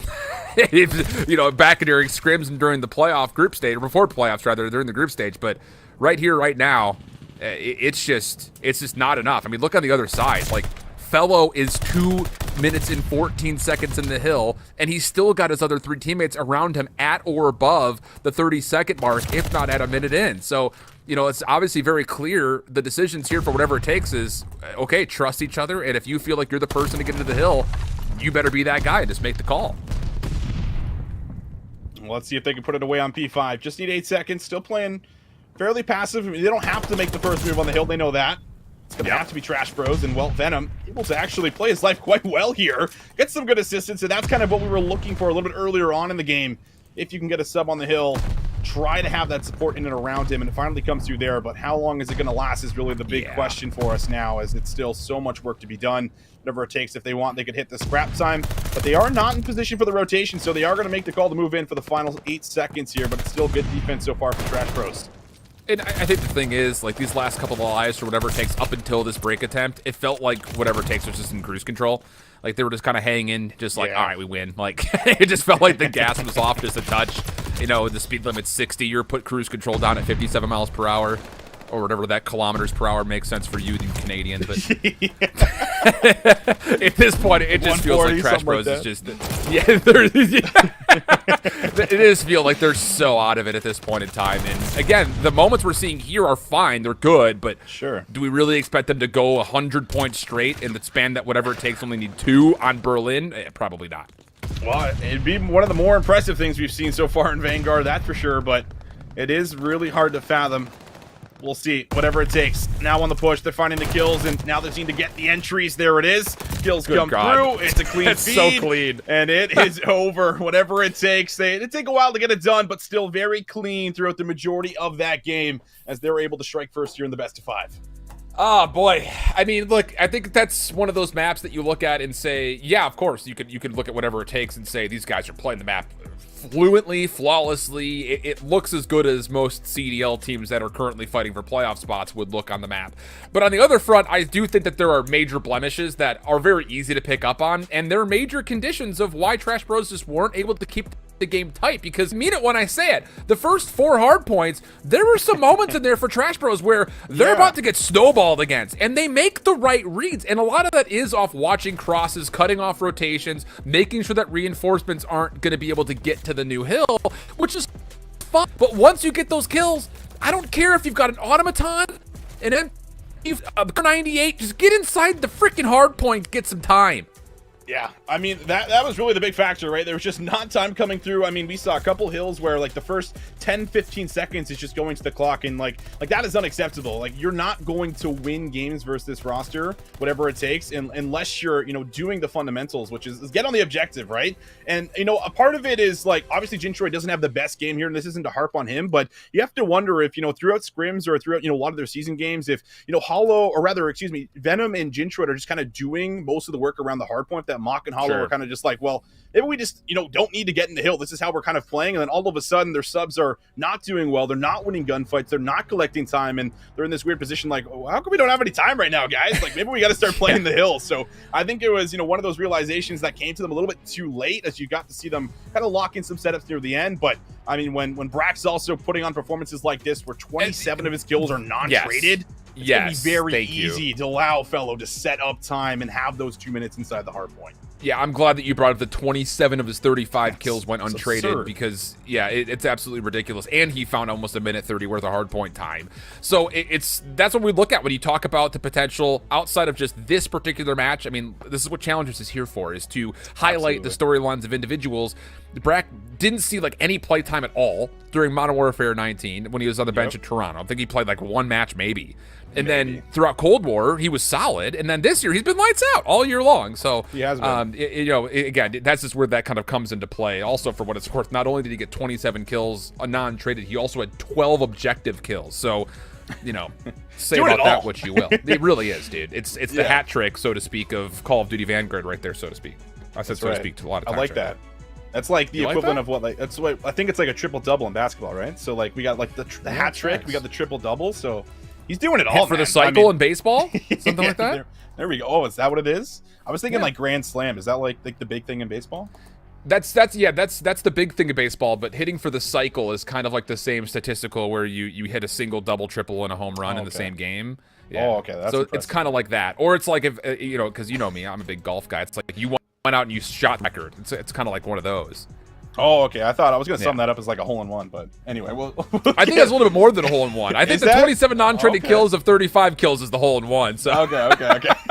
I like it. Well, we got everything going for you guys in case you didn't really understand how impressive the 27 non-traded kills were. But I mean, ultimately, you can really see how this whatever it takes team is able to take control of a game. They're able to put themselves in situations like this, and everyone takes turns doing it, right? Like I think this is something that we've seen a little bit more from Clayster. I think specifically within this stage is he doesn't have the most impressive and sexy stat line within this game, but he's kind of playing his role. He's doing his job because his teammates are all frying. They're getting time, so there's not really much kills for him to get. But Clayster has also been able to kind of take more of that role where we've seen him kind of have those pop-off games where he can be, within that slaying department, leading the charge and really having a lot of hill time at the same time. So I think everyone knows what they need to do within the game, and everyone's really good at picking up their roles kind of on the fly. And also just listening to these guys scrim, Alan, like they have been really impressive with, I think, how they've been able to improve with all of these roster swaps coming in and out. So definitely the team to beat. But I think the good news is that if you are a fan of the Trash Bros, well, we are going over to Search and Destroy. This is where they have been, really strong, and this is where I think they need to win if they're going to be able to keep this series competitive whatsoever. So it's an interesting storyline about this Trash Bros team because their Search and Destroy in the first week and a half of this group stage in particular was unbelievable. Yeah. But 6-0. in the last 3 games that they had played, 3 matches, I should say, that they had played in the group stage, they lost all 3 of them. All 3 losses were map 5 losses. And so out of the 6 total search and destroys they played, they only won a single map, and it was a round 11 versus Ironblood on this map. So what we're getting at here is, what's gone wrong, right? I mean, it's like their search and destroy was so good at the beginning of this season. It looked like they were going to be a major favorite to come out as one of the top teams, not just top 4, but maybe even top 2 in the group, because their respawn was all right as well. But they haven't won a control since series number 1 against 705, and they've lost 5 out of their last 6 search and destroys. So that's why I look at these first 3 maps and what you had said, like, hey, you need to extend this series if you want to have a chance for whatever it takes. We need to see the team that was destroy the odds in the first week. Like, we need to see that search and destroy team right here. And that search and destroy team was really good at working picks on the map and then just like taking a site by storm, using their force, using their trades, getting the bomb down and then playing for the post plan quite nicely. That was something that we saw a lot from them, or just pulling off, a lot of little map movements where they're able to make some noise, throw some nades over here, draw some defenders over, then make a cross map play. But we'll see if they've been able to refine some of that. Either way, it is going to be decide whatever it takes. Attacking first. Capsule's like, I'm ready to go, baby. He's back in that hard point on Berlin. He's already in the back of the spawn, and he's going to find Hollow, but Hollow will find him, and that's already 2 players down here for whatever it takes. Yeah. Great stuff from Hollow here, just contesting the mid-cross, which whatever it takes is going to try to hit you hard and heavy.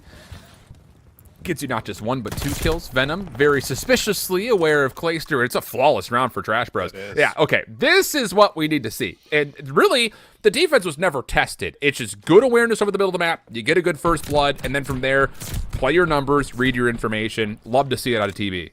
Definitely do. You want to come through with that kind of round after the map number 1, especially against, we haven't really talked about the S&D for whatever it takes, but, they're 4-0 when it comes to Berlin Search, and ultimately, they've also been pretty solid when it comes to search and destroy in general throughout this entire stage. A lot of 3-0s that we saw early on. So we'll see if they can try to bring things back now, but it will be Trash Bros that set up their first attacking round. This time, looks like it will be focused over towards A. At least a couple of the nades come through. Good nades to be able to open up a little bit of that space inside, break the barriers. Now we'll see if they can find the kill. Capsule set up in the corner. You have to be aware that your nades that were coming in were not in a position to clear that backside corner. So Cap says, oh yeah, he did get stunned by one of the nades coming in, gets a good first, not going to force a second gunfight, patiently waits for a little bit of help, in which Clayster can provide only marginal assistance. We go back to a 2v2. Bomb down inside of A, though, and Hollow was really never a part of this play. So even though Mock looked like he wanted to follow up quickly for trades, he's going to have to help a little bit. And, well, I'll tell you, hitting the backside of Dubs with Hollow cleaning out B is a really good look as far as isolating this defense. Oh, and Mock uses Dead Silence there. He almost found the timing to come behind everyone, but I think he spots both, and he's going to take shots at Clay. So this should be good information for Hollow, but Hollow's almost just not ready for it off the back end of, getting the info, I have to imagine, off of Mock. And now Mock's going to drop this bomb. Can he exit? Clayster might have seen him, but he hasn't moved his arrow on the minimap, so Mock actually has a chance of pulling this off. 2 isolated 1v1s potentially. And here's the good news. Mock has played this correctly in terms of getting the bomb down, shortening up the clock, and then providing yourself with the only safe haven on the map. Oh, good first gunfight versus Clay. Now the question is Fellow sticking with him, or is he playing by himself? And, well, we got our answer. Don't know if Mock had heard anything. He's going to have to check the bomb, and as he does, it will likely force a bit of a gunfight. Checks it, clears it. Now the onus is on to Fellow. Coming back quickly. Top side of the window! Oh my goodness! He's going to get there in time for the defuse as well? That is a pistol whip and a half out of Tyler Fellow. Are you kidding me? That is disgusting. What a play from Fellow. And, he's reading the play like, okay, Mock obviously found the kill on Clay and likely ran away and will probably come up, to the glass stairs and will kind of re-wrap through that side door. But none of that happened. So Fellow's like, okay, this guy might be hanging out in the back alley. And that is just a great read. He only has, a couple seconds to do it. Finds it with the pistol, gets there for the defuse. Massive round to make sure that Trash Bros do not go 2-0 up early. That is inexplicably good from Fellow. So we'll just let that marinate. We'll just sit there and just enjoy the juices of that 1v2, so to speak. And now quick hit coming back over towards A. Good read from Fellow. Cap's looking to follow up, but help from Venom will make sure that his teammates stay safe, and he's good for the second as well. Good isolated play from Venom. And that all of a sudden puts a lot of pressure on whatever it takes, who have committed to this play, by the way. And Venom's going to get a third, get out with his life, and you should know that Brack is inside the site as well at this point in time, too. I mean, you got to know he's close. You've taken out all 3 members, so you're just like, where's the last one? And Brack sure is going to be able to grab him, but still has to get through 3 more. I mean, that was basically a 2 versus 4, but we'll call it what it is. That was a 1 versus 4 for Venom versus the whole team. Just shutting down the play single-handedly, all by himself. And, I mean, that's kind of where we like to see Venom, right? In those close quarter areas, being able to thrive, finesse his life, play for those multi-kills, and that's just a great round out of him to really secure it for his entire team. Yeah. That is, yeah, exactly what you just said, times 2. Sign me up for that breakdown. This is a crucial round right here. I think just based on how things have gone, we've gotten 1 round out of Trash Bros defensively that really, they were never tested. And then you had back-to-back rounds for both teams aggressively hitting A. This is going to be the real tempo changer round, I would have to think. Hollow looking for something mid-map on the cross. He's not going to see anything. And as a nade comes through defensively right into Jintroid's lap, counter nades will now be cooked up. Clayster very quickly realizing he's going to have to help Fellow, who's in a dangerous spot. And oh my goodness, Tyler. He's going to move quickly, bouncing like a bunny on Easter. Nearly able to finish off Mock, but it's Brack who gets the last word. And even though the kill comes out and the pressure through mid is good, the bomb's going to get committed, and Hollow nearly doubles up. But now it's on to Jintroid to try to hold the site. Oh, big trade there from Clayster, and then Capsule's also able to get involved through the back of P5. Brack gets the last one, and they're good to go, but that was really dicey. If that 2-piece comes in and Clayster does not turn and snap bottom mail, all of a sudden, this is a very different round where you can just play near the back, and you don't have to challenge out through the front there like we just saw there in the 1v2, but very important trade comes in, whatever it takes, able to hold on there with that defensive setup. Yeah, that's...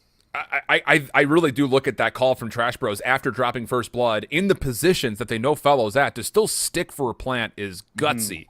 But I love the idea of it. You're still thinking, we can defend this. We've got a player deep. We've got a player who can respond to mail. Let's just see what happens if you put the clock against the defense. But obviously, not quite as efficient as they were looking for. So once again, whatever it takes now on their next offense. Quickly over towards A, but not to A. They're already through mid, and this is such a good response to Hollow's position after what he did the last round. Oh, yeah. Love this call. Cap's now all the way on the back, able to isolate Jintroid. Mock there for the eventual trade, but it's definitely not enough, as Brack will turn this now to a 1v3 that Mock has to consider.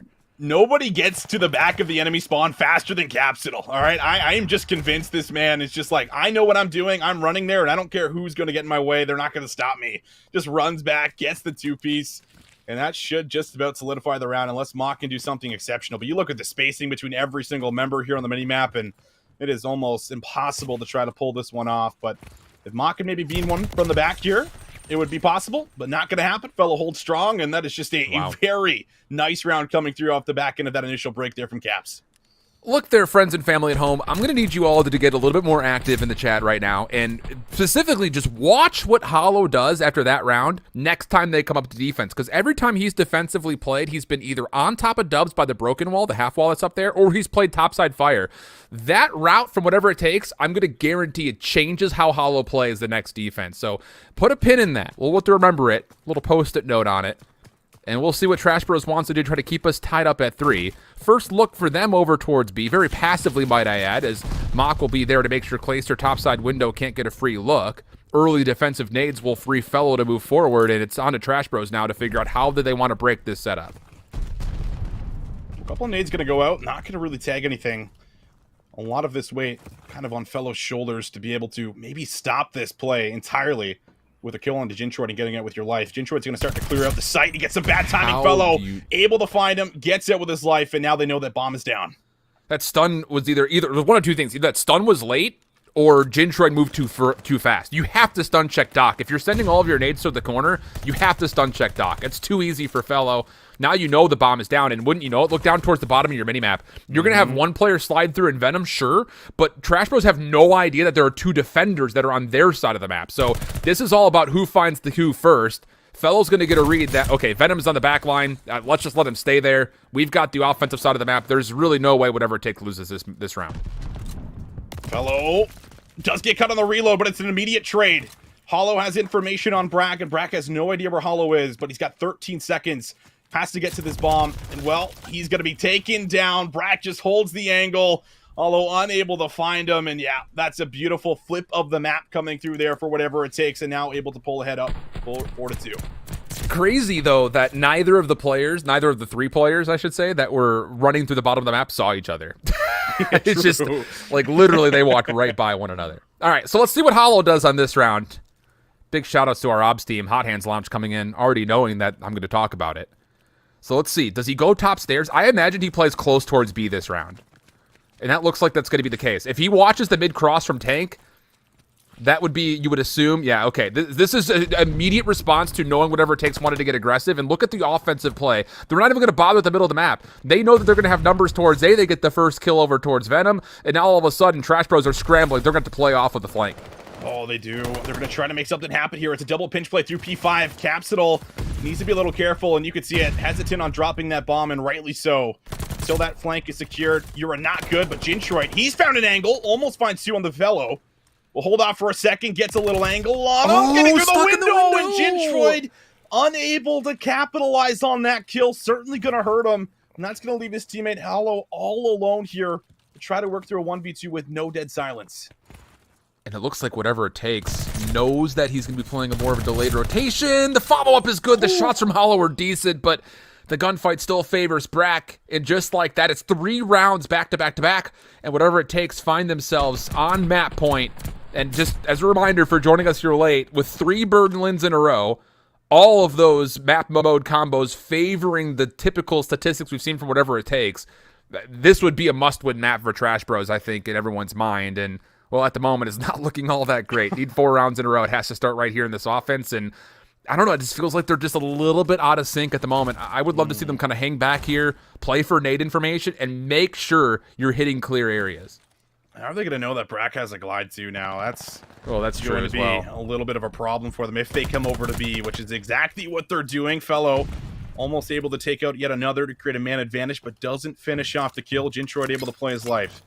But what do you do around B? If this glide comes in, player 8 Hollow is absolutely dead, but he will take out Capsidal. Brack at the back of the map finds an easy pickup, and they're going to have good information that both players are on the B site here in the 2v2. I'm surprised Jintroid doesn't even bother checking to see if there's anyone in the back of the map right there. Oh, no way. Fellow just runs in like this. Re-wrap around the back, though. Maka's able to find the kill, so turns it into a 1v1 situation. Nade from Brack over the top, not going to connect. Mock feeling antsy, wants to get out of the sight. He doesn't see Brack on top of the tank. Oh, boy. I don't know. Austin, I mean, I feel like I'm going to be coming off too critically here, but it's playoffs, baby. And I just feel like this Trash Bros team is just a little out of sync from start to finish, both in the hard point and even in a couple of rounds and moments here in the search.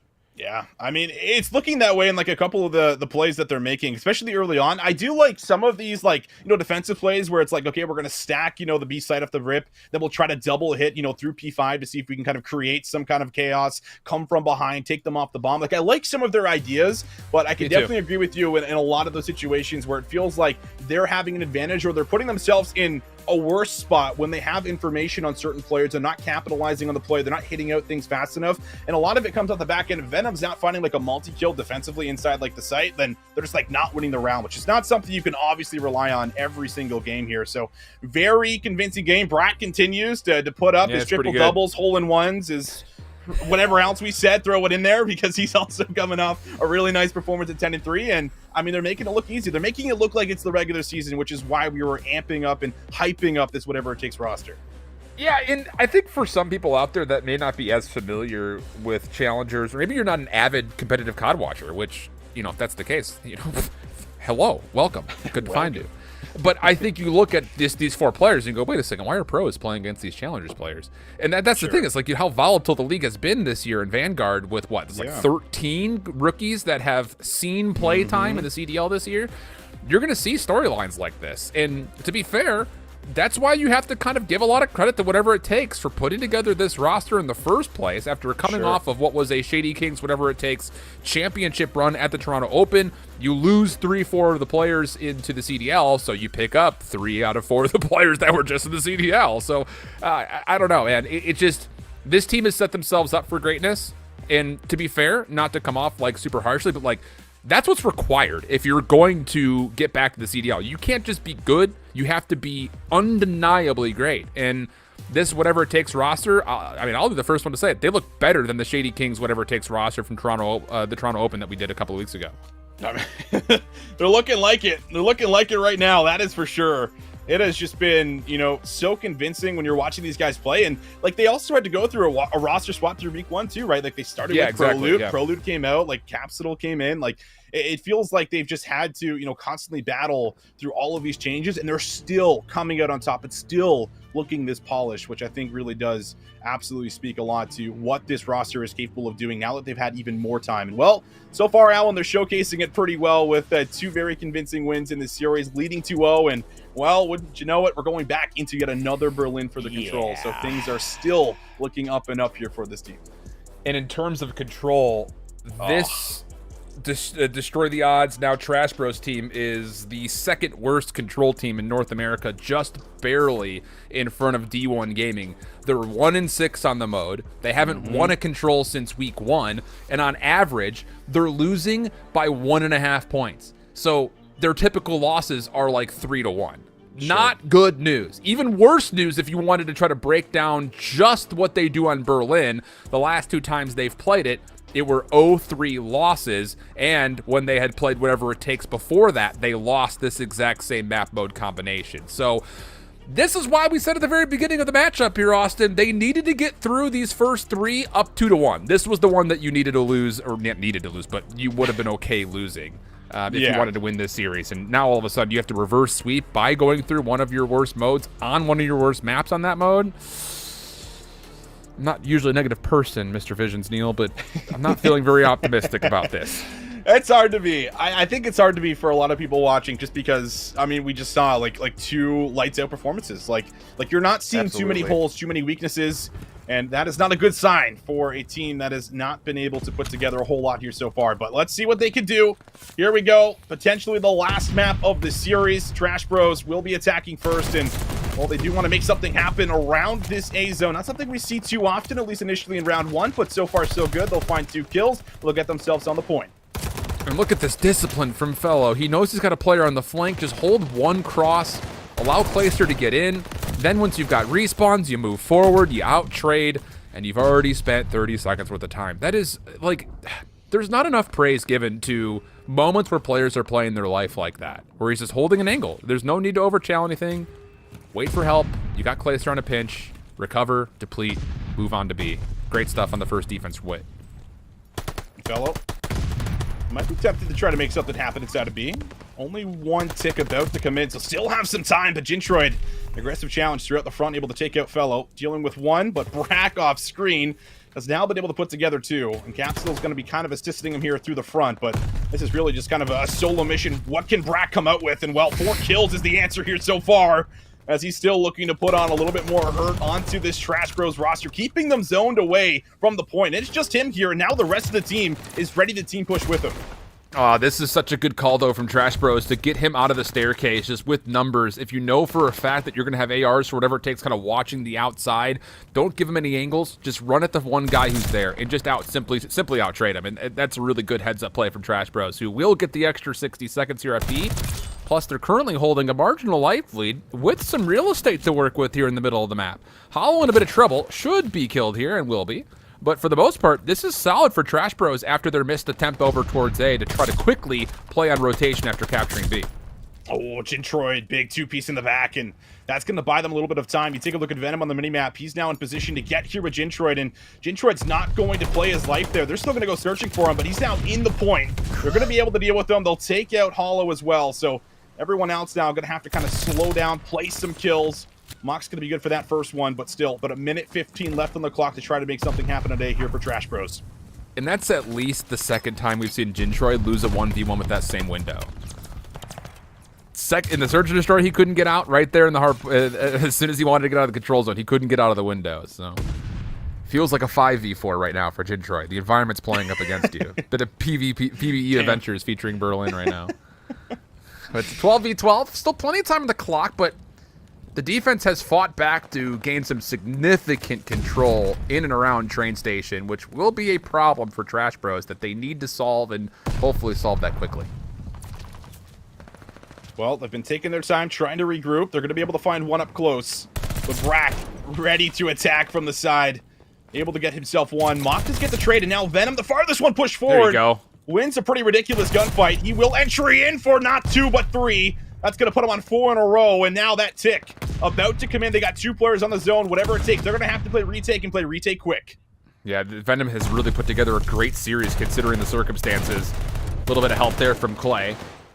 And how about it? The guns come through cleanly. The only player that could possibly foil this is Fellow in the back, but he's not going to get there in time. And what an entry that is from Venom. He was the one to really start picking things up in the second set of hills back in the Berlin hardpoint. And right here, when he's needed most to try to get in and extend the opportunity for an offense, he provides with an opening double. Yeah, that's great stuff out of Venom. Yeah, I just pictured like that Thanos moment, like, fine, I'll do it myself, and just runs in there. And I don't know how he wins that second gunfight. I'm going to be honest, because it looked like, you know, the player pre-aiming had him dead to rights, but just little snap jump shot, just good enough to get in for 2, and then gets the 3rd. So big stuff from Venom. And let's see if he can maybe earn this glide bomb. It is going to be whatever it takes. Also, trying to kind of dabble in with this initial A hit off the bat to see what they can come up with. Venom just searching for kills through the glass window. One up close from him, going to be Caps. You'll be able to take him out. Now that's 5 in a row here for Venom. Yeah, and Howell's going to make sure that this play stops right here. Just the timing of that rotation from the Soul B defender is just so significantly good. We saw that from whatever it takes his point of view in the last round. We're seeing it here again from Howell's POV. So the second attempt, for whatever it takes, will have to go over towards the B zone. But look at Trash Bros aggressively making a play around the backside of all these warehouses. And that's going to actually force whatever it takes to spawn in some very weird locations. This is a good look as far as how do you defend against this B hit that is usually almost a guarantee almost every single time. Howell's in a great spot, finds himself on 4, and now decides, let me contest the high ground and see if I can maybe get something working towards streets.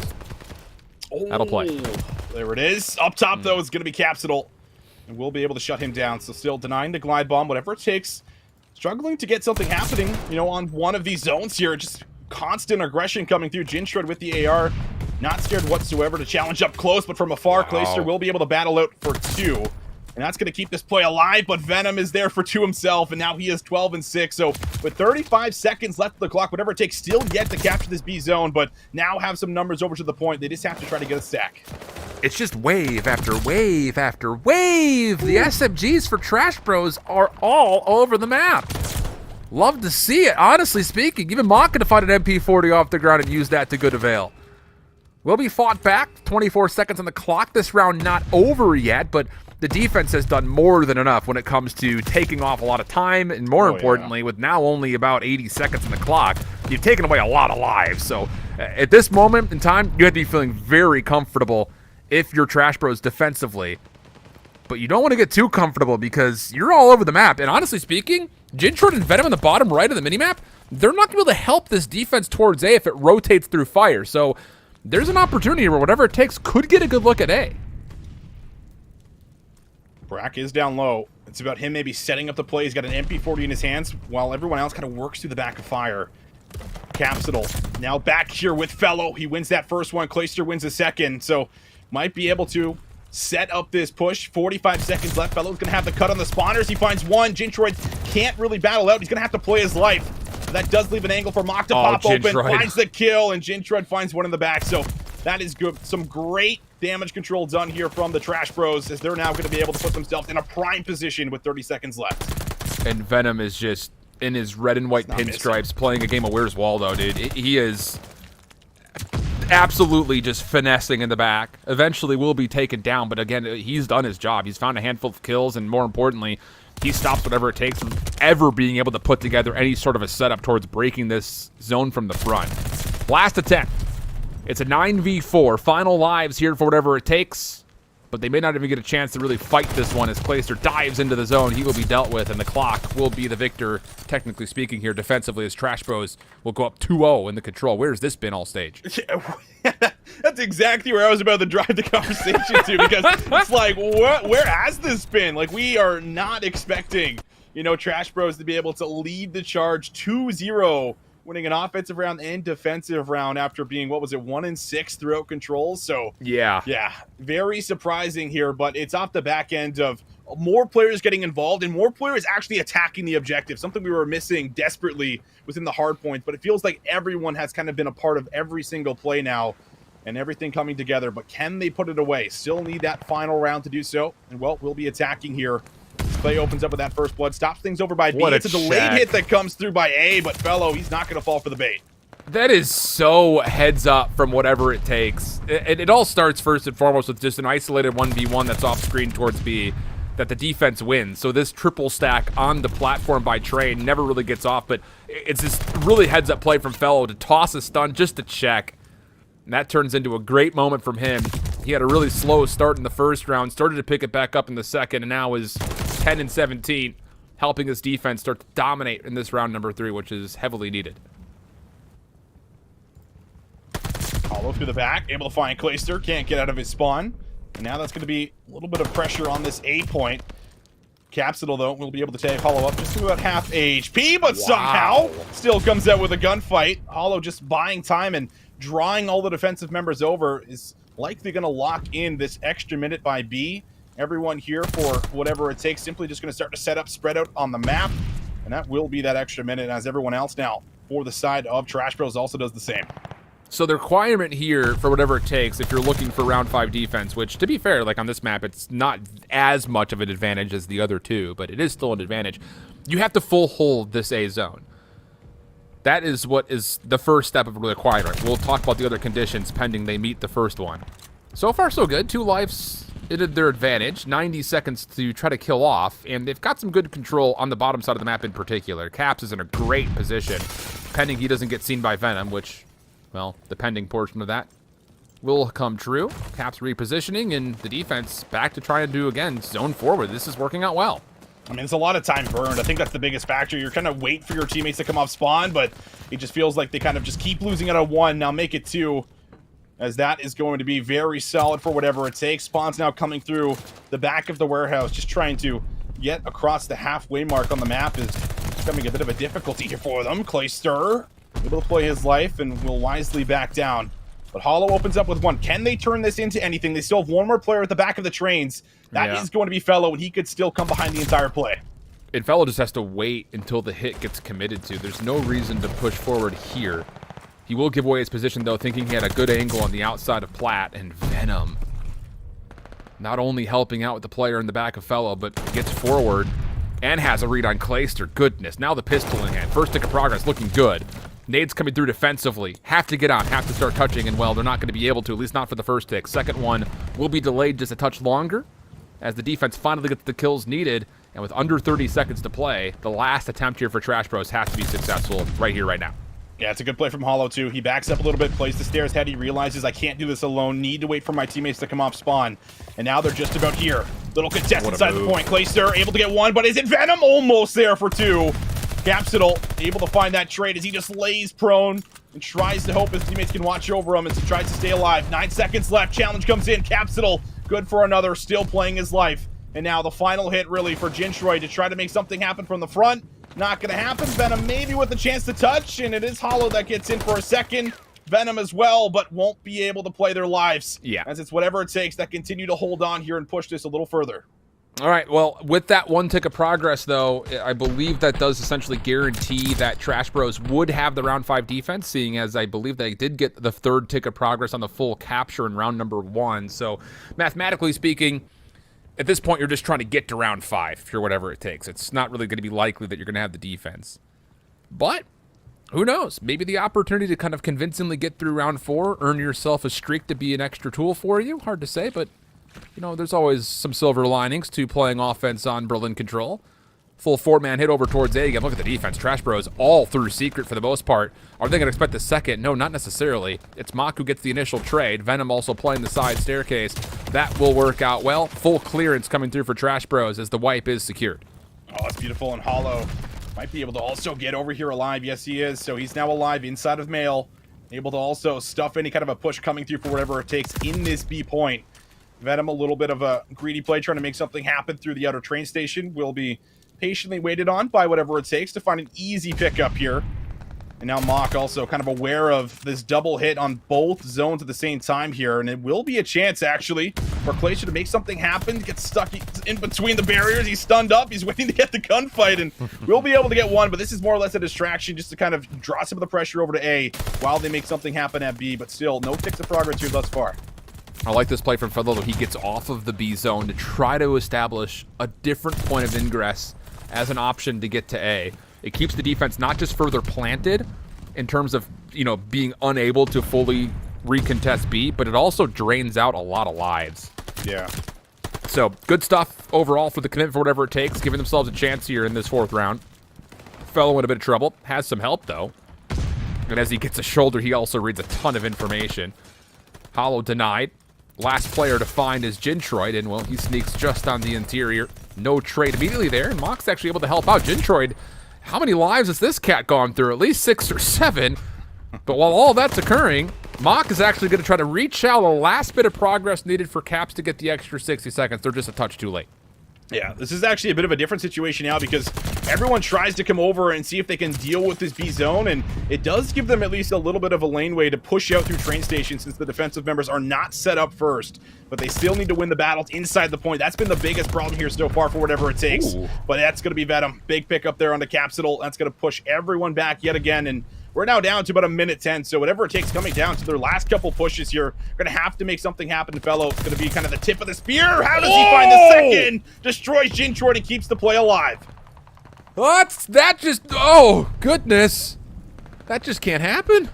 He's in the middle of a reload, YY. Didn't even have the first 5 shots off and still wins the gunfight. So Fellow in the back is in a great position to once again create a bit of a look over here while my teammates are hitting over there. We'll see if that does indeed come through. He's going to be joined by Brack in the back here. It looks like it's going to be a 2-2 split offensively to get onto this A zone. Good read from Fellow in the corner. Stun's going to go over the top. It won't connect, but he still forces the gunfight, wins it cleanly. Wow. And now A is wide open for the taking. Got to get on and stop the clock. It's also an 8v6 in favor of the defense, just barely. Oh, but it's a little bit of a tough situation. You don't know if Jintroid's playing for spawners or if he's coming to retake the zone with his team coming off spawn. So Fellow going to have to get a lot of work done. Can he find a couple of kills? He's able to come up with at least the first one. Brack looking for angles to really just look at in general. He doesn't know where the attack's coming from. Hollow in from behind, trying to also find the player in the zone, but Brack plays his life just for a little bit longer. But now 25 seconds left on the clock, and it's only 2 lives remaining. Capsule and Fellow up against 5. Just bad timing there. Capsule gonna get around the back. Denied by Venom. Jintroid is there to follow up and finish things off. And Trash Bros, goodness. We asked if there was going to be something up their sleeve when it comes to trying to get themselves into the series. I don't want to say that, hey, we got it, that's it, because it comes in map number 3 and you're down 0-2, but at least there are some alleviations of the problems that we had seen by this team in control throughout the group stage. Honestly speaking, all 4 rounds look pretty darn solid from Trash Bros' perspective, largely thanks to Venom and Hollow, who are really lighting things up in the SMG category all of a sudden. Yeah, Venom had a couple of really significant plays throughout that map. I think that's really where everything changed, was like that first play from Venom, right? Where he finds like that opening 3-piece to entry in like the remaining seconds and kind of keep everything still alive within that round 1. That's what kind of ignited the flame, I feel like, for this Trash Bros roster. And they started to catch the fire, but this was definitely a turnaround that I wasn't expecting, because it just feels like they just have totally changed up how they were playing, like you said in that map 1, Alan, where everything's kind of being done together. They're playing off of each other. They're slowing down at times and actually kind of waiting for these kills. It was just a lot more patient play, but also turning up the aggression in the right moments, which was something we were desperately missing within that Berlin hardpoint. Agreed. Absolutely agreed. And is that an extra lifeline? Well, sure, naturally, just by de facto it is, but is there, I guess, I think the biggest thing I'm getting at here, is there enough conviction in that map 3 to build the opportunity for hope in 4, if not 5? And Sure. I think you look at, again, the numbers that were put together, considering the maps that we have left, if you could get great participation, again, from players like Venom and Hollow, running this SMG, sometimes flex kind of style for Hollow in consideration of that. But yeah, maybe, because the next map coming up is Tuscan, which you've played 4 times, 3-1 overall in the map win count, just with a loss to this whatever it takes roster. And it wasn't a blowout game, it was 198 to 250. But I think if Hollow's expected to run a sub on that map, which I think that would be what he would naturally go to for the majority of the hard points, and he puts up a performance like this, yeah, there's definitely an opportunity to extend this to a 5th map. I think so. I mean, if they can keep playing like this, if they can keep having these type of performances, playing with one another, and just not allowing, like Brack, Clayster, Fellow with an AR to kind of start to take over and find those moments where they're just not really able to break, then all of a sudden, we have a totally different series here. And you have to wonder, Agreed. what this does to a team like Trash Bros if they're able to pull something like that off and get us into a map number 5, a chance to be able to take down really the favorites here. I have to imagine a lot of people's eyes. I think that, there's obviously Ultra 705, but this has been the team so far. So if you can find a way to get to a map 5, all of a sudden everything changes and you have an opportunity to maybe advance to that second round in winners. But you have to get through the Tuscan. You're going to have to match the Slang. And for goodness sake, let's see if they can get on the time, Alan. That's the big factor, right? We want to see them get some hard point time. Everybody is an objective player in this map. Have to have it. But I really do think the smart play here, maybe outside of this opening hard point, maybe even the opening 2 hard points, run 3 subs. Get the tempo up. If you're having trouble cutting off these crosses, if you're having trouble getting the full anchors and that turning into hard point time, give up the second AR, play with the 3rd sub. You can make it happen here for the majority of hills, as mentioned in Tuscan, no problem. And just use that as your kind of ability to, okay, I've got a sub in hand, so I can play the hard point, right? Like, it kind of opens up your ability to play the map in multiple ways. I just think that has to happen. So, we'll see. We take the cinematic fly through. Dude, think about this. This will be one of the last times that we see a Tuscan hardpoint cinematic in the Challenger scene. Possibly. That's crazy. When you put it like that. Oh, this could be one of the very few ones that we get here for the Elite. You're not wrong. It would be. It's just insane that you said that. I'm like processing that right now, and I'm like, wow. Like, it's almost July, dude. What happened to this year? Flew through the year. Crazy. I mean, this has been one of the more exciting Challenger years for the simple fact that a lot of the players have been picked up, in particular throughout this year. It isn't just like an end of season thing where it's like, okay, well, we got to change something up, so let's bring someone in. We've gotten, pickups at the beginning of the year, middle of the year, end of the year. It's been a very exciting year throughout Challengers, and we're still not even done. Still a lot more to be played, but we are getting near the end here, as it looks like maybe our lobby might have broke, so we'll be loading back into that one here. But overall, I mean, we take a look at a roster like Hollow, like Mock, these guys who have not really found themselves at the top throughout Challengers whatsoever this year, it feels like, right, Alan? And now a chance to be able to really kind of, build out their name yet again. We go back to what happened in the Modern Warfare season with, players like Hollow, who was kind of at the top on that Optic Gaming, LA roster. Yeah. And now he's in the situation where we just have not really seen much of him. But if you can take down a team like this, get us to a map 5, get through this Tuscan Heartbone, all of a sudden, that narrative starts to change. Absolutely. And again, it's just, we flirted with this conversation a little bit, talking about, how the postseason is going to be working with 4 teams internationally based on total accumulative Challengers points. We'll get automatic bids into that champs format where everyone else going to have 1 per region and they have to play through a very grueling LCQ, especially for North America. At the current moment, when you look at the teams that are kind of in the mix, this whatever it takes roster is still about 60,000 points down from being able to overtake the Rocker Academy roster, which I think is going to be probably pretty doable once you start to look at the ability to earn a lot of points here in Stage 4, but also earn a lot of points at Boston. And then you've also got this Trash Bros team that is not super far behind that. They've got the ability to make up a lot of ground here if they were to finish, say, top 2 in Stage 4 and then possibly top 4 at Boston, which I won't take off the table. It'd be hard to do that, but there's definitely the opportunity here for teams to pull a lot of points together. Like, I was kind of doing the math before on total points available. Now, granted that there are some situations like the teams that are in Elite, they cannot earn points from the cups.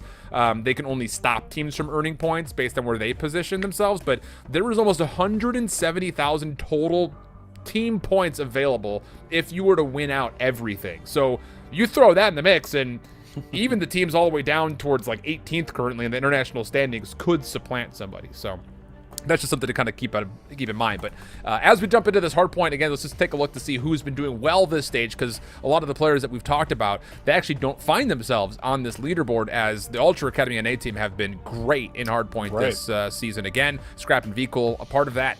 but you've also got Diamondcon, a player that I feel like everyone just kind of forgot about at the end of Yeah. last year. He's been playing lights out this stage. Yeah, Diamondcon had a pretty unfortunate year, I would say, for the most part, right? Because he didn't get a chance to play in Challenger Finals and kind of finish out the Cold War year on how he wanted to. He got, subbed into that NYSL roster, for like that 4th stage, and then was ineligible to kind of play in Challenger Finals. So it was a little unfortunate for DC, and that was off the back end of, like you said, like I remember like top 5 like ESPN like plays coming out, for the esports scene, like with Diamondcon with his like 1v2 back on Miami where he had that nasty turn on, like there were some incredible plays that we were seeing from him. I just felt like it was a really unfortunate situation that he was kind of slotted into to try and fix, which is, a lot to ask for a rookie coming in for his very first year. But I feel like Diamondcon has been able to get back on form. He's playing with players that he has, a lot of time spent with, wins with. When you talk about Royalty back in that Modern Warfare season, they win Challenger Finals. So it's good to see him kind of back on top here, leading the charge with a 1.20, kind of where we expect a player like DC to kind of find himself here again. Yeah, I was just checking, he had an average placement last year in Cold War of top 5. His average was 5.16, which is unbelievably good compared to the rest of the North American scene. So that in its own self says a lot when it comes down to his ability to kind of not just dance between the CDL and challengers, but to do both with great success is super, super impressive. But we're on in Tuscan Hardpoint. Trash Bros with the opening bit of time, but the gunfights all favoring whatever it takes as they get the immediate rebreak. And not only do they get the rebreak, they get it with significant numbers. This is an opportunity to get a lot of this last 30 seconds. Yeah, it's a lot of staggered respawns coming in right now for the side of Trash Bros. So they're going to have to hold out, and Hollow and Mock are able to do exactly that. As they come up with 3 of the 4, Brack's left all alone. Brack is able to get 2, almost finds the 3rd. Venom, though, will be able to win out in the gun battle. So Trash Bros hit the scrap time. Looks like they should be good to secure it, but early rotation already on the way as Capstone and Fellow find themselves at P2. Like this route, though, from Fellow. Try to get not just into the hard point, but get all the way around the back. So even though there are these significant kills for Trash Bros on rotation again, they've got some work to do when it comes to clearing out the spawns. And then I'm very aware of the route Fellow was taking, was able to clear him out without any contest. So immediately stringing a little bit of scrap time into the initial here at Column. Clayster going to stun himself forward. Good pickup by Venom now on 4 in a row. And the next hit, all going to be coming from the front. This is good isolation for Trash Bros. It certainly is. And through the front here, Capsule will take out Fellow, but is able to find one. Let's see if they can set up the break. 3 players strong. Breaking in. Slides coming out. Jinshroy needs to come up with 1. Does force a team kill, and it's Venom there for the response, but will not earn the streak. Good shutdown from Fellow to make sure there is no glides in play. However, this is a lot of time accumulated here for Trash Bros. Yeah, I really like that. It's, a multifaceted approach to setting up a hold. You get the cementing of the spawns in the back. Then you've got the ability to read that the hit's going to come from the front, and you've got 2 lines of defense there. One from the front side of the hard point, and then the AR is just a step behind. So good stuff as far as the setup is concerned. Now Mock can start the tee off as he's the first one in towards the back. Oh my goodness! Mock gets 3 responding up close and personal to Brack, and all of a sudden, Trash Bros have opened the lid on this Tuscan map number 4, but Clayster, quick to get a double, will immediately recontest just like that. Yeah, it's an immediate back and forth, and the crazy part is whatever it takes knew he was back there because they did not spawn with Brack, but it's a big play from Mock, and now followed up by maybe a big break again, as it's a nasty turn on there for Clay. So much back and forth taking place here for us, but it's still a fight for the point, as Fellow's able to find some shots into the back. Almost collects 2, but Brack assists him with the second, and now whatever it takes, able to post up here, trying to lock in some of this time, and trying to keep Trash Bros pinned to the back. So much good help coming from the ARs, whatever it takes, is kind of watching over the backs, quite literally, of these sub-players. Fellow over the top, headshot into Hollow, wants the kill, finish off, no problem. Wow, what an unbelievable break, and now comeback immediately through 3 hills for whatever it takes, just down 17 points. They've already rotated first over towards Church. They're going to get Cap spawning in the back, so they know that they've got the spawns, and that means that Fellow can at least set up some of the defense towards the front. Brack up top to follow up, and once again, it's just whatever it takes, looking as clean as you've ever seen them so far. Brack was on a 4 spree. Able to shut it down here thanks to Hollow. Capsule now. Last one left alive in the point.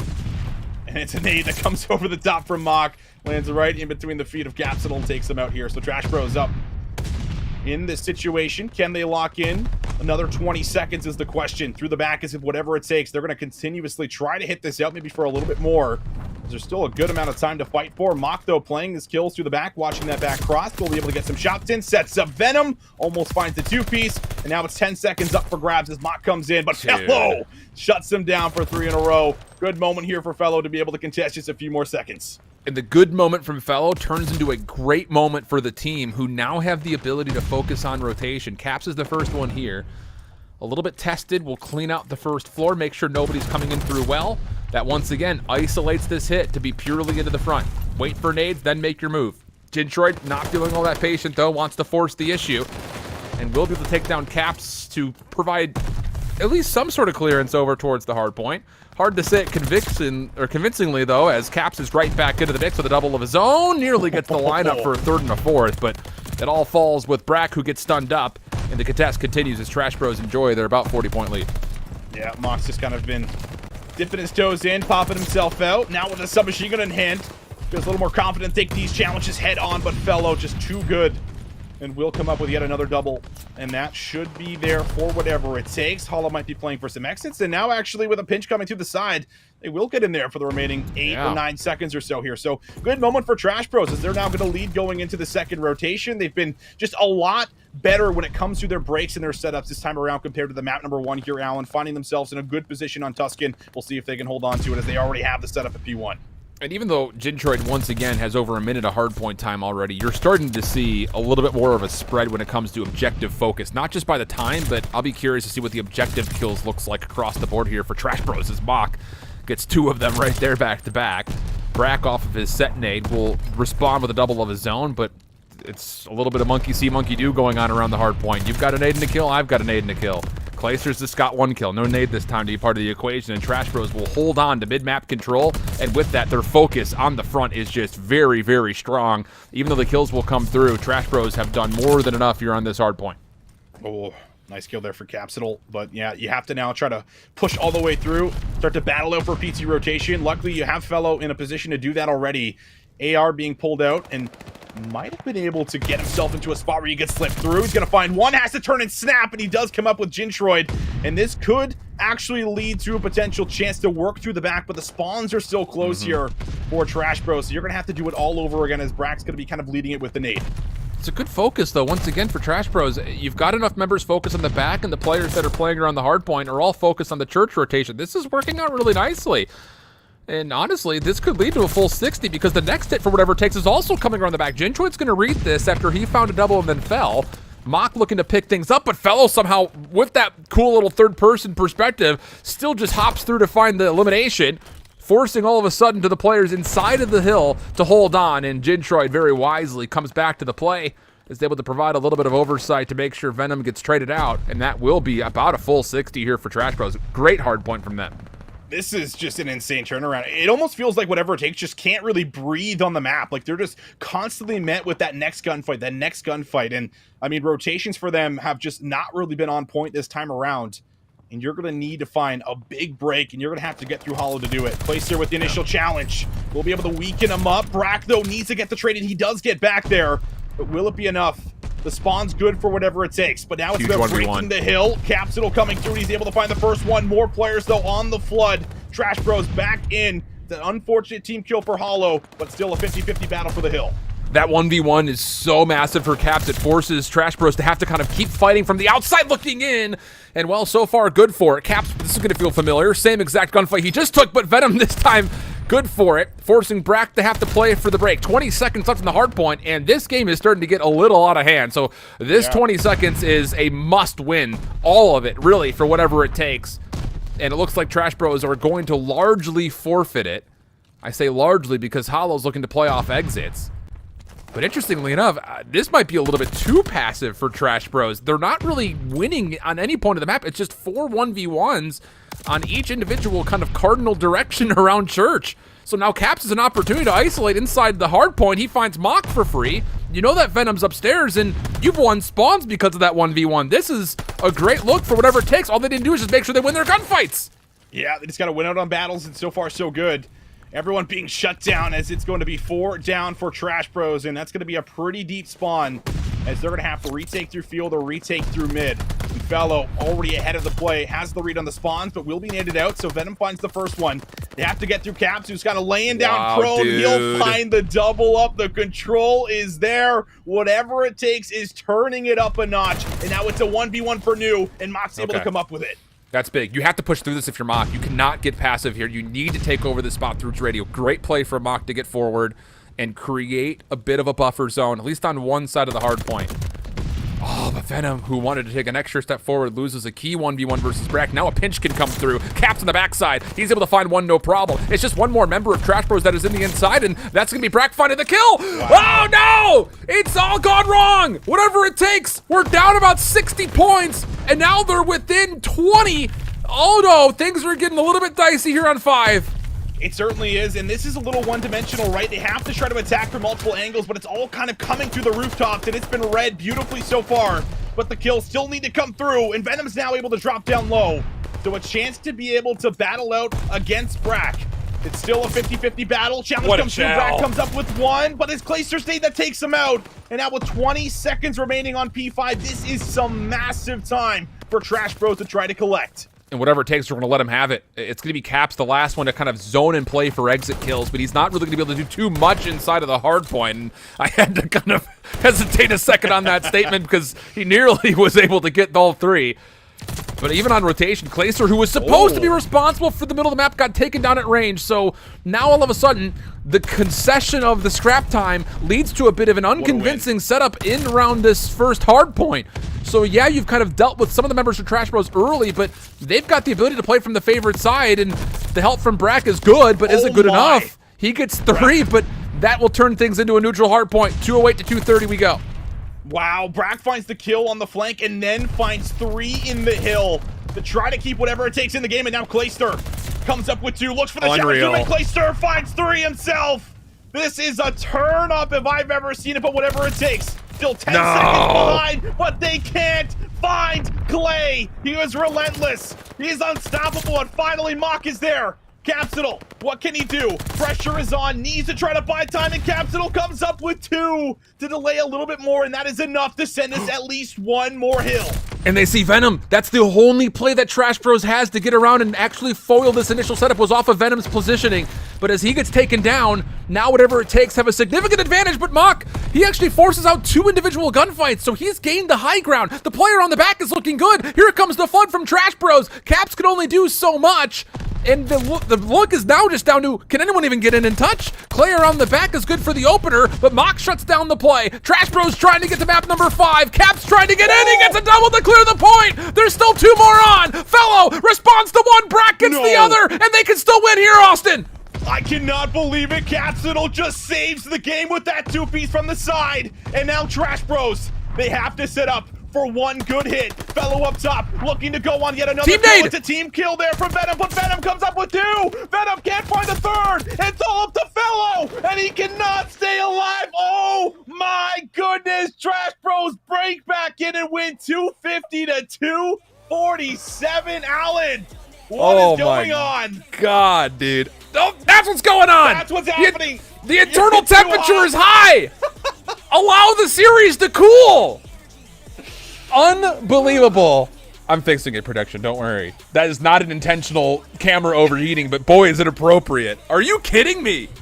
I mean, look, the thing about this is, for Trash Bros, that's almost a near throw, my dudes. Like, that's as close as it gets to completely throwing away a massive lead. But the composure for Venom at the end, to get the opening to create even space to work with in the first place, is near miraculous in nature. And kind of what I was talking about, look at the objective kills this time around for Trash Bros. So much better from top to bottom. And that honestly is the only reason that they're even in the map in the first place, let alone that they're able to come back and take it over the finish line to get us to a 5th map.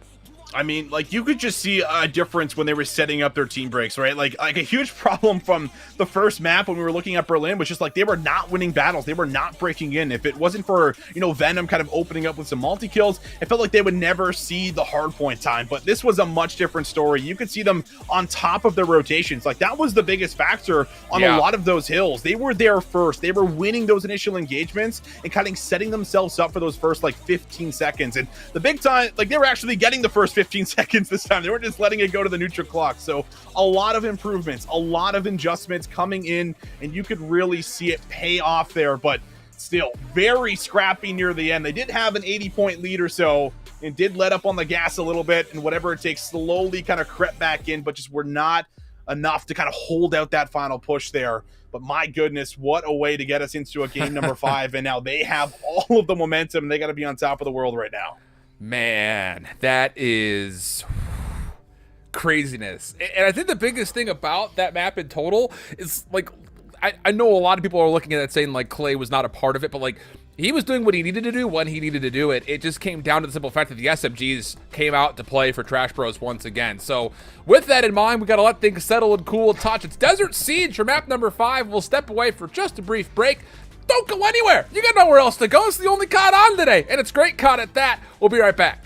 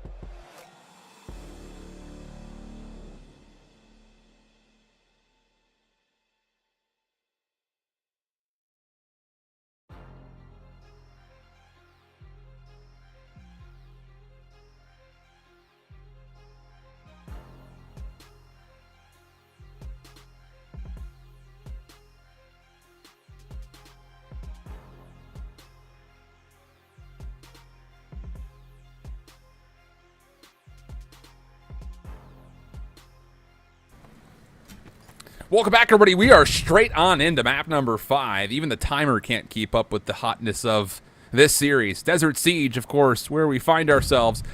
And while we already talked about it, if there were ever a map mode combo for Trash Bros to get a reverse sweep going, it would be off of their search and destroy. So we'll see. Whatever takes on the opening offense. Very patient approach here with still 60 seconds to play. Yeah, Sniper also in the hands of Mock. And we typically see Brack kind of lead that on the other side for whatever it takes. He doesn't pull it out every round, but I'll not be surprised if we see him match it at some point. But what can Mock find? He's just searching for some information through the top. And now that bomb is kind of slowly working over to A. That's very well where we could find ourselves, but you kind of want to open up with a kill. And Venom, he has a great spot as he finds one, make it Whoa. two. Venom already off to a nice start. Yeah, that is incredibly good. Quick trade, though, from Caps actually keeps this A bomb site as an option, especially considering that it's just Mach with a sniper rifle. He's not going to be able to see everything, and he seems to want to see everything, so he's going to reposition. Doesn't quite catch Brack over the top of the boxes, looking for the post-plant exit of Caps, but misses out on it. And all of a sudden, we're down to a 2v3, but whatever it takes, have a small advantage here, having avoided Mach already. Yeah, I don't know how Capsul's able to take this route and come all the way around the back. That's a free pickup, Unreal. and now they're not going to really know what to do. They're going to have to play for Brack, but Capsule backs up and plays to him. So a 2 versus 2. Brack gets some unfortunate timing on the pistol swap. And now it's Capsule, and that's a great play there from Hollow, just watching the outside, holding strong despite getting a little low on the clock, and that will be a great retake coming through here as that's the defuse here for Jintroid. Yeah, we didn't get to see a full break-off right off the rip here for whatever it takes as offense, but it did look like if they were putting any consideration towards B, it was very passively towards B, to where you wouldn't necessarily get a read on where the defenders are that could be playing B, or how many, most importantly. So as you get the bomb planted, and even though you kill Mach, you still don't know if you're whatever it takes. Is that it? Are there more that are coming backside of A, or could they have possibly flanked us? So that little bit of doubt ends up leading to a very successful finish for Trash Bros. Obviously, very much so appreciated the start from Venom for the opening double. Jintroid, AR in hand, wants to make his first step forward over towards A. It's Hollow who's running the sub, kind of watching the close cross, and they're already on. And there aren't even any nades here for whatever it takes to defend this A side. This is going to be as free as you ever would like it. Yeah, I mean, no one's kind of working around the backside either, and now you've lost Fellow through the front. So it's going to be pretty tough. You're going to need some good nades and stuns to come out here if you're going to try to play retake as whatever it takes. But Clayster can't finish off that kill. Gets a little weak on the cross, and that's now going to make it a 2 versus 4. Capsule and Brack might have some ARs in hand here, but there's just too many members to deal with very little time. Over the top, Capsule will make him weak, but yeah, you just got to play the clock at this point in time. This is a great round coming through here for Trash Bros. Two back-to-back great rounds, honestly. And I love that little change-up from Trash Bros where you've put Jintroid, your bomb carrier, on an automaton to watch the outer lane of A. Hollow's going to make sure nobody aggressively pushes through the University Palace area. The interesting thing about that now, though, for whatever it takes, is how do you adjust your defense? Because you weren't even in a position to throw nades towards A, let alone watch any of the crosses, because they were overwhelming the middle of the map, which, to be fair, is fine. But it does leave you kind of short-sighted. It's kind of like you have a lot of give and take when it comes to making a decision like that. So we'll see how things unfold. Again, remember, last time around, whatever it takes, very passive on their setup, or maybe missing information towards B. It looks like this time they're more than happy to kind of search it out, not just by Caps moving very quickly in towards a plant, but you've also got Brack with the scope watching deep. Problem about it is Trash Bros very quickly realize the play, move forward with a lot of team shots, and Fellow is going to have to find a trade, and at least he's able to turn this to a 2v2. Yeah, it was a big win there for Fellow. We'll be able to make this a little more manageable, and that bomb is now down, and it's going to be a wrap kind of all the way around through mid here for Mach in Hollow, and it's not going to be an immediate plant that comes through for Fellow, so they are kind of waiting to see if they can play a kill or play a rotation, and Fellow's going to be caught, and while they might read Brack in the back, but no, he's able to find a free pickup, and now he's got a sniper to work with in the 1v1. The thing about this is, does Mach know that the bomb had been picked up? Or do they still anticipate that it's over by B? It looks like they think it's by B. And, well, Mach's going to get blessed. Interesting. Interesting call right there. It's a very kind of strange set of timings on both sides. And it's just the patience from Mach. I think he thinks the bomb is still on B right there. So, I don't know. Regardless, it works out for him. So, can't deny the play. I feel like, am I seeing this right now, Alan? Like, is this like 3-0 Trash Bros in map 5 after what we saw in map 1 and map 2? Like, I'm having a really difficult time processing this. Yeah, let me get my glasses out real quick. Yeah, you got them out? Yeah, it is indeed a 3-0. I trust your eyesight. I wouldn't. Glacier able to get one here, but, you know, can whatever it takes really kind of stop this bleeding. And it's just been a lot of free plays that they've been allowed to make. How about another one, right? Hollow is allowed to move to the top. No trade comes through. And now Capsule has to kind of risk his life to go searching for the trade. What a weird 4 rounds of search and destroy. Especially compared to what we got on Berlin. I mean, this is just... Oh, yeah. Everyone's trying to force engagements. Oh, Caps, this is great information. Did he know that it was Hollow he was chasing? I don't think maybe that was the case. It's a full defensive setup around B. They're going to get full clearance and have the opportunity to play along the flank, but this play is going to allow Trash Bros a chance to plant. It just comes down to, do they feel confident enough to make that decision, as Hollow is trying to search out intel on the backside of A. And both teams are going to just go all the way around the world? Desert Siege does feel like you're going around the world, not gonna lie. So it is really a long rotation, and well, it is the wrong call here for whatever it takes. They're gonna go around the back, do a little 50-50 check, and realize that they have checked wrong. So a chance to get that bomb down. Mock is also on 3, so any more kills here in this round is good for him. But now how do you play the retake? Brack and Capsule both coming here from the offensive side. And Mock is in the 1944 equivalent of Fort Knox, sitting in that little 3-walled heady over the top of the bomb that he planted for himself. So this would be a 1v2. Brack very aware of the potential position. Time starting to run down, and they haven't seen him yet. Mock hasn't even shown himself. Brack, good intuition, pushes forward, but again, this is Fort Knox. All the gold in the world. All of King Midas's gold right here. Even the stun. The stun's going to stop him from getting there. It's just... I love those moments like that, right? Where like you just like Mock knows, like, listen, I gotta stall time to win the round. I'm gonna win the first battle, and then I'm just gonna be like, all right, pop my head up. He's running at me. Boom, I'm gonna lay down, wait to throw the stun, and boom, he's locked in place. He has no shot at getting back over to that site and pulling off the defuse. It's those little plays, man, that you love to see. Mock with a big one, and now Trash Bros are 4-0 up. 2 more rounds to pull off the reverse sweep and send whatever it takes to the lower bracket. Look, I don't often downplay myself on broadcast, but I have no idea how this is a 4-0 right now. No one has set up any sort of a convincing set of tempo or identity. It's just been scrappy battles and 1v1s all over the place. This time, whatever it takes will beat the timing of the defensive nades for Trash Bros. They also stay alive through Mox's crossing angle with the sniper rifle. So the retake is on, and Jintroid is already on towards site, but Cap's very aware, keeps the bomb safe for now. 25 seconds on the clock. Cap's moving quickly around the back. Hollow up top will deny. And now there's a threat onto the bomb site. You have to check this. You have to check this. Mock's able to find a quick scope. It's just down to 1. Clayster, a couple of tags come through, but he's got to check for the defuse. Pistol out. He's able to get the kill, but it's not going to be enough. Hollow there to pick up, and that will be enough to now go up 5-0 all of a sudden.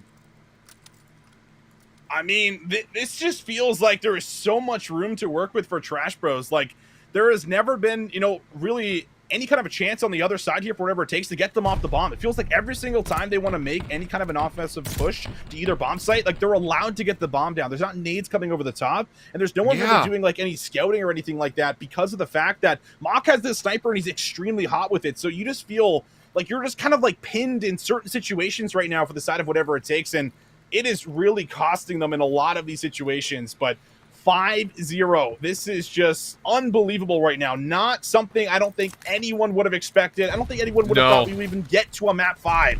But we are here, and, well, Trash Bros just need one more round to put it away. Clayster's shown force on this defense up through University on this A kind of street or lane, whatever you want to call it, by the trains. That's going to force Hollow to be considerate of more contestants inside of Palace. As Brack gets first blood, Caps denies the play through mid.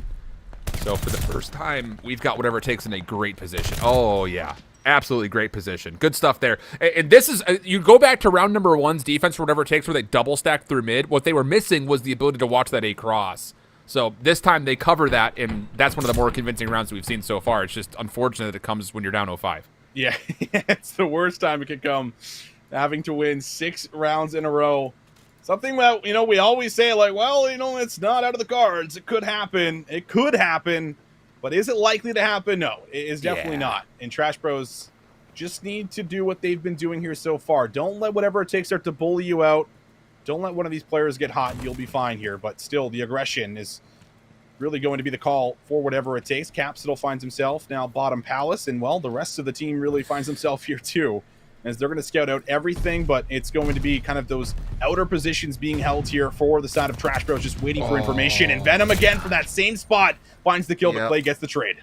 And that's the thing, is you get into mid-university so cleanly that you don't have to use any of your nades. So you have to be able to know if that's the case, like, how do we use our nades? And unfortunately, there just wasn't enough intel support to keep Brack safe on the outside of the A site. But that does at least force Mock to reposition as the sole defender of A.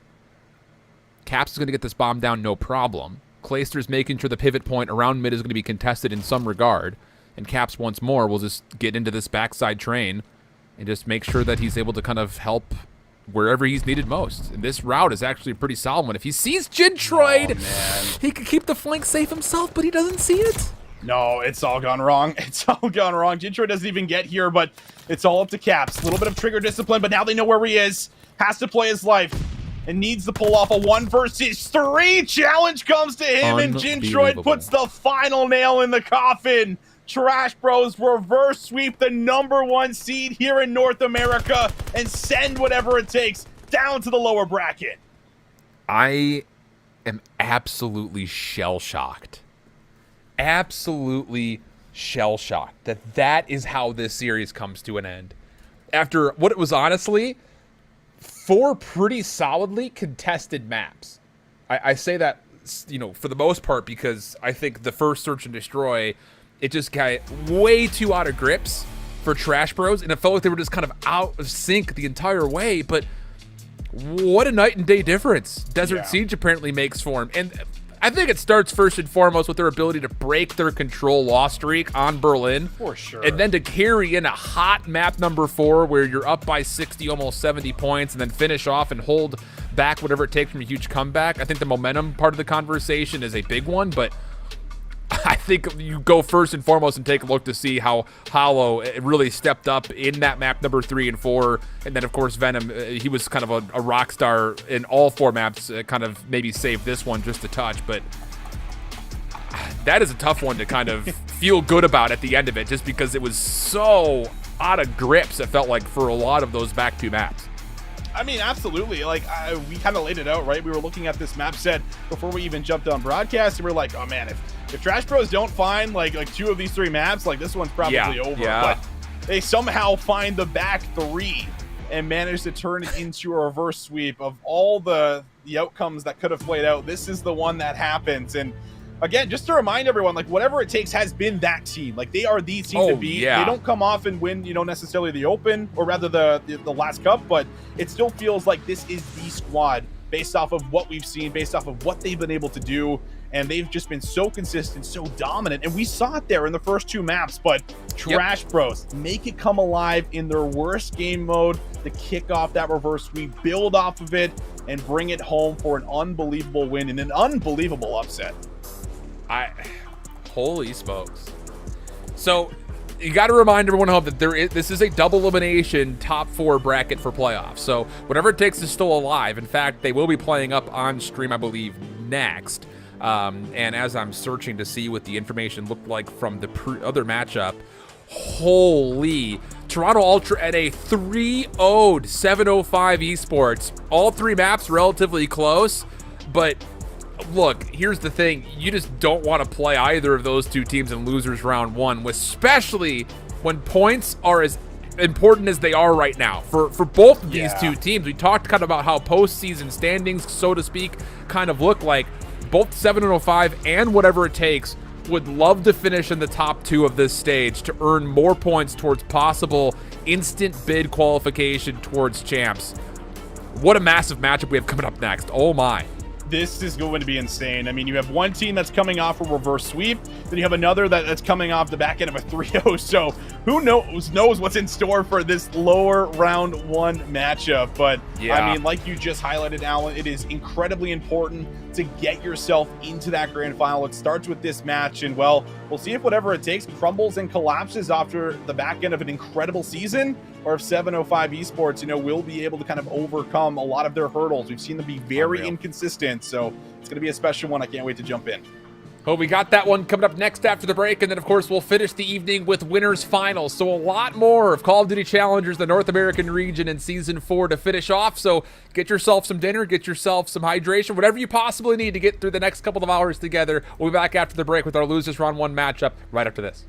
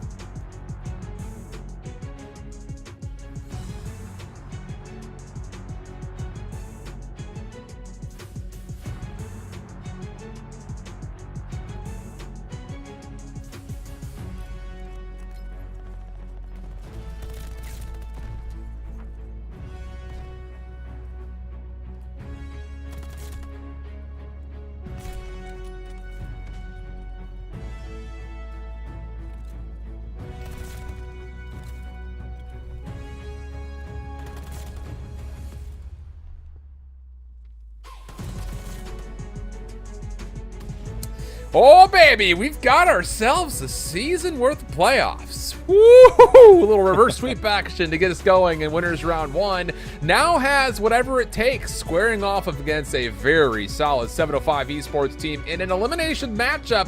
Austin, points are on the line. All right, this is kind of a must-win situation for both of these two teams if they want to break into the top 4 internationally based on points and hopefully avoid some of that LCQ regional action.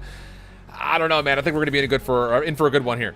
I hope so. I mean, based off of what we just saw, both these teams obviously coming off of, a little bit of tough matches. I mean, more particularly over towards whatever it takes, because it felt like they had that one locked up. But obviously, if you missed it, reverse sweep comes in. It's just complete demolition, or I don't know, it's just crazy near the demolition. Demolition, I guess, is what I was going for. I don't know what word I was going for, but it was insane. Basically, is what I'm kind of going at, and we weren't expecting it, which is the biggest factor. So for 705 esports, they need to take advantage of this, and they need to try to come out and make sure they take kind of that first map, kind of set the tone early. And we just saw it. Whatever it takes, just don't find themselves in situations where they're not, slaying out, they're not finding their subs in favorable positions. That's where you can kind of really take advantage of them, because we saw what they were doing in map 1, map 2, and we thought it was going to be lights out. But being able to pull it back is something that I think 705 esports need to keep in the back of their mind. So we'll see if they can do it, Alan. But I think we are in store for a good one, because like you just said, this is now do or die for both of these squads if they want to continue to stay alive in playoffs.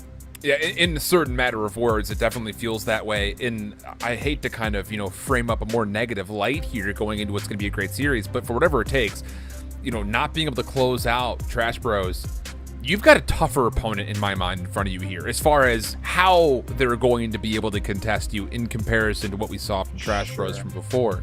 So we'll get a better kind of more in-depth look at both of these two teams here before we start this series up. And I think the biggest thing about it, as we look at the map set is the biggest kind of speaking point is 4 out of these 5 maps were picked and played in the last time these two teams had met during the group stage, which was just last week. This is one of the final matchups that was on the schedule for both of these two teams.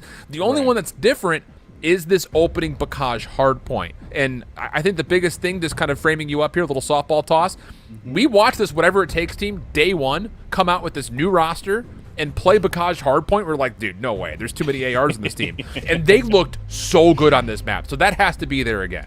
Yeah, it has to be there again, and a huge part of that is the fact that, Clay and Brack, know when to kind of speed up on the map and when to slow down, and finding that balance is not easy to do when we talk about Vanguard first, and then second of all, Bocage. So I think that was really, the key to their success was the way that they were playing off of each other. Both of them have kind of put in a lot of work individually. You can hear them through their scrims, you can hear them whenever they're streaming, how they want to play certain situations, and they've been able to really kind of define how to do it. But you need also, of course, everyone else to come out here and be able to kind of fight like we were seeing in that first map. Like a huge part of why we were getting a really kind of dominated side coming through for whatever it takes was the fact that no one was losing gun battles. Like it was just like every single time we were on screen with anyone from whatever it takes, it was just win after win after win, 4 down, being able to kind of, play how you want to play. And with a team like 705 esports that can get very quick with players like Pristini and Royalty, you have to be ready to kind of slow them down at times. So we'll see if they can do it, but definitely going to be an important one to bounce back after, of course, losing that reverse sweep here for whatever it takes. And on the other side, for 705 esports, they've only played this map once throughout the group stage, and that was actually versus that Trash Bros team way back in week number 1. But I think in the small amount of time that you had kind of predicting this matchup, you should have assumed that Bacage was going to be there. You don't really want to play whatever it takes on Berlin Hardpoint, and whatever it takes, apparently they don't want to play any Gavudu, which I think is a bit surprising, but that has been, I would say, the best map for 705. So they take that off the table. So you should expect that this Bacage was going to be there. And I would have to assume that this is whatever it takes is choice for map number 1. So I think the big thing here, as you look at 705, and this is kind of, I think, maybe the more categorized kind of talking point about this team is, what are you going to get out of Classic and Pristini? Because Classic has always been great in Search and Destroy. We know that. Yeah. What is it going to be able to provide as an SMG up against a very solid whatever it takes subline on a map like Bacage? You have to perform here, and I'm really putting a huge spotlight on Classic first and Pristini second to see how they're going to fare. Yeah, I think that's fair overall because, Classic has kind of always been that player. I feel like for even like the majority of like his entire career, like has kind of always been overlooked for the most part, right? For what he brings to the table. And I think, what Classic does is he'll always play for the win no matter what. He'll always throw his body on the time, which is, not always easy to find a player that's willing to do that for you, to kind of, allow everyone else to excel around you. But I feel like Classic, does play that role type of player. But sometimes the factor about it is like, sure, he's getting time. Sure, he's putting pressure on the hard point. But, is he finding those key critical kills, the ones that are entering in to allow you to open up the hill, to defend the hill? That's where I think we need to see him specifically be really strong here if you're going to shut this team down. Because like we've kind of already been framing up, whatever it takes, when they start to snowball a game, they really start to snowball it. So you have to be able to kind of stop that, find breaks, and you have to be consistent with it. So I think it's fair to kind of call on Classic, but also, I mean, you have a very aggressive roster when you talk about Classic, Pristini, and Royalty. Then you got Diamondcon, who has a 1.20 in the hard point. This is where they are best. We'll see if they can do it coming in. And of course, well, taking us through the action, Waldo and Patrick did an incredible job in the first series with all the chaos that ensued for us. So we'll see what they can do coming in, but some of the best for sure jumping back in. Hey, that's why they're called the Hot Hands Lounge, not the Cold Hands Lounge. You know what I mean? Hot like the camera? Hot like the camera. I've got literally, I got the air pumping hard right now. Yeah. And I've got a fan just on that camera, just to see if it could stay cool. But we'll see. Here we go. I don't know. I don't know why you needed to know that, but I felt like you needed to know that. I know now. Knowing's half the battle. Right under the hard point, 705. First ones to get on. Looking for the first kill still, though. And while the focus is actually going to be Royalty trying to make a move around the back. This is a really good timing on this route, especially with Diamond kind of the opposite side, trying to essentially build a bit of a pinch. Good first kill for Royalty. Going to be tested by Fellow for the second, and the stun connects, but not going to make a difference. Fellow still wins the gunfight as 705. We're able to recover only a little bit of time here in the first hill. Pristini already with the AR in hand here, so we'll see how aggressive he's going to be with it. Diamondcon's going to be our second AR, likely to try to match what Brack and Clay bring. But not a lot of time being collected on PU1 as Capsule's a little 360 trying to find Diamondcon, but he's been able to isolate himself here freely, and now tries to battle it through Clay at the top, but Capsule gets back in off spawn. So only about 11 seconds come through on P1, but it will be whatever it takes that hold on to the favorite side of the map. But will they have the spawns? Because in the back is 705. Yeah, and Clayster's going to read this, but as he tries to take the challenge deep, he will be kind of put in his place, so to speak, and now it's on Fellow to have to hit a route around the back. He will at least block some of the spawns. And interesting that if Classic doesn't fully read this, so hold on a second. Fellow may have done enough. His teammates are going to spawn close by, but from the front, a bit of a pinch set up for 705 as they respond with a break and kind of a flip of their own. I say with a small bit of hesitation, as honestly 705 aren't going to have the full back, and really neither team has convincingly put together any sort of a look at the second hill as of yet. Hard point at all, it feels like so far. Yeah, I mean, for real. This is already like a minute 15 to game clock. Now, of course, we see a lot of Bocage hard points come down to game clock here, but already this early with a minute 15 off could make for a very interesting scoreline near the end, but we'll see how it continues to go, as it will be Capsule on the rotation with a couple of swift kills here, 2 for himself, as the river going to be completely blocked off, and Capsule's even going to think about hitting it here. I like this play. Going to be able to kind of zone them from coming all the way around. A good pickup for him, looking for 4. Capsule on a tear now, and that's going to allow whatever it takes to start to accumulate some time. Yeah, one of these two teams just needs to get something going to where you feel like there's this establishment of control. Because even if Cap's going on a 5 spree, it's not good enough to get whatever it takes into a convincing position to win significant time here on Grandma's house. 705 with the favored spawns, break loose with a couple of quick kills off the respawn, and now Pristini's building towards potentially a streak. 3 in a row for him. He'll kind of get out of the mix and play on the perimeter, so to speak. That will be kill number 4. Pretty solid read on where a 5th might be, but eludes him for just a small time, and the trade will be there, and back and forth we continue to go here, Austin. I mean, it's 39-36. We're going into the 4th hill here very soon, so it's been so scrappy, very competitive, at least thus far. And Capsule, he's been off to a nice start here with 11 kills already to his name. But can they start to turn this into time as the rotation starts to come through? Pristini's only able to find himself 1. Brack off screen finds 2. Capsule now really decide to hit out DC. Gonna kind of just play with him slowly. Finds him from the high ground, but now needs to focus on the point. Clayster gets a second. Need to break in. Capsital is here, and he'll be able to get himself inside. Picks up an AR. Looking for another, but Diamond Gun shuts them down. But it's still the spawns in the back here for 705 again. And I don't know if whatever it takes are fully going to realize this. You can see it by Fellow and Caps. They're still searching for information down towards trench side. They're not actually here to reinforce this hard point, and that's going to lead to Royalty getting 3 inside the hill. Oh, man. All of them one by one.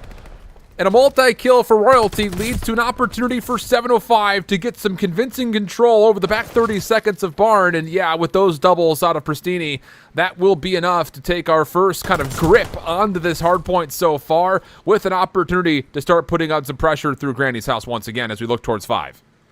Looks towards 5 in the back here. 705 Esports trying to come all the way around, maybe work through tunnel and Classic. He's going to hit through it. We'll see if he can maybe find an angle to break open this hill. Battle versus Capsital, double bunny hop over the top, and that's going to get them off the time, which is exactly what you want to do. Royalty, if he can play his life, that's fantastic. He's on 4 in a row, ready to cut off everyone else here as he runs at Clayster, finds number 5. We'll get the reload off. Can he get in for 6? Oh my goodness, Royalty, and now he is 1 off of a glide bomb, and he's got it. Yeah, this is the first real solid look when it comes to controlling the tempo and pace. How is Royalty just not missing a bullet with these little sliding hip fires? Unbelievable stuff out of him. Fellow at least able to neutralize the hardpoint time, so even though the glide bomb is earned, a chance to still fight over the last 17 seconds, and Clay's in a great position to possibly do a little bit more damage here through the middle of the map. A little bit caught on the mantle towards topside barrels, but Fellow and Brack there to pick up the pieces, guarantee some assists, and that doesn't just lead to scrap time. They've also flipped the map around, and that's going to lead us to essentially what has been a back-and-forth tug-of-war, represented not just in the gameplay, but also on the scoreboard, just a 5-point game. So I have to imagine at some point in time, this game is going to come down to game clock, which means that having the lead is going to mean everything throughout this next rotation. We're already down to about 2 minutes and 40 seconds. We'll have Capsital, who's going to be able to find himself in a pretty nice position here to maybe work through the back and flip out some early spawns, and that's going to be 4 down, but player 6 still spawns in by 10, so that's still going to lock in the squad spawns. You're going to have to slay out one more time, and Capsital looking for it on 5, but Pristini will shut him down. The weird thing about this game, and I like your bold prediction there, partner, talking about the game clock, but honestly speaking, for as back and forth as the game has been, there hasn't been a lot of contest time. It's kind of been like, oh, we have 10 seconds, you have 10 seconds. We have 10 seconds, you have 10 seconds. It's been a really hard one to kind of get a full kind of perspective on from either team's point of view, but so far, it's just a dead even game. Fellow a chance to open up the back, anchored by Classic will deny the flip, and once again, a tight game leads to a very contested look at the openings of this P2. Clayster on the way in. For some reason, didn't expect Royalty, who should have been seen by Brack. Nades over the top will at least neutralize the hard point for a time, but Diamond Con's quick to slide in and play the contest spot as he's able to actually use this to actually earn more time, because whatever it takes are being zoned back. They don't even have a look at this hard point at the moment. No, they haven't really been able to push up into it whatsoever. And the fact that 705 Esports have the lead with their lead Slayer kind of 10 and 20 right now, it's a little bit interesting to say the least, but it's been massive here for Classic, Royalty, and Pristini. Everyone has just been taking it to a whole new level, and they're already threatening the early rotation of Granny's. Pristini's in the back with an AR here. I mean, this is a scary spot here for whatever it takes. Yeah, they're absolutely caught off guard. It really, in this last 30 to 40 seconds, there hasn't been a great moment for whatever it takes. It kind of started with Fellow's attempt to get around the back to block spawns over towards P2, but there was never any sort of help from the front. And whatever it takes looked like they're caught in wet cement. They're just not really moving across the map much at all. And now you're essentially putting a bunker position around the third hard point, which is really never anything that you want if you were to generate a lot of time here on third. And yeah, there's a couple of trades back and forth, but for the most part, 705 are going to be happy with this. You've got a player in point, you've got players crossing the street, kind of watching any potential contestants, and all of a sudden, this game has gone from tight to a blowout as 705 enjoy about a 50-point lead. Yeah, these last 2 hills, they've been very convincing for 705, and like the biggest factor coming into the second rotation is whatever it takes, just can't find themselves a break in the hard point. They can't hold when they get here. Fellow will try to put on some, additional pressure to make sure 20 seconds is just not going to be freely collected. But, when do we see the Granny's Hill be more of a money hill for one of the teams? This is just not something we typically see. But down by a bit, we'll see if they can start to mount a comeback going into this next rotation, which they do have a hold of. They're going to spawn out 705 Esports pretty deep here in the back of Granny, so they have a little room to work with. Let's see if they can get away with some time. Great position for Clay to lock down the middle of the map.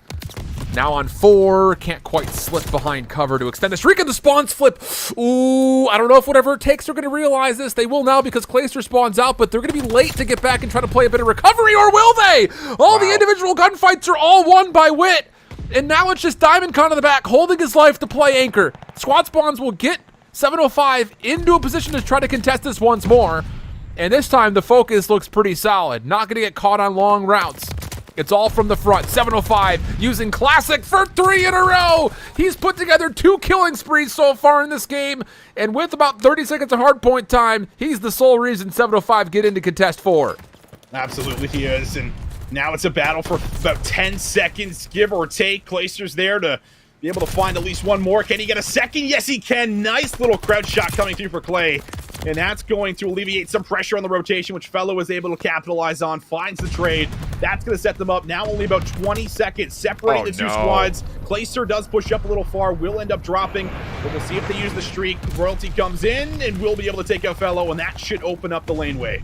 Yeah, that's going to flip the spawns around most likely, especially with the wins coming not just in the back, but also a little bit of help from Royalty from the front. So another break, good for 705. Whatever it takes, needs to put together a break, and the first 2 kills are solid. Not only are the first 2 kills solid, you've got good control over the middle of the map as Capsule's kind of roaming in through house. He eventually gets shut down, but you've got Clayster watching the backside of the tower. He should be good for a couple of kills from here, you would have to imagine. And it's just down to, can you just keep yourself in the hard point itself? Clay good for 2. Help now from Caps, he cannot do the same. At 705, we're back in with 10 seconds to fight for. Bracken to try to get there, not going to happen. So starting to get a little bit of a change now through the back end of that second rotation with some of the hills. Teams now starting to actually lock in a good 30-40 seconds, give or take, and that's now going to leave us at about 185 to 208. Clayster's going to put himself right behind the gate corner while he allows his team just to kind of set up, fan out across the map, watch all the lanes, and every single kill has just been blue in that kill feed here over the last 15 seconds. This has been a great start to P1. Brack, though, needs to play his life up top. Crucial position for him. Wants to try to find Pristini. Good read to find the first one. Can he do some more? Oh, just turns around at the wrong moment, and that leads to the SMGs once again back into the mix. Capsule from the taxi, only good for 1. Fellow picks up for the double, and that will clear the zone once again. Over the 200-point mark goes whatever it takes. Tight game, still in tow for us. As Clayster gets one more finish-off kill, it's down to Royalty. Can he flip the map around? Sure will. Pristini will spawn on the backside with him. Fellow wasn't even expecting the quick route from Royalty, so once again, whatever it takes, caught a bit sleeping on the timings of these routes from 705, and it leads to a chance for the Canadians, so to speak, to open up P2 in a great position, and as it opens, Royalty will soak up some of the early time. Royalty's 35 and 26, inching in on what could be 2 minutes of hill time by the end of it. But let's see. You need a big break here for whatever it takes. One really strong push coming through from the front. Brack opens up with one, but Diamondcon just going rogue from the side, and now Classic. He can go rampant inside of Barn, but Capsule's able to snap on him, take out Classic. And now can he get in? That's the factor. Through the front, you have to flood in one by one. Fellow's trying to play his life, but it's looking pretty difficult. Fellow needs to get there. How does he find the double? But they have to keep him off the time. It is still alive here for whatever it takes. And you've got the ability for 705 to play this off of a pinch if you want to. You don't have to flood this from the favored side of the spawns. So it's really on to whatever it takes to get somewhere to clean this up, but it's not going to happen. A full team wipe comes through, and 705 Esports take a, I'll say it, it's obviously a very back and forth affair, but that set of hills where they were able to earn Glide Bomb, Classic went on 2 different killing sprees. That's the difference maker in this game. They put themselves about a 60-point cushion at one point in time, a solid fight back from whatever it takes, but it just, wow, the SMGs were lights out for 705 from start to finish in my mind. Yeah, we wanted to see, the subs kind of be that factor for us. And as much as, Diamondcon has a slow first rotation, he turns it up a little bit in the second rotation, but I think that one really was led by the subs. You can see Royalty just finding a groove here. I mean, he kicks it off with a couple of key kills. And I mean, on top of that, it just felt like a huge part of what we usually see from whatever it takes is, controlling the spawn, doing a good job of tracking every single member on the map, not letting anyone slip the net. And it just felt like there were so many occasions where Pristini, Royalty, they're finding that little hole and they're just absolutely shooting for it, getting to the back, flipping clearing out the spawns, finding the necessary kills. So a very big game to come through for a team that does not have a whole lot of success on both Gosh Hardpoint. I would say the biggest thing that was surprising about all of what you just said was you would assume that on some of the routes that we were watching on screen, that there were going to be call-outs saying, hey, there's a guy hitting through this part of the map, and even still, players like Royalty Classic and Pristini were getting around the back off of what shouldn't have been a flank and turning it into 2, 3, 4 kills in a row. It's definitely surprising, I would say. And yeah, here's the thing. 705 Esports, they are the most deadly in respawns when they're getting performances like this from everybody that's not named DiamondCon. Because as we'd seen earlier, he's the top overall KD in challengers this season when it comes to hardpoint in particular. So when you're getting a 37 and 27 performance from Royalty with largely a sub, and 28 of those kills are non-traded, that's incredible news, especially when it turns into 2 minutes worth of hill time. It really is. I mean, even take a look at just like, whatever it takes. Like they're getting the kills, but they're not getting nearly as many traded kills, right? And that's what's kind of leading to that time. So just insane. I mean, like, it really is looking like a little bit of a breakdown. I don't want to call it too soon here, but you talk about a team that just was lights out, at the tippity top, for as far as what we're usually seeing out of these guys, and then they get reverse sweep and they come down into this first map, and it just does not look like they're playing how they usually do. And they have to kind of be feeling that a little bit. Something seems off, and they're going to have to fix it real quick, because we're going over to a map that they just got smoked on in that final game 5. Yeah, bro. And 705 Esports, we're likely watching over a lot of it. So they might have been able to take away a lot of what we were seeing, right, at least for Trash Bros. And we'll see if they can capitalize. But, I mean, they're going to need a second here to regain Allen, because this is just not whatever it takes we're used to seeing. No, not at all. And, you would hope that map 1, especially considering that it should have been their map pick, was going to be where you start to really get your feet underneath you. But now that you've kind of missed out on opportunities in map number 1 to control the tempo, like, that's the biggest thing, is they never really had control over what 705 were trying to do. And now you go back to a Desert Siege where they never got a finger on Trash Bros. Like, I don't know, man. Not good news here for whatever it takes. And hopefully it's one of those situations, kind of reading over Clay's tweets saying that he got absolutely Kentucky fried in map number 5, that he could just kind of step up and individually play a little bit better. But the thing about that tweet and kind of that mentality is, it wasn't like Clay was playing bad. The whole team never really got anything going. It was hard to establish, like, what are we even putting together in a playbook right now? Outside of a couple of hits through mid where it was very clear what their attempts were, it was hard to really kind of read what their kind of mindset was on both sides of the bomb, let alone from where they were struggling the most, which was on the offensive side of it. So there's a lot more than just individual performances, what I'm getting at, that they need to really kind of hope is going to be with them here in this map number 2 if they want to stay and tighten the series. And I hope the biggest kind of change we get coming in towards the second map is they just don't let the bomb go down for free, because we were seeing like the retakes just were not really working out for them. There was just too many moments where there was just great positioning kind of coming through from the Trash Bros on a lot of those post-plant setups that, for whatever reason, whatever it takes, just could not figure out on the fly and could not break down and get there to dismantle it in time. So I think that really needs to be kind of a really big influence for them. We know Brack can get really hot with the sniper. He can control that entire field side, kind of, and out in no man's land. But, how are the rest of them going to be able to control just the inner workings of Palace through that, like, kind of A-long site? How are they going to be able to stop some of those initial engagements? Because there was just too many moments where we were seeing the Trash Bros kind of find 2 pieces, multi-kills they should not have been getting to kind of really initially win the round right then and there. So a lot of that in my mind needs to change. Those double nades need to be coming over the top, need to be stomping those bomb plants, and just really need to kind of, find like an early round or 2 just to kind of be like, okay, guys, we can do this. It's not over yet, but you need to build off something. It's just been, what a weird 6 maps we've had so far. Truly. Man, and the thing about it is, like, we knew going into this season that it was going to be hard to differentiate the top 4 teams in North American challengers this stage. They're just, everyone was so good. There were so many unknowns with people getting pulled up to the CDL, roster changes that happened after Toronto, the whole 9 yards.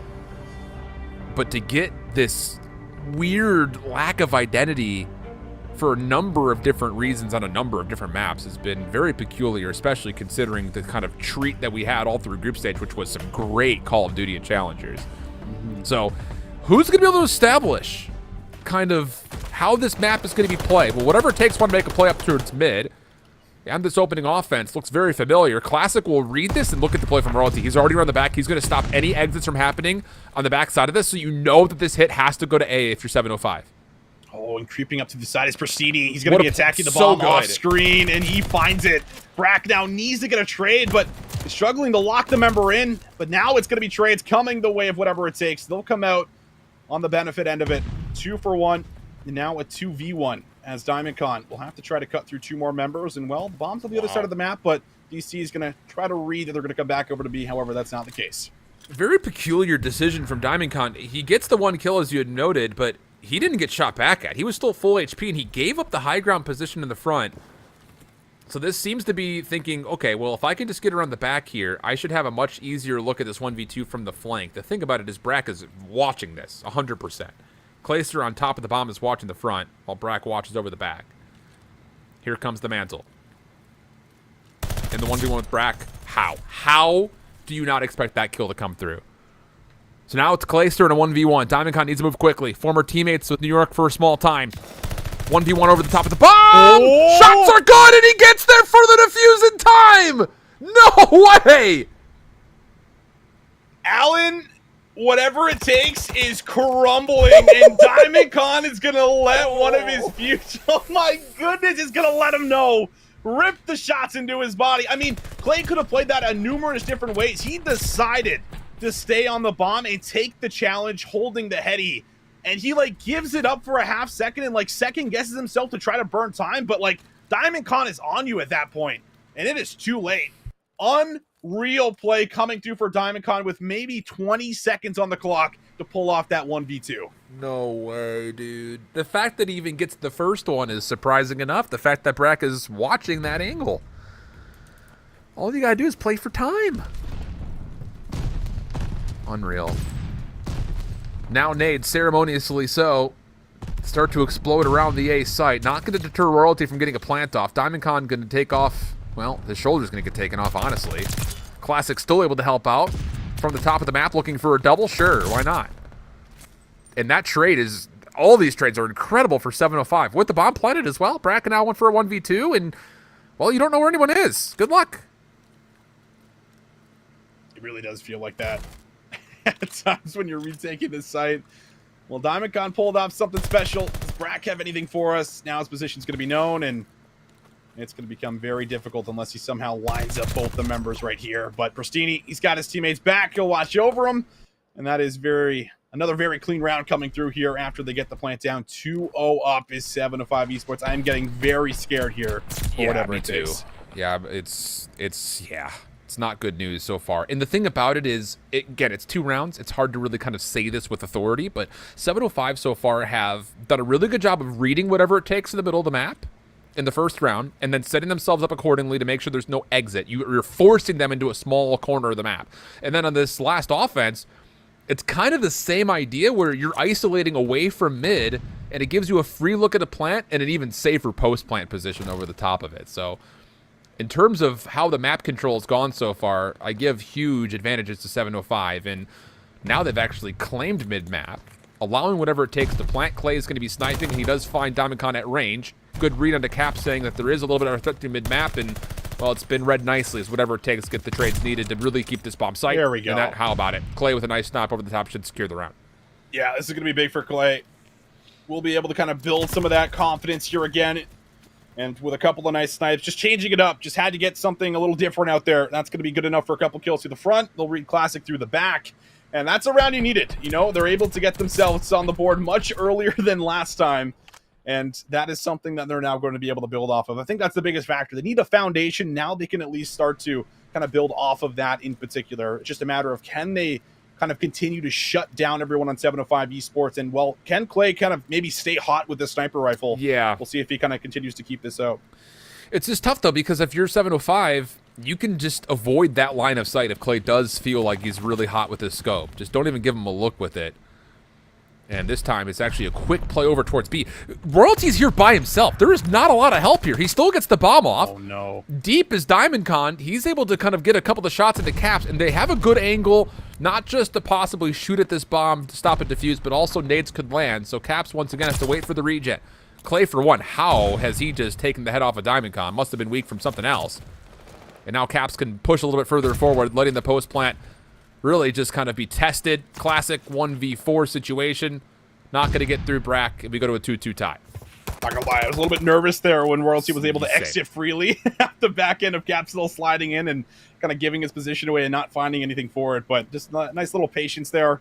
Able to play his life despite nades kind of raining in and around the bomb. And then, of course, just finds that, disgusting kill onto Diamondcon, who was likely tagged up by something. But once you find Diamondcon, all of a sudden it becomes a little easier, kind of push out through the arches, push out through mid, and they're able to find the necessary kills to do so. So after what was looking like maybe a repeat of the last series we just saw for whatever it takes, they're now able to regroup a little bit, grab a couple rounds in a row, tie us up at 2, and we'll see exactly if they want to keep this aggression up through Palace and through A like they've been doing the last couple offensive rounds. Oh, look at this. Once again, 705 are just going to kind of read to see what the play is going to look like inside the first floor of Palace. But the difference this time is Pristini's up top on the second floor. And he could potentially set up a bit of a pinch to isolate these players inside of Palace. And Classic is once again going to check. So Pristini's going to understand the threat. But the thing about this is you have to clear this if you're 705, especially now that the bomb's been planted. Advantage to whatever it takes, as they've cleanly gotten a post plant. Oh, but the kills do come through right when they're required. I think Royalty also spotted Clayster kind of on that little mid jump right there. He's going to stun check it, won't find him. Clay's going to be responsible for kind of watching the back. Fellow's going to have to go big through the front. Royalty wants to split the two.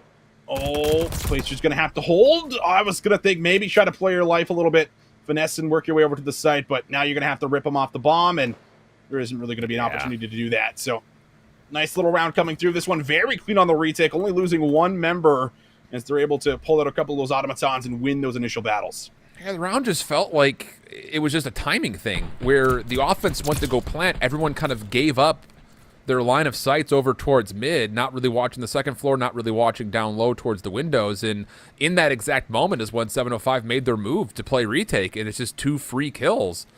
Like you'd mentioned, just the automatons really lighting things up for 705, so they're back up by 1.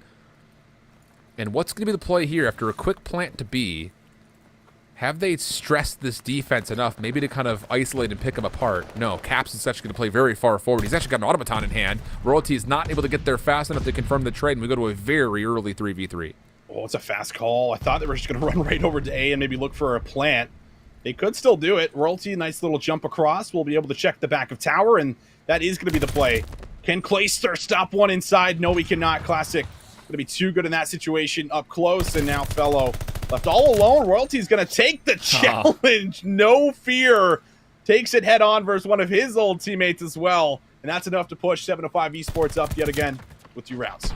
There's a lot of that in this in this matchup. Former teammates and such. Not just in this title, but more specifically back towards Modern Warfare at the earliest. So a 2-round advantage for 705. Have to have this round, you feel like, if you're whatever it takes, Austin. You don't want to be down 2-5 again. Not on the map that you just completely got destroyed on. I agree, and well, a couple engagements off the bat there. And now they know that Clayster has the sniper in hand, and Clayster gets picked off with long-range shots from Royalty. So you're going to be able to get the bomb down. You will be able to exit safely if you want. Capsule's just going to kind of lay on the site and play for a 1-for-1. We'll see if it will pay off. Here's the double hit coming on the flank, though. Fellow gets a really solid read at this, but is unfortunately not able to even find one. So now Caps has to give up his position to try to deal with this, and he's just too late to the punch. Brack, scope in hand. Yeah, good luck, have fun. Flawless round for 705. Puts him up 5-2. Oh, man. You just start... I could see it. I could see Clay's reactions right now. And they're not positive. I would not want to be in that, TeamSpeak call, that Discord voice call, whatever it is. I would not want to be in there right now. Either it's just a lot of anger and frustration, or you could probably hear a pin drop. It's one of the two. There's no in between. So it's very scarce here for the whatever it takes, boys, at the moment. Looking like this one is going to be very similar to how we saw the Desert Siege play out in that last series. But can they do anything? I mean, they've been trying to get aggressive, right? They've been trying to control Palace, try to get the bomb down. They've been very successful with a lot of plants. You can see it so far, like every single round. they've got a bomb plan off, but Yeah. can they defend? You know, can they hold? Defense has been a problem, but this is a little better. Capsule switches it up. AR in hand, finds a kill, and that's also the bomb down. He's a little stuck at the moment, though, and Classic is going to read that. Okay, if he's got an automaton, maybe I've got a chance to actually force this engagement once again. Checks the close corner, no one home. So now the nade gets cooked up as you expect him to still be on top of the bomb. Oh, not even going to come close. Good double from Caps. I think he's actually got a really good idea as far as where Diamond Con is positioned. The nade will be just a touch short, though. And with Pristini finding Fellow deep, Pristini could go all the way rogue if he wants to. He can go all the way around the back. You know where the other two players are, especially considering that Brack just took a shot. This is all advantage to Pristini. Caps has to go play this trade quickly, and now it's such a heads-up play for whatever it takes, knowing they're vulnerable from Pristini's flank. Get through the play, force the isolated 2v1, and now it's Pristini with not a lot of time and not a lot of space to work with. That is such a heads-up play from whatever it takes. Yeah, it is. And it all kind of starts with Capsule just rushing to the bomb site, switching it up with the AR, finding royalty on that initial engagement. And, you know, from there, they're able to kind of, you know, slowly but surely push out through their side once they get the information from Pristini. And it is a heads-up play to capitalize and just isolate while you know you have the time to reposition. And both of them just kind of laser down on Pristini, where he's last left alive. So very nicely done. 5-3 now the tally. Still a lot more work needs to be done here for whatever it takes. But this is what I was talking about before, the offensive rounds here. They've been planning almost every single round. Will they play for a kill, maybe two, and then work for a bomb plant? We'll have to see what they change up. Oh, it's a quick hit. Oh, gosh. I love seeing this. When you're up by a multitude of rounds, just try to change the tempo, catch whatever it takes off guard. It's going to work out, at least initially. But Fellow and Brack have created some space between them and this forward push from 705. Maybe a chance to still fight this one back. Fellow tested by Classic off screen will fall. And it's all on to Brack. And he knows that there's going to be threats all around him. This is a very desperate 1v3. No bomb to play with either. Oh, gosh. I hate clutches on Desert Siege. You're just like, where are they? Where could they be? They could be everywhere. And Brack is going to find Classic up close, but Classic's going to play his life. Needs to kind of find this kill swiftly. Classic still trying to finesse around the wall, but the trade is there. I believe it's Pristini that jumps right on top of him. And wow, 705 Esports. 2-0 up here in this best of 5, Alan. 2-0. It is a complete collapse at the moment here for the whatever it takes, boys. It's not good, Austin. It's not great. good. It's not great. It's not good. Some would argue that it's pretty bad at the moment when it comes down to trying to put together a reverse sweep. I think just the biggest thing, though, is as much as I think a lot of people are focused on one side of the board here because the prestige that comes with someone like Clayster, whether you love him, whether you hate him, doesn't make much of a difference. 705 Esports are playing great Call of Duty right now. They really are. I mean, it was a very testy opening first map, but for them to find really 2 moments of great significant control, and then in this Search and Destroy, to really feel like it was pretty much underneath your hand the entire time, that really is impressive, especially coming after an 0-3 loss to Ultra Academy NA, which, to be fair, they did play a pretty tight 3 maps, but still, it's a 3-0 nonetheless. So one of these two teams had to play, you know, the Call of Duty equivalent of Taylor Swift and shake it off, and so far 705 is doing that. That is, it's so fun. That's like my go-to, dude. When I'm on tilt, that is my go-to, dude. I swear. You gotta love little T Swift, but you're gonna need it. You're gonna need a lot of it right now if you are whatever it takes. And man, I don't want to ever count out some of the players that we have on that roster because there is a lot of vets that we have, a lot of experience, but when it comes down to what we've currently seen over the last 2 series, Alan, it has not been pretty, and recovery now needs to be a factor for a team that was so dominant throughout the regular season, but has not been able to put it together so far in the first day of playoffs. So we'll see if they can do it. They don't have a lot of time to do so. Not at all. I think the only thing is your control's been pretty solid. So hopefully you can take this upcoming 2-minute break and kind of just recenter, do breathing exercises or whatever you need to do. Maybe say screw the breathing exercises. Let's get amped up. Let's try to get a little bit of pump going on here because you got to find a way to get this reverse sweep underhand because these points are very important towards playoffs. We'll head over towards break. Come back. It's Control after this. Don't go far.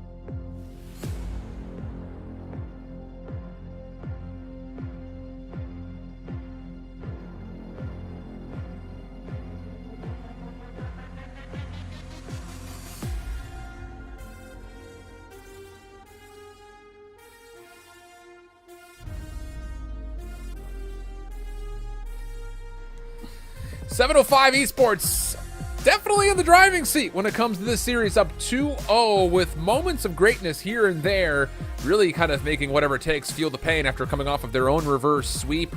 Now they need to put one together to try to stay alive inside this Season 4 playoff.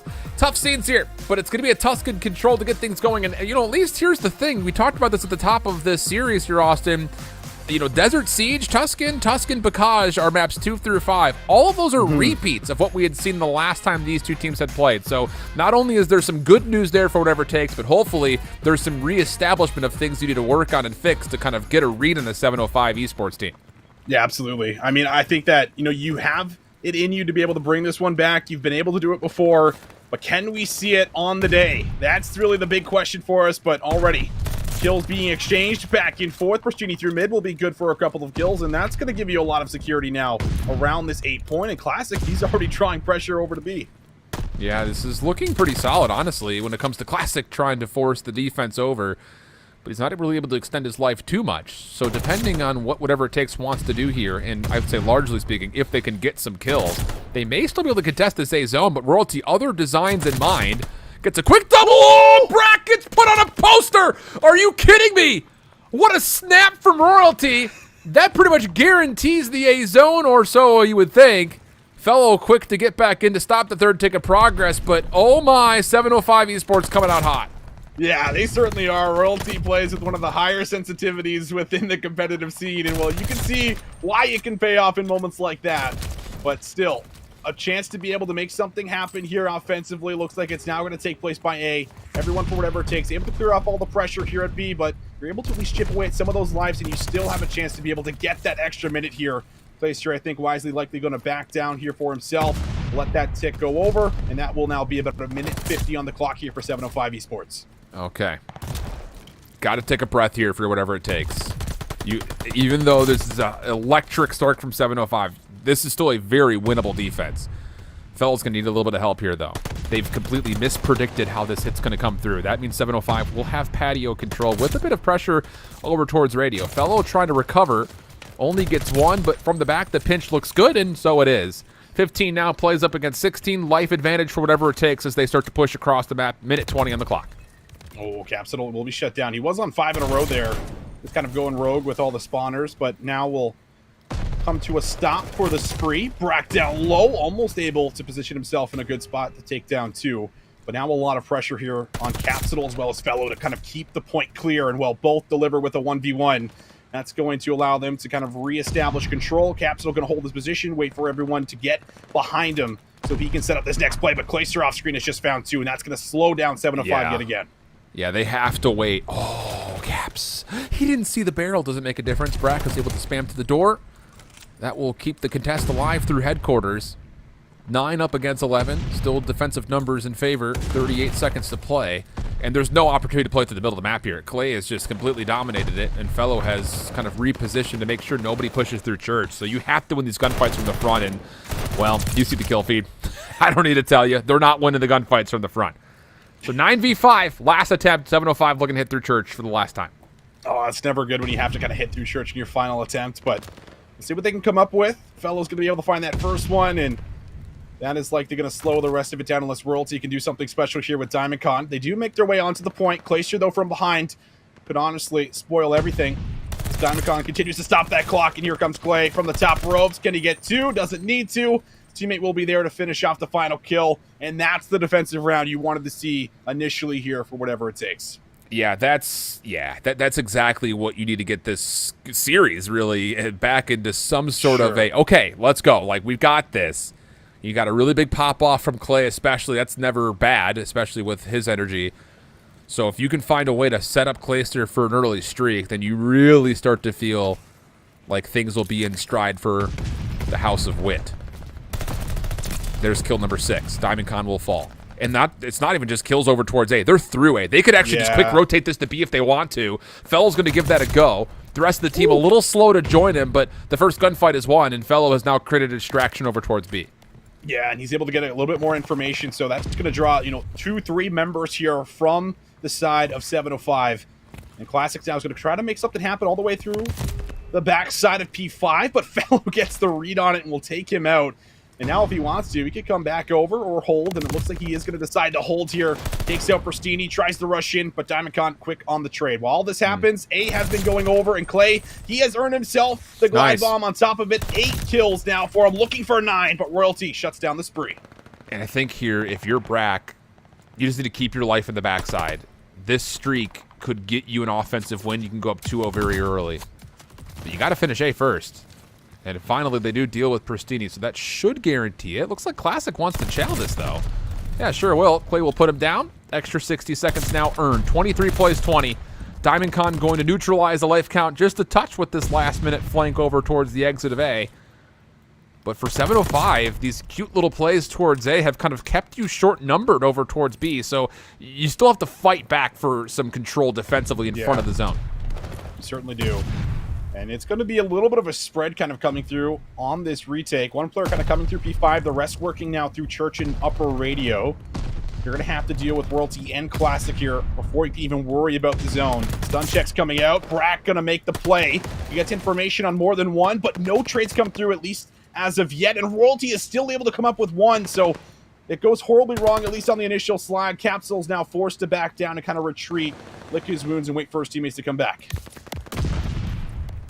Oh, they still find Classic as he was kind of hopping down, so now high ground control, well within the reach of whatever it takes. 16 on 16 even lives. The play is going over towards Patio. Clay in a little bit of trouble. Gets the stun check off of the Diamondcon and finishes his food nicely. Nate on the backside, though, does not actually catch Classic, who's there for the initial trade. Still work to be done, though, on both sides. Brack getting over towards B. Help from Fellow, as Pristini on the backside of column is being naded beyond recognition, essentially. But he does keep his life, and now with help off the respawn, 705 look to reclaim. But Brack forces out another team kill. That will keep the numbers limited, and it forces Clay's through into position to try to play for a 1v1, but he's turned aside, and we have 45 seconds to play at even lines. I really like that play initially, though. They get off the zone to kind of dodge out on a lot of the nades and stuns. They give themselves a fighting chance just within the gunfights, but unfortunately the gunfights don't go their way. So with 30 seconds left, we're looking at what is likely going to be one really good hit here. Glacier's able to spot out one, and Classic just runs at him and takes the stair heady. And that will be good to kind of loosen things up a tad bit, but Capsule with the read on the flank will be able to find at least the first one. Fellow with the second. 15 seconds now on the clock. You got to make something happen, and you got to make it happen quick. Oh, it's just not happening. Significant life lead now for the defense. Real estate galore. As Classic looks to push through, he gets a look at a couple of different whatever it takes members trying to funnel forward, but they're just not going to get here in time, even if they find the kills. So 705 respond with a convincing defense around B of their own. And man, I feel like there was a missed opportunity. I know that Clay's playing for streaks, but once you get those opening quick kills and Clay's one off, I would have loved to have seen Wit full push through Church to just make a full conceded effort over towards the B zone. They just never really got over there, and not much that could be done after that point.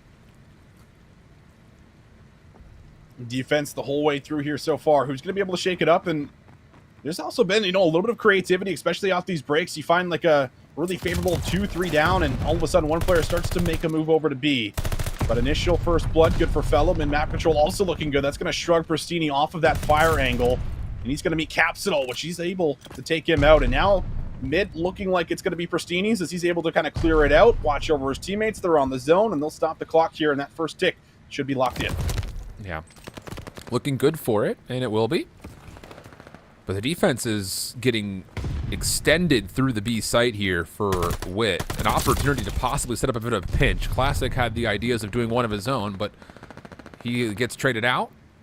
And Brack kind of on the same mission on the opposite side. He only gets one, has to kind of value his life for a while, but Royalty actually forces the gunfight. He will be taken down, so the third tick of progress will be stalled.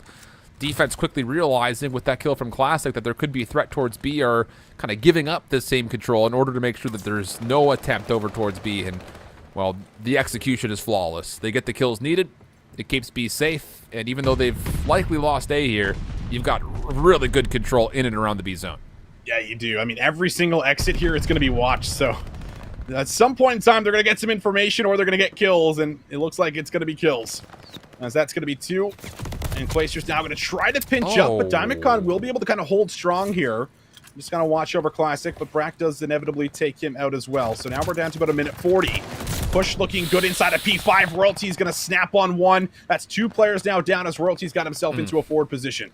Oh, that's good for Caps, though. Him finding that kill through Fire Alley once again kind of stalls out this offense because Clay's Chow, as the A zone was already captured, was a bit egregious in certain ways because you lose that, all of a sudden the map becomes wide open for 705 to use, but Cap slipping through mid kind of keeps 705 at least largely at bay. Minute 15 on the clock, still a life lead for whatever it takes, but the offense is set up. Look at a hit from the front with high ground control. Nades being cooked. Stun connects, frag does not. And once again, it kind of feels like 705 just have to wait for a full 4-man hit. Yeah, they definitely do. They can't really get through this like front wave over and over again here from whatever it takes. They've done a really good job of just kind of watching over everything, but that's finally where it ends up taking a turn. Pristini lines up 2. Classics now in the point, almost gets turned on, but finishes off the kill. Just has to make sure he's not stacking on top of one another as Brack attacks from the side, but doesn't read Royalty, and here they are, 705 Esports. They are on the B zone. That's a crucial first tick of progress. Do they expect Clayster from the high ground? They don't seem to. First kill is good. Royalty just avoids as long as he can. The follow-up just denies the trade, and he's still alive. He's got patio control here. Hold on a second. A couple of 1v1 wins could turn 705 into an opportunity to convert offensively. And yeah, DC is able to open up space through Church with that double. So now he's around the back. The rest of his teammates have full high ground control around Church to use from the front. And at 25 seconds, here come the nades. It's all down to the execution. Do you land this? Pristini on one side, good for the opener. Diamondcon now looking to make his move to deny any defenders around the back. You've got a stack on the way in, and honestly, Diamondcon doesn't even need to be used to break the zone up. He can be used to stop the defenders. Trades come through, 5v5, Austin. It's up to Brack to try to hold. Oh, he's going to have to hold and hold strong, but it's Royalty who slips the net. He gets through for a couple kills in a row. Can he turn? No, he cannot. Bracky's there up top on the patio. And that should be good for the rounds. Wow, what an attempt coming through here for 705 Esports. And it's good enough to get themselves that tick, but that play from DC with the patience to wait for the kills was almost enough to kind of sell everything and get them back on the zone. Yeah, it really is. You use the word 100% correctly. It's the discipline. I feel like a lot of people in that situation that DC was at, kind of backside Church, say, hey, I'm on the back. I can come help this break. But he doesn't really make the move until he's absolutely needed. And that works out as an opportunity for him to turn and stop reinforcements, at least kind of on paper. And in theory, that was the call. Doesn't quite work out fully that way, but it really is a good heads-up play from Diamondcon. So the extra tick of progress at A is now the advantage, or pardon me, at B is now the advantage of 705 towards potentially round 5 defense. So whatever it takes, need a full A zone and at least 1 tick of progress at B to match that and send it to a kill tiebreaker. Almost every single round now, at least off the break, like whatever it takes has been so good with those opening gunfights or nades. And yeah, truly. You see it here again where they've been able to kind of just get a 2-for-1 based off of nades. And now Fellow, he's got mid on lock. And I think now if you're 705 Esports, you're like, all right, let's let them have it. And through the back capsule, already threatening the back tank as he finessed his level. Oh, almost able to break the camera there and find Classic for the double. As Clayster finds one up close. Glide's still available for Clay, remember. Yep. He has a chance to use this if they find a window or an opportunity. I was just about to say, that's the big difference maker here in round 4 is that you expect that this glide bomb will likely come into play. That'd be my anticipation because you need to get at least 1 tick of progress here at this B zone to even see a 5th round, let alone possibly see it on the defensive side. But the kills are pretty darn clean, honestly. Brack from the front is able to go back up towards patio, but Diamondcon shuts it down. You know that Clayster is still holding over towards radio, and 705 on their way to try to contest. Clayster. Well done. Oh, he doesn't find anything. I thought maybe a trade would come through, but now it's kind of back to breaking through this P5 area, and Brack and Fellow say, hold that, no problem for us, as they've been able to find 2. Fellow gets a 3rd, and that maybe sets up everything for whatever it takes. They're into radio, they're into patio, they're trying to break through, but Classic now the next one up, and Classic able to find 2. Yeah, he's in a great spot, even if he were to not get that double, to just make sure that anyone on B just gets absolutely overwhelmed from multiple angles. So good control here from 705. Still tons of time to play with as the lives are just a 1 count difference in favor of 705's defense. And Classic spawn, he may not realize how much whatever it takes have already hit around the back. He'll turn for it, still find 1, and now he's got the read. Royalty here to help out in the opposite alleyway. He's going to take down another, and whatever it takes was that close to getting around the back and maybe surprising 705, but Classic gets the read and now the threat has been established. Oh, but can they get themselves to the zone here? You're going to see Fellow off screen kind of put himself into P5 to kind of collapse with the rest of his teammates through the back spawn here. But the kills, they need to come in, and they're going to have to come through quick. Fellow with the patience, finds one. Placer calls in the glide. That's two. Fellow gets a second. Whatever it takes. They now have a full zone ahead of them. They just have to deal with Classic from the back. That's the thing, though, that they don't have any high ground or patio control, but the kills are still coming through. It's Caps from the side with the double. Clay's to finish things off. Now, life advantage starting to come through for whatever it takes. They can put the map away right here. Second tick of progress is locked. There's still 3 members on. You've got to rush to touch this. The kills are decent, but can they touch in time? Pristini at the very last second with Royalty. Get the clearance needed, and we go to an 8v7. Under 30 seconds to play, and whatever it takes, have to get on their high horses just to see this zone. The biggest factor, though, they get the 2 ticks, so the actual round 5 defense is theirs. But can they still put it away?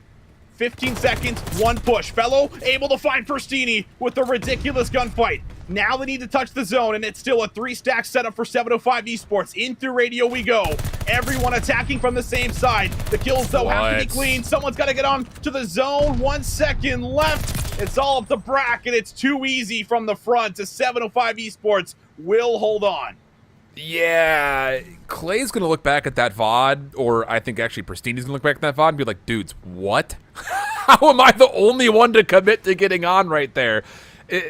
Out of all of the good stuff that we just saw for whatever it takes on the offense, that last hit was way too individualistic from the front. Everyone just kind of came out that easy doorway one by one, but as you had mentioned kind of in the spree of everything that was just happening at the end, the second tick of progress does guarantee whatever it takes that round 5 defense. And 705 Esports, they want to contest mid-map here. Not really putting a lot of effort over towards A. It works out. They get the first blood. Now they can start making not just progress on the zone. Classics move through Church. He's in a great spot to try to foil any whatever it takes retakes. Yeah, not a lot of like opening engagements kind of coming through for either side here. Just the first kill. Therefore, 705 Esports up the back end of that nade, and Classics just kind of going scouting, figuring out where some of the members are, and he's going to find one at the top of patio, and now that's going to be some pressure over to B. A is still under attack. Capsule kind of forced to deal with him if he wants to. While all this happens, both zones still under attack. Classic almost good for that first tick of progress, and he's able to find Brack, and he's still alive, keeping this entire play alive. That's a huge gunfight from Fellow. Not only because it keeps the first tick off B, but it allows Caps to still stay in this position forward. If he loses that gunfight, Caps has to come back to the zone. So even though he doesn't do too much with that forward position, it does force 705 to have to use their nades a bit differently and refocus on their attack a bit differently as well, needing to get this third tick of progress. Clay, good read on the second contestant, but was a little bit too weakened up after the first gunfight, leaving it to Caps to try to play for retake, and no, not going to happen here. 60 seconds should be added to the clock here. Brack watching but deep through headquarters will realize that he's maybe a little bit too far forward. Gonna just hide behind a door and just hopefully be the first alarm system here for the whatever it takes defense. Finds the head. Takes out DiamondCon. Still plenty of time to work with, but so far so good. Here, stun comes out from Clayster. He'll lose his life for it, but we'll be able to kind of stop and hold that push, and Fellow's there for the quick trade. So everything looking good for as far as at least what you have set up here for whatever it takes. But Pristini comes up the stairs, able to get help. We'll be able to deal with that first one. Can they flood out? That's a couple of good kills coming through here for 705 Esports. This could ignite something. But it's all going to have to be from the front. They take down Caps quickly. But can you live through these stuns and nades on the way through as the defense respawns are just going to be able to litter this top patio platform?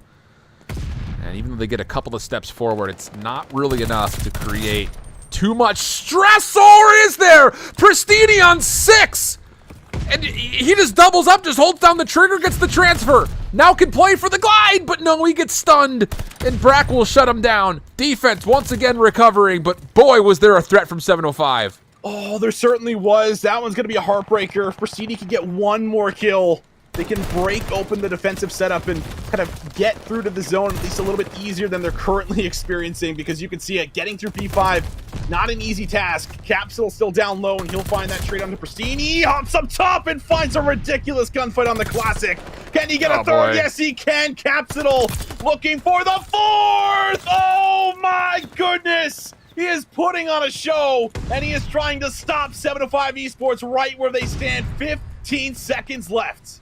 Last attempt has to be successful from Church. Caps not going to let anything come through headquarters. No chance, no way. Pristini, does he have more magic up his sleeve? It's going to have to be. The play in the back for Diamondcon is red. He's looking mostly for Caps. He's not going to win the gunfight through Caps. A demon through headquarters to finish things off. And whatever it takes, we'll extend this to map number 4 after another tight control goes through. But they're still alive, Austin. They're still alive. They're still alive, and, well, it's a huge part of Caps there in the final moments to make sure that there is no chance for 705 Esports. That spree was ridiculous. I mean, all 4 kills go right to Capsule. He shuts down the push single-handedly. But I feel like altogether that was a much better collective effort coming through here for them. You could see things just be a little bit more in sync with each other this time around when they're setting up pushes. Yeah. A lot of their initial engagements off a lot of those breaking kind of rounds were a lot better with some of the first bloods, but still very close. And there was certainly an opportunity when Pristini gets to the back there and he finds that double up and his one off the glide. And if he were to get it, it's maybe a different story, but they're able to clutch up, and that's kind of been the big factor. We haven't seen the clutch up so far, but we finally get it here in this map 3. Yeah, it's really is. You know, it doesn't necessarily start with Caps, but it definitely ends with him. I think you look towards players like Clayster kind of in that midst of Pristini going on the wild spree to be able to help fight back alongside Brack. You know, it's in moments like this right here where you start to think, oh boy, like Clay gets fried, Brack gets fried, but for them to come off spawn and then be able to recover the defense as cleanly as they did was huge, because it was Brack that came off of Clayster's stun to get the kill onto Pristini. So talk about getting your own trades, both of them kind of self-fulfilling the prophecy. But I will say, as much as it is nice to see a 4th map here if you're a Whatever It Takes fan, you should be terrified of what Pristini's doing in this series, because he was nearly the hero that 705 needed to get that last offense through. He goes 33 and 31, 14 assists, 4,300 damage. And the thing about it is he's doing it with both weapons right now. So great stuff for Whatever It Takes to hold on and confirm that round 5 defense in the first place. But we're not done with Tuscan yet, and I don't think we're done with Pristini yet either. No, I don't think so. Pristini definitely having a really strong performance, and like you said, I think doing it with both, which is something we saw a lot of, back in the Modern Warfare season, when he had joined that Huntsman roster. We got to see him kind of pull out that M4 at times, kind of have some of those really big, flashy moments, and we get a couple of them there. So will that continue going into the next map? I feel like you need it to. If I'm 705 Esports, I'm still feeling okay, right? It's 2-1. I would. You'll be able to smoke them the first couple maps, but I mean, the last thing you ever want to do is go into a game number 5 with the reverse sweep kind of in the back of your mind, but also both teams, knowing what's on the line, fighting over what is really going to be pro points, kind of trying to get yourself into that top 4 that we keep talking about internationally. So every single match matters here on out in the lower bracket. We'll see if Whatever It Takes can start to build off of it, because that's kind of what they needed. They needed a map win here, Alan, and they were able to get it. So we'll see what they could do now going into Tuscan. And to double down here on the potential good news, for Whatever It Takes, you just came off of playing this Tuscan hardpoint where you nearly put together one of the more incredible comebacks that we've seen in Challenger Season 4. And you have experience not just on the map today, on what may have gone right, or more importantly, I think, for the scheme of things, like where things went a little bit wrong in your timings and your setups, but you get to use that as an opportunity to also talk through what you faced versus this 705 Esports team just last week, because this was one of the maps that they had played, and for Whatever It Takes, they lost this map 209 to 250. So to get to a map 5, this is probably the best map available to you. I mean, Berlin would have been the best one, but that was vetoed out, you have to imagine. The thing is, with playtime on the map, you assume that you're going to be able to just quickly be like, all right, remember that thing we talked about? That one moment, that was the difference between us winning and losing against Trash Bros. Let's make sure we keep ourselves centered. We don't lose focus of that here in this matchup. And also on top of that, you know how to call against the 705 team. So the ability to possibly set this to 5 is there. But I got to play devil's advocate on the opposite side. This is by far the best hardpoint map mode combo for 705 as of recently. They've played a lot of it when they're allowed to, and they've looked really, really good on it. So we'll see if they can continue their winning ways on Tuscan hardpoint.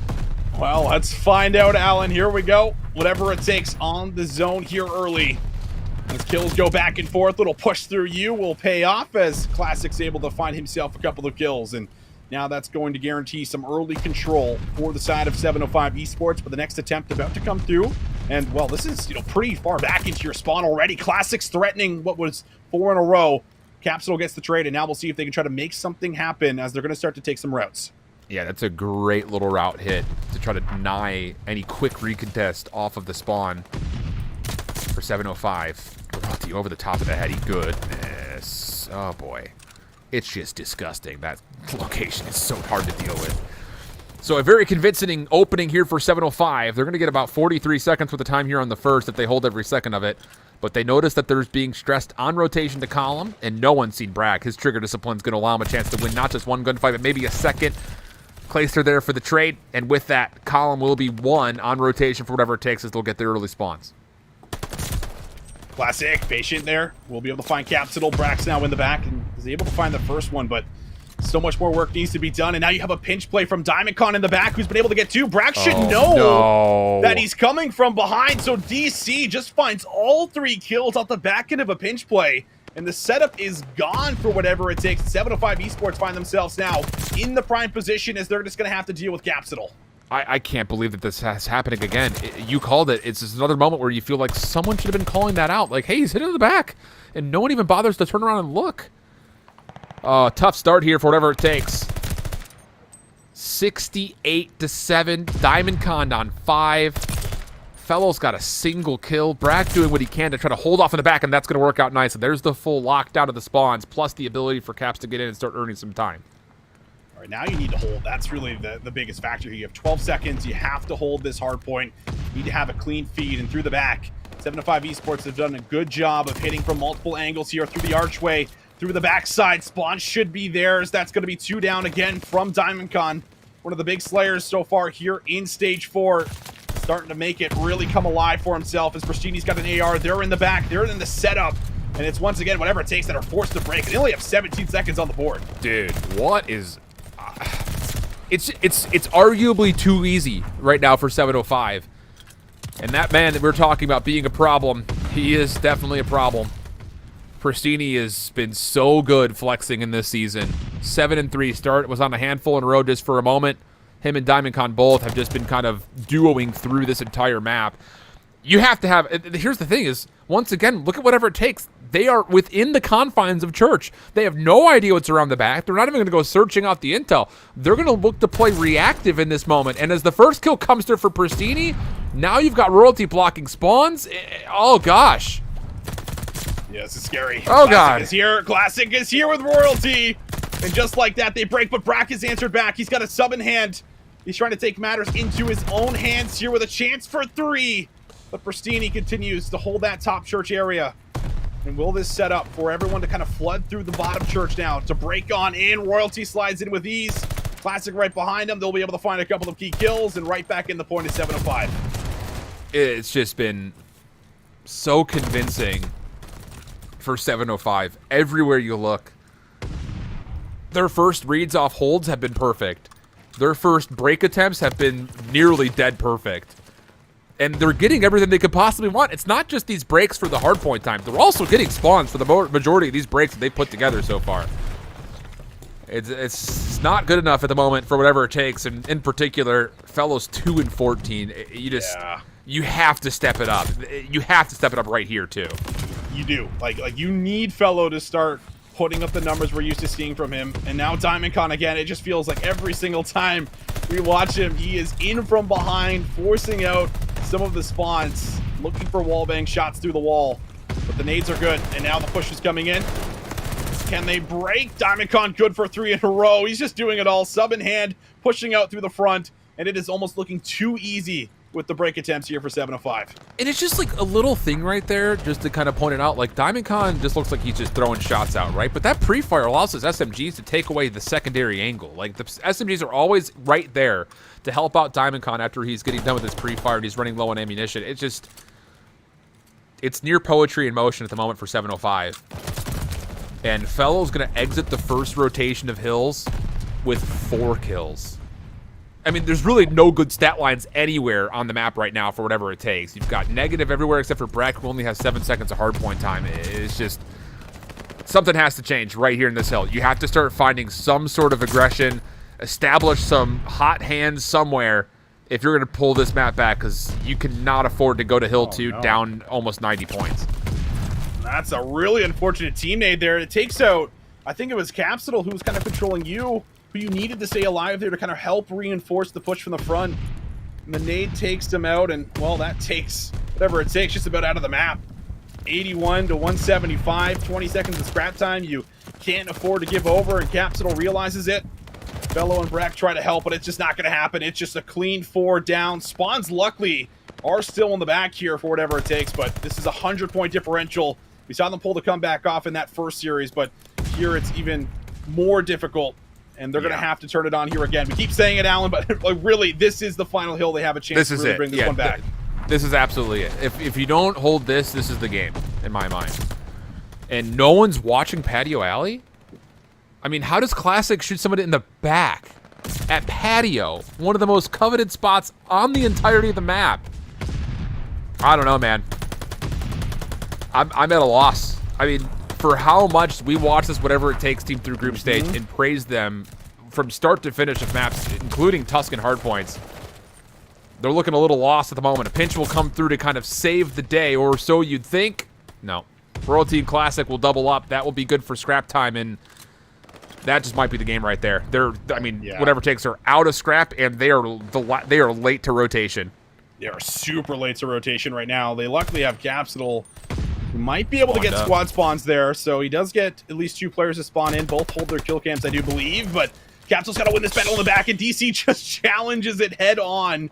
Brack's there for the trade. You can see it sub in hand now for Fellow in the point, but man, oh man, 99 to 231. They at least don't get 100-point clubs here in map 4, but there is just too much that needs to be done, and Fellow is turning it on a little too late. Needed this much earlier, but it is going to be a clean 3-4 players down here as whatever it takes. Finally get themselves clean team push, and we'll be able to at least rack up a bit of time. Okay. Good hold so far. You need to win this exit, though. One more hold plus a push through is what you need if you're whatever it takes. Because if you can get to church and put together another solid hold, maybe. I say that with a lot of hopium, though. That's a big maybe to get this game back into grips. But this is what you need first and foremost. You've guaranteed scrap. Every kill right here, it should spawn 705 old. This could work out really well. Let's see if this will actually turn into convincing control. 705 will still spawn around church for now. That kill may change things as Fellow's hitting a router on the back. And it will. There will be a bit of a spawn out, but you still need to win the hard point, and no one's getting in. No, they can't break.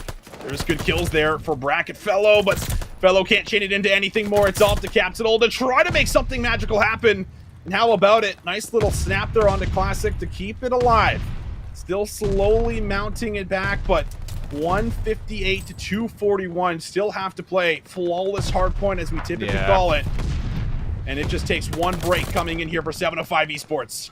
I mean, the thing about it is you can't expect to win a map a hardpoint, especially in Vanguard, when you only had one successful hold. Like, to talk about a day late and $1 short on that last P3 that we saw for whatever it takes is way out of condition. Like, that bill was sent to collections months ago, and the IRS is knocking at your door. That's how late you were in that payment.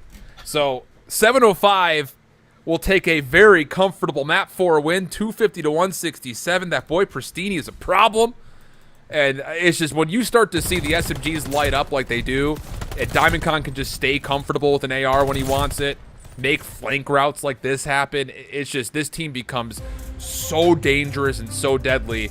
And they are still a major threat, even though they still are finding themselves in the elimination bracket. They certainly are. And, man, still just taking it all in, right? I mean, it's just so insane, I think, to see whatever it takes be the team, right, for the longest time. Just with everything that they've had, I mean, we've seen them just be so dominant. It felt like the first week it was like all 3-0s, and we're like, wow, despite the changes, it still feels like this is the best team currently in North American Challengers. But obviously, 705 Esports had something to say about that. And before that, Trash Bros also had something to say about that as they pulled off that first reverse sweep and obviously unable to recover from it down in the lower bracket, as they will finish top 4 in the final stage of the Elite. So very tough here for them overall, Alan. But on the other hand, you have to talk up 705 Esports because they turned it on. They turned up. We had some incredible performances from just about every single member throughout that series, and that's what you want to see from a team that is kind of underlooked coming into playoffs overall with the rest of them. 100%. I think the biggest thing is, we talked about this, the last 4 teams in North America, and it's hard to differentiate, even though I think coming into this playoff week, a lot of kind of eyes were on that DTO, now Trash Bros team, where it's like, are they going to be able to really do too much because they lost 3 series in a row? But hey, you put together a reverse sweep. You find yourself now coming up against Toronto Ultra NA for the winners finals. 705 will face the loser of that matchup. And I think the biggest worry now when you look at a team like Whatever It Takes is, have they become completely unhinged with that reverse sweep going against them, plus a pretty convincing loss here with not a lot of time to play between now and Boston. So we'll see how that all unfolds as we kind of keep our eye on Twitter, I'm sure, for the next couple of weeks or so, a couple of days actually. Gosh, Boston's like next week. And for us, we'll send things to a bit of a break as we get one final series on broadcast for this evening. It's the winners final, Ultra NA going up against Trash Bros. When we come back, don't go far.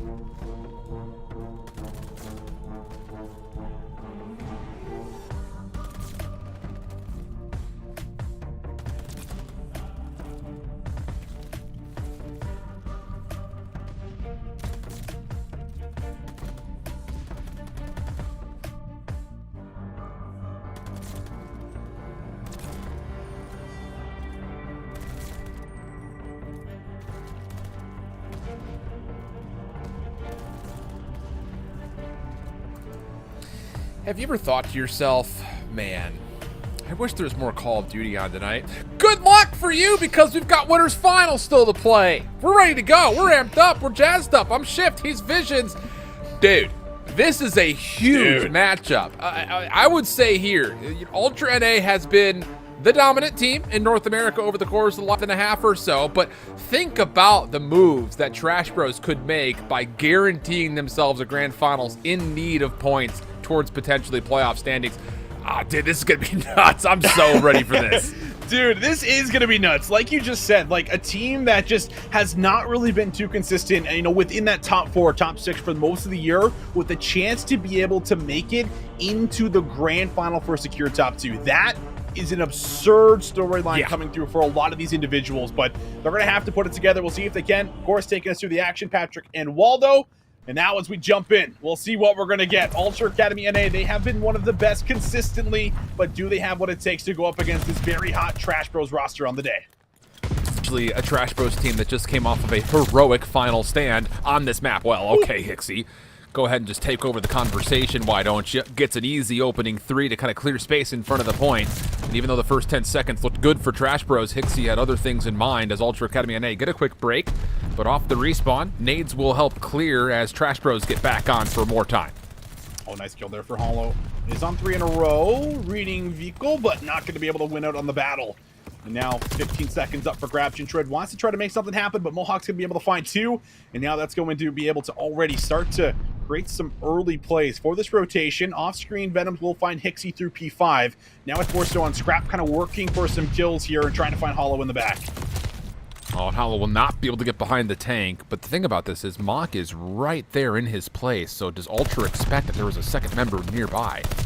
Little friendly fire going into Vehicle's back head, but doesn't make too much of a difference. He still is able to turn that into a kill, and Mohawk picks up more, as that will turn to a 3-for-1 exchange. Vehicle now very aware of the spawns from Trash Bros. Nades trying to get the job done, at least soften up this retake attempt, but Trash Bros still work through him, no problem. Hixie from the patio. Denied by Jintroid, and now numbers from the high ground for Trash Bros. The break looks solid, but Scrap and Vehicle hold on just the nick of time.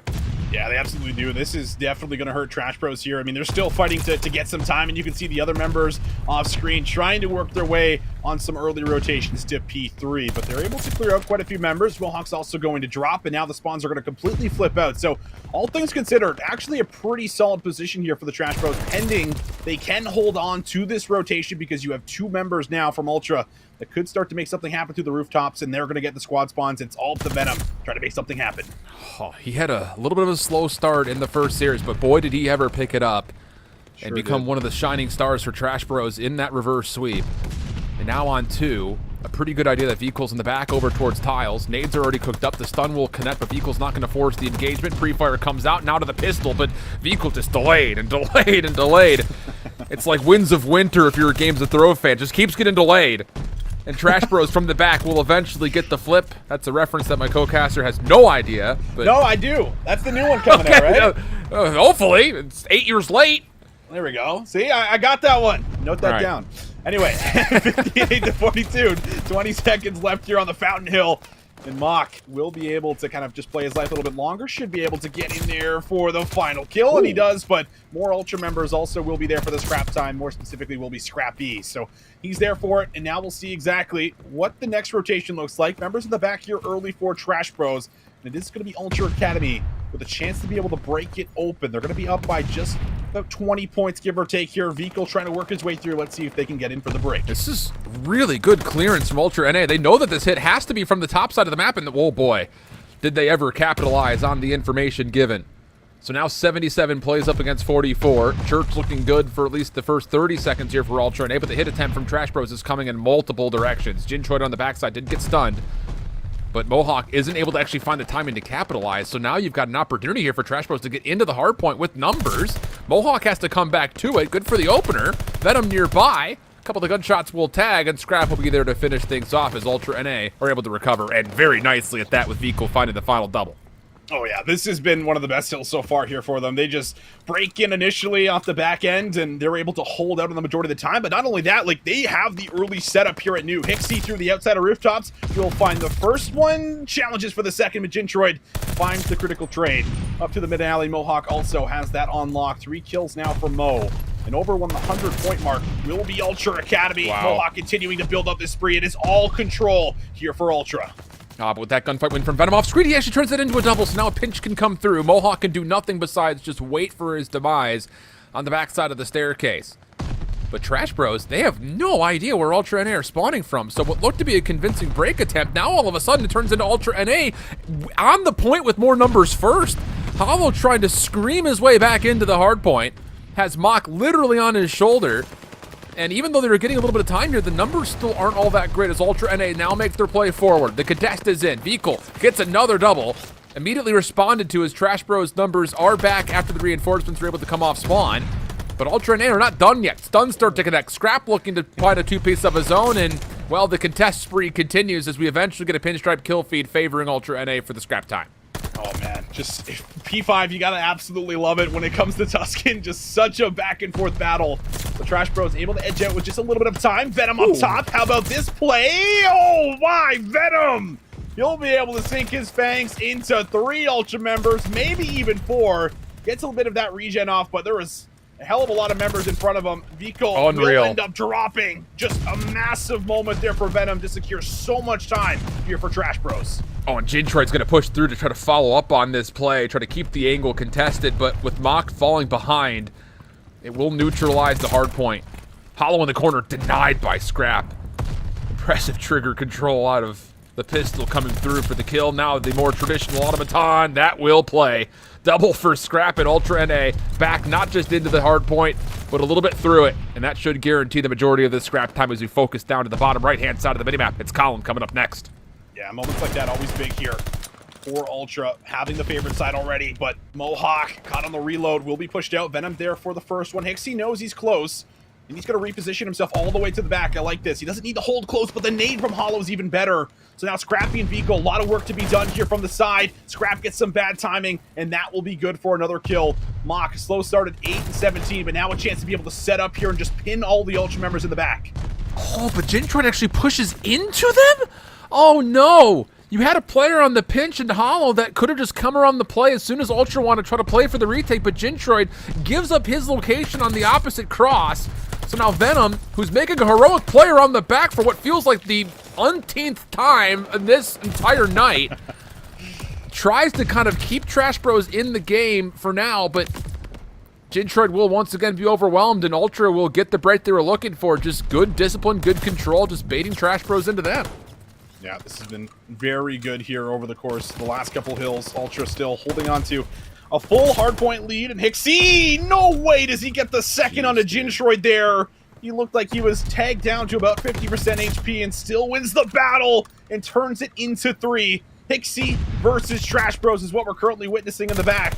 But it will be likely a trade for Mohawk. It's a little dicey, but he's able to get in there through the rooftops, and now that's going to secure the spawn. Scrappy's good for the front for 3, and Ultra are back in the tie. Yo, we didn't catch it from his perspective, but Scrap came through, deleted someone on the fountain, came around the back side of that kind of back heady position, found a second, and then immediately 180 turn, snapped for a third and a fourth. Oh, just electric stuff from Scrap. On 4 in a row, Ultra with another break. And Trash Bros, who are looking at one of their best map mode combinations throughout the group stage and as recently as their first bracket matchup, are looking at a very significant deficit, 192 to 108, and they're late the rotation to Church. It's all bad news right now for the team in red. Yeah, certainly some bad news bears right now here for Trash Bros. 197 to 108. So much work to be done, and last time the Churchill was not very clean for them. Allowed the initial break and then were unable to break back through themselves. But will it be any different? So far, the answer is going to be a hard no. Venom, though, from the side could change it up. Trying to break in, looking for members, and Scrap just pops outside ladder door. Waits patiently, finds the kill. His teammates are now in, but the team kill comes through for Mohawk. And now Trash Bros actually able to establish a bit of a setup inside the point. And this is some desperate time they're going to have to lock in with 30 seconds left. And they're not going to read the play off the flank. Hixie, number 2 in purple, is already around the back. Misses out on the first one to get it cleanly, but it doesn't make a difference. The pinch is just so good. And it's another moment, kind of like we saw from Whatever It Takes, where Trash Bros are just kind of sitting in place. They're playing reactive. And that's just not going to work out when you're down 100 points. You have to get proactive. You have to hope that multiple members can start putting together good streaks. You can start winning individual sprees. Vehicle nearly just absolutely destroyed Hollow's whole, or Mock's whole career, but Doesn't work out necessarily for the World Star Reddit clip, but it may not make much of a difference. I mean, it's still a 100-point game. We're going into P5, which was about a 50-50 last time around. And, well, that's just not going to be good news for Trash Bros, who need to win not just this hill, but they also need to win rotation plus extra. Yeah, very tough position to be in. You can take your time here if you're Ultra, get close, set up your nades, and break on in with force right after. First nade comes in, won't actually connect. The second one does. Mock's now going to throw one himself to try to stop that push. Challenges with the pistol, able to get himself one with a nade, but now he's got to rely on Jin Short, and Jin Short comes up big. 2 kills for him, but 1 more still down low, and the rest of Ultra about to flood in and reinforce the point. Back and forth we go. 25 seconds is what's needed. This is big scrap time, and it looks like it should be locked in. Yeah, it's looking good for it. Plus, you've got Mohawk in the middle of the map, number 1 in purple. That's going to be watching the rotation through mid to make sure nobody can cross. I mean, you're forcing Trash Bros to have to fight through this scrap time, and it's never going to be good news. However, though, Jinchor gets a bit of an off spawn, as we've lost 1 on Trash Bros' side. I don't know if that's out of a issue or rage. We'll find out. But regardless, it's just been cruise control for the last about 4 hard points here for Ultra NA. It's just, it really is in certain regards a clinic, what we're seeing at the moment from Ultra NA when it comes to how they're setting things up and how they're really not just getting good solid holds, but more importantly, you really see the mastery of a full squad when they're able to get a setup for breaks, not just of hills, but also of spawns in one fell swoop. It's just all in one smooth motion, and Ultra NA are hitting that on every single level, every single time it feels like we get to a hard point where they're not already there first. Yeah, absolutely. I mean, like, a big factor when we talk about Ultra is their teamwork, because they're one of the few teams that have actually stuck together. So when you see it really click, you can just see just a beautiful flow over the map, and just the way that they kind of set up individually, while, you know, you kind of rely on someone like Hixie to really drive the comms for you and kind of lead a lot of the conversation points on what we're doing, what we're looking to next, who we're missing. It really does allow, like, the other 3 players to find these moments where they can just take over and use those windows to be able to create advantages. So it has been a treat to watch over when Ultra's playing at their best, and I think sometimes through the cups they don't exactly always go full throttle, I'm not gonna lie, but when you see them get into the elites, when you see them play on LAN, that's where they start to find their form, and we get to see it really early on here, at least in this first match. Yeah, I think there's something to be said when you're a team like Ultra NA. You have to keep in mind, by the way, they are guaranteed essentially a top 4 position internationally. They are so far ahead of everybody else cumulatively in points that, you know, not only are you unable to earn points necessarily in those cups, but that's a long day of good rehearsal, and you have to feel like that's kind of like your testing period. Of course, you're going to kind of trial and error stuff in scrims and kind of try to get up some new strats or new ideas, but when you put yourself in a competitive environment, when you're playing up against other opponents that are needing to beat you, that's when you can really kind of put those things, I think, you know, out there to really get a full evaluation of is what we're doing really working out, or do we need to kind of go back to the lab? And I think you're right. They use those cups as more of a rehearsal than necessarily a full kind of, you know, competitive mastery moment. Whereas we get them in elites, yeah, you're absolutely right. They've been at the top of the standings every single time that we see them. And some of that, I think, is obviously due to the fact that they've stuck together, as you'd mentioned, but I think there's also just something different about how this team works together with the comp that they put out. I mean, we talked about it when Ultra NA were struggling, like Hixie was that guy, right? Like, we needed to see him really start to pull forward and be that leader that we expect, and he was the reason in my mind that they got as far as they did in the Toronto Open, coming from that long lower bracket run. So like everything's just kind of working in motion at the right time here for Ultra NA as we look towards the Desert Seed search. Yeah, and how about the Desert Siege search? Because this is also a fun one between both of these squads. We obviously just came off of what we saw there in that first best of 5 here with Trash Bros, where they had a clinical game 5 on Desert Siege, 6-1. I mean, it looked easy. It felt like they were just in the driver's seat in complete control the entire time. But on the other side here for Ultra, this is also one of their go-to picks when we talk about Search and Destroy. It almost feels like every single time we see these guys in a best of 5, Desert Siege at some point in time is kind of thrown in there for them. So, you know, overall, I think they're about 5-1 on it when it comes down to the S&Ds on this map, and they have been really good. I mean, this is where I look at the Ultra Squad on paper, and I think, okay, this has got to be their best mode, right? They have Mohawk and Scrappy, the duo from the S&D scene. Then on top of that, you have a great S&D player with Hixie and Vikal that are able to kind of bounce off each other, run ARs if they need to, change it up. So it's a very fun team to watch, especially when you get to see them start to, you know, find that flow, start to take over, win those initial engagements. On top of that, they also have a deadly sniper score that will likely match Mock coming into it. So this should be actually a really fun chess game, I think, coming into this map number 2 between both these squads.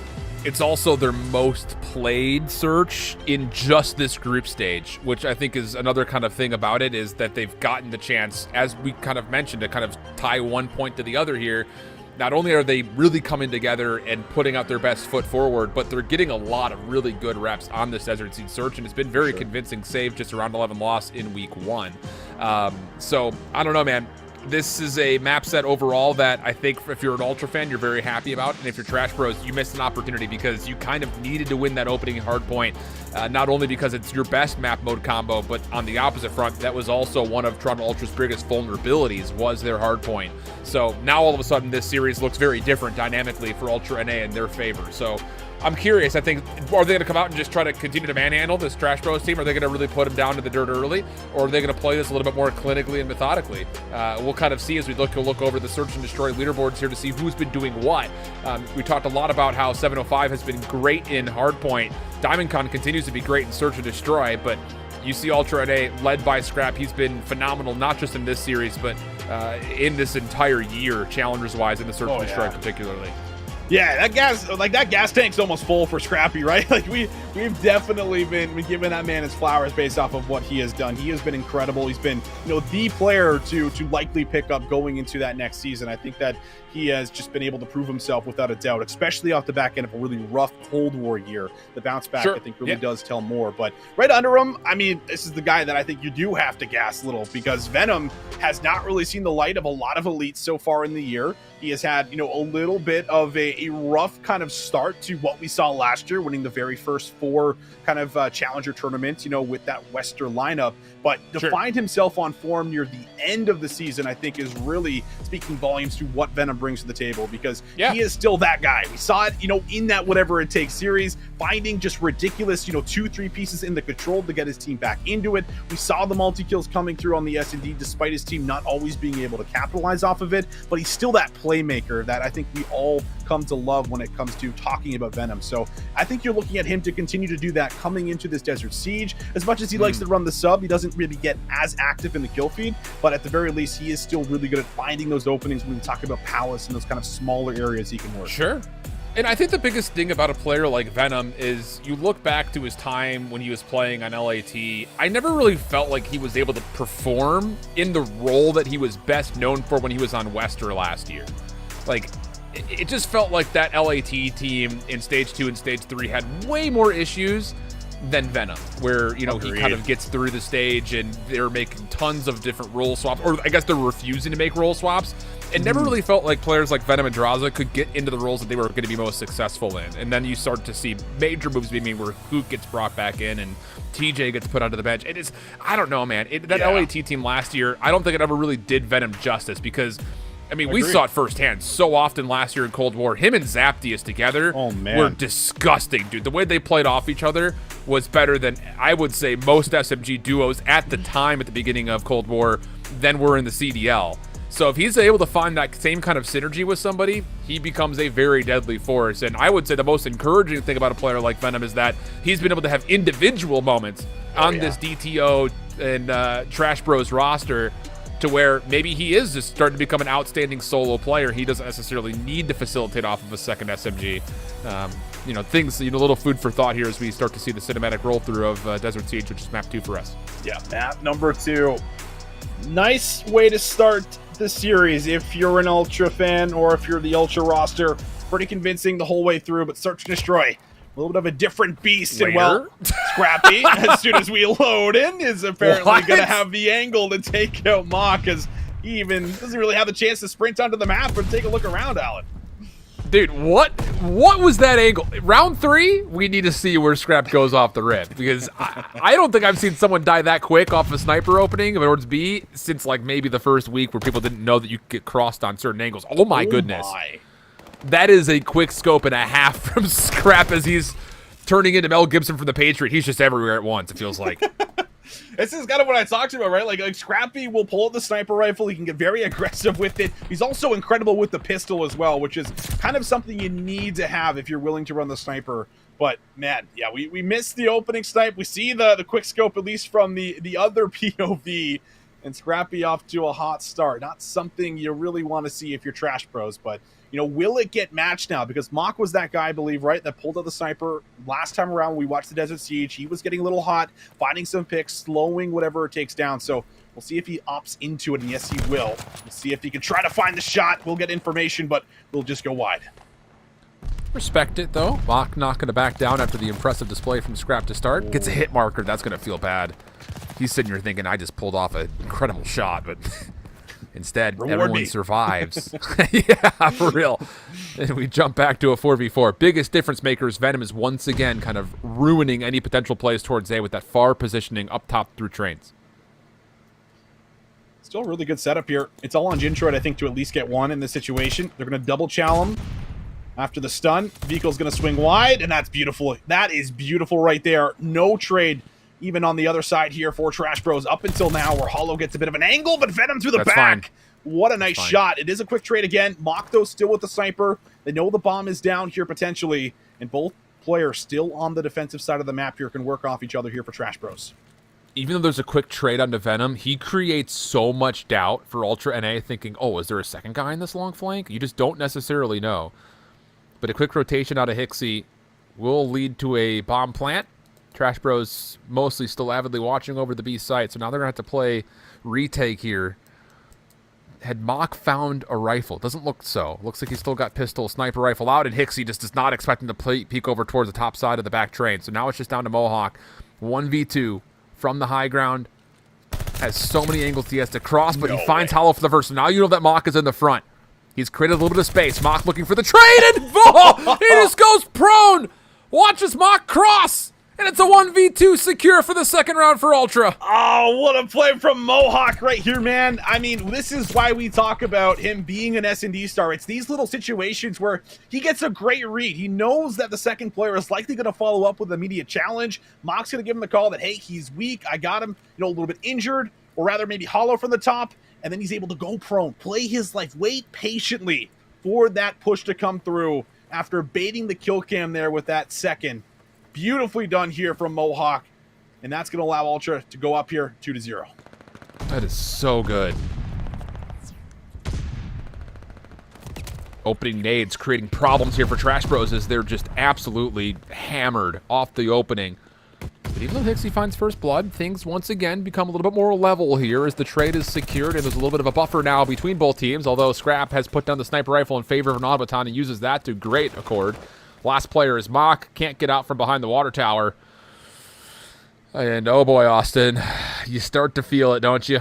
Ultra Days is starting to really run away with this one. Yeah, it's looking like the reverse when we were watching over Trash Bros, right? I mean, I think the biggest factor when you compared the difference is we were watching them the first time when they were playing up against Whatever It Takes. They were taking a lot of individual chows, but they were winning a lot of those individual chows, and that was kind of what was giving them the the 4v2s, the 4v3s initially off the map that allowed them to kind of work a little easier. Where now Ultra is winning a lot of those battles, and they find themselves in spots where they only have 1-2 players left, and it's just really difficult to make something happen. But we'll take a look at Scrappy now, where he has still not put the sniper rifle down, won't miss or won't hit those initial shots, but Venom has just taken a mid-cut and will be able to find himself a little two-piece.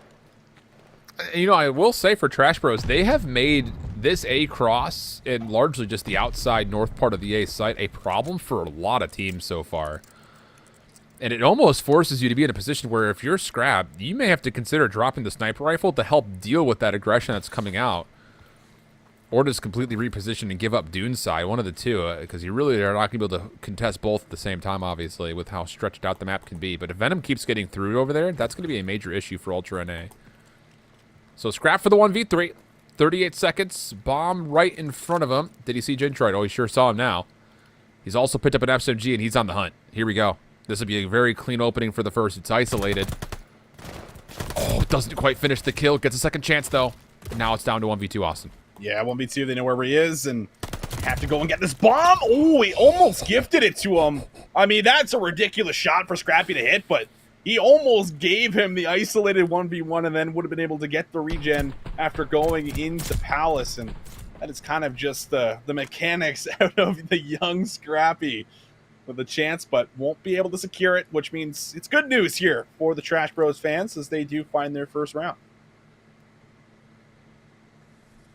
But what can you do offensively? And maybe, I don't know if Scrap is going to be heading towards B with a sniper rifle. He sure seems to be. I don't know if we can get to that angle real quick. Yeah, it's just right over the top. No one's going to challenge this time. Trash Bros have learned their lesson. As B is going to be completely cleared out. And how about that? Opening set nade will connect for first blood. That is just terrible news for Trash Bros, who are trying to commit to A, but without Mock, your main AR kind of watching over the top deep, you kind of have to reposition and hope that you can find an opening trade to get this to a 3v3 before you really fully commit. Yeah, they are going to go for the stick Still here, going? so Wow, this is a little bit bold. risky, right? You're relying a lot on the ARs to kind of get a lot of work done for you. And Jintroid just gets blown off of the head. He's Scrap challenges the second. More importantly, plays his life, and Venom actually comes up with a kill. So now Hollow gets involved in the play, pushes all the way to the back tower, and what was a 4v2 is now a 2 versus 2. And they've lost Venom. He's eluded this. After Scrap's initial call that he's playing top side of the trains, Hixie has not been able to find him yet, but Venom just gets caught looking the wrong way. Hollow looking to defend the bomb. It's his best win condition. Scrap over the top, going to try to chow, as Hixie's already still on the defuse. First gunfight comes through, and Hollow, no! Hixie hops off! Oh my goodness! How? Oh!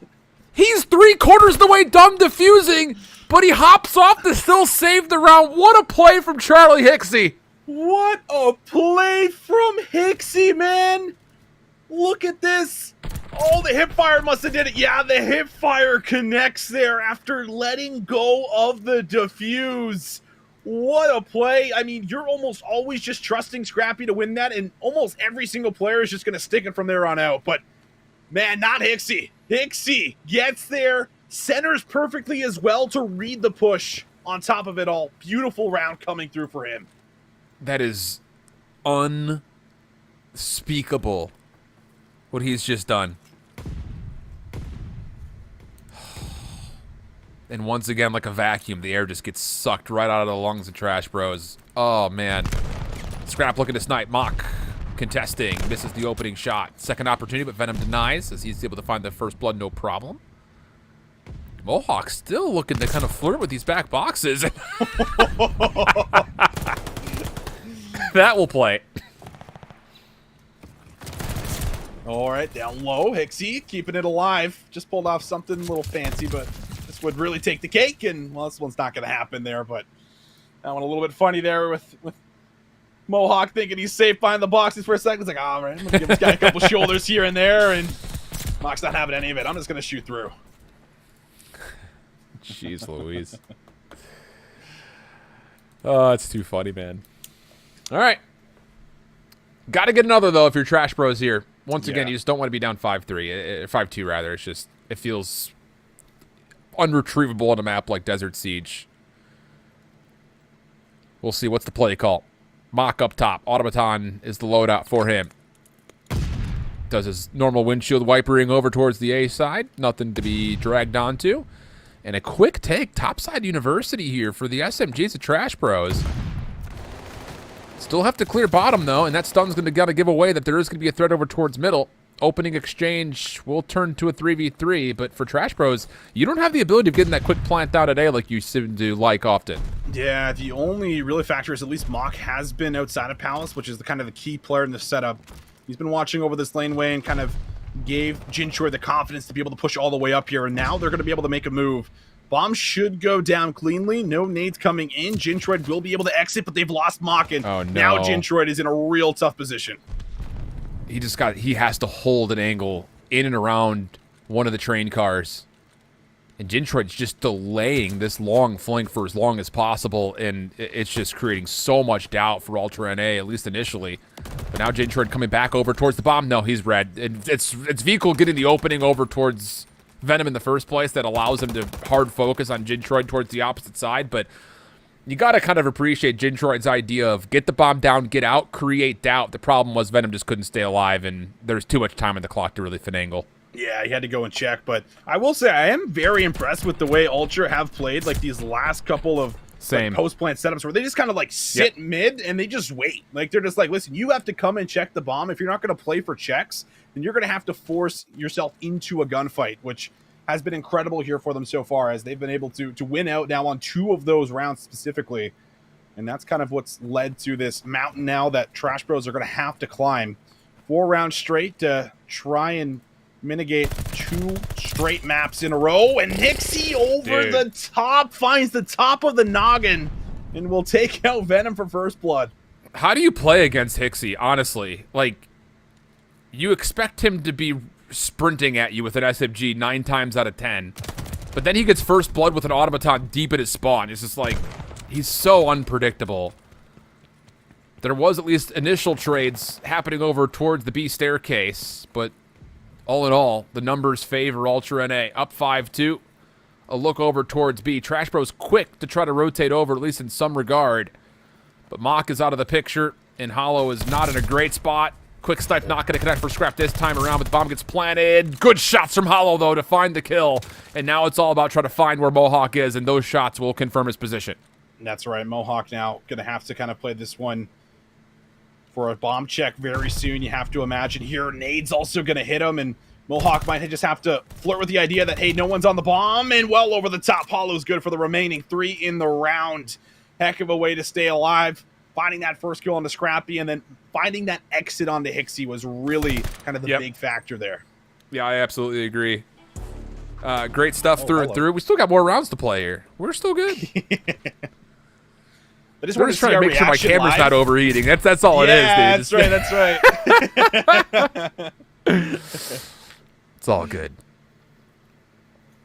But what's next? That's the thing is, like, as you try to put together a string of rounds for Trash Bros, like, we haven't really seen anything truly convincing out of their offense yet. The rounds that they've snuck on offense have been steal-away rounds where you're losing first blood and then you're just trying to get a post plan out of it. We need to see a good opening engagement here in my mind if you're Trash Bros. Absolutely, we do. And that was the big factor that we saw, right, from whatever it takes that I brought up. It's just like those initial engagements always going their way, but here it's been a little more difficult. Stun check not going to come in here. So is Jintroid going to continue to play the save? Viko just runs at him and says, listen, you threw your stun. I'm finding the kill. Does back away, but in the process, Scrap will also drop. So does leave us in a 3 versus 3, but that bomb is going to be down. Will have to be picked up. Should not be too hard of a job, but now Ultra starting to work through A-Long and might look for a flank. And the thing about this is Hixie gets the opening on the Venom, and Mock doesn't know how many more players are on this backside flank. You have to assume there could be more, but with Vico getting that quick kill over towards B, you don't know if he's playing a close corner on the opposite side of the bomb set. There's just so much doubt right now for Trash Bros. So sure, they get the bomb down. That'll put a little bit of pressure on this retake just by clockwise for the Ultra NA boys. Mohawk, they're on the back. Does not quite see Mock, not initially. He's staying just underneath the bottom, but it's not going to make a difference. Vico is already quick to beat him to the punch. And now it's on to Hollow on 4. Playing over towards this little Fort Knox position, so to speak. Opening shots, decent. That's Vico with an SMG, by the way. Nearly just melts Hollow at range, finishes it off with a pistol.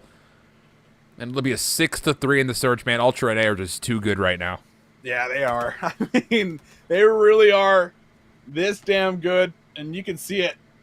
Very convincing through a lot of those rounds, and just a lot of clutch rounds too, right? Like, you have Mohawks 1v2, you have a lot of situations where the bomb is down for Trash Bros. They have themselves in a position where they just have to go for checks, but Ultra just continue to hold strong on that A-long site, and just the patient play really working out for them time and time again there in multiple situations. So incredibly well done from Ultra. That's what we kind of expect when it comes to that Desert Siege. Trash Bros try to square up, with them, but it's not enough, and now they have to do what we just saw in that last series, start to talk about that reverse sweep and pull it off. But before we get there, we're going to talk about Hixie. Talk about Hixie here, Alan. Look at this guy. He's so good, man. I mean, it's just, I don't know about you, but like when I hear the name Hixie, immediately I flash back to like, it's kind of like when you're, what people say, like when your life flashes before your eyes. Like you see all of like the important moments in your life in the last like minute or whatever. I feel like I see all of the big picture stuff that Hixie's done, at least since like Modern Warfare and Challengers. And I feel like his ability to become a more versatile asset to any team has really been kind of the spotlight narrative of his time in Vanguard. His ability to run a sub and be disgusting with it in the last 2 titles was never questioned or doubted. But his versatility in this title is undeniable. It's so selfish too, or selfless rather, I should say. He's such a selfish player. He's so selfless. It's hard to put a value on someone like Hixie, and you're really starting to see moments of it especially in Search and Destroys, where he's running both weapons and also the bomb carrier some rounds. It's just, yeah, he's different, man. He's disgusting. He is disgusting, and well, we'll get a lot more of them potentially going into the map number 3, but I think for now, we're going to throw things to a short little break. Could be the last map for the night. We'll have to find out. Don't go too far.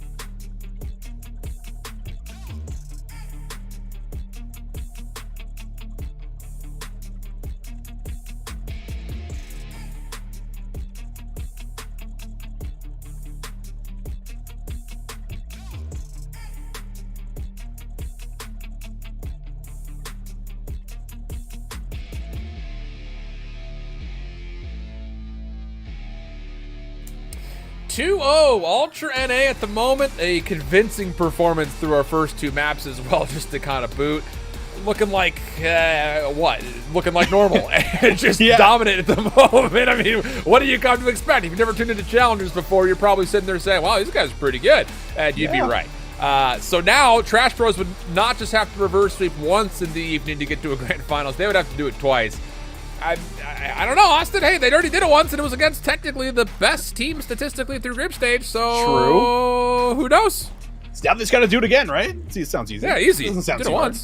once. But I mean, in all seriousness, they have at least done it once, right? So like, that's kind of got to be in your mind. That's going to be what you're telling each other right now. It's like, listen, I know we're 0-2 down, guys, but we've already done it. First, whatever it takes. We got smoked in those first 2 maps, so I mean, if we can come out and kind of bring it back after that, we can surely do it again, but we'll have to see. Here we go, ladies and gentlemen. Berlin Control could be all done and dusted right here, and attacking first will be Trash Bros, and they're not interested in doing anything funky here off the rip. They're just going to go right over to B.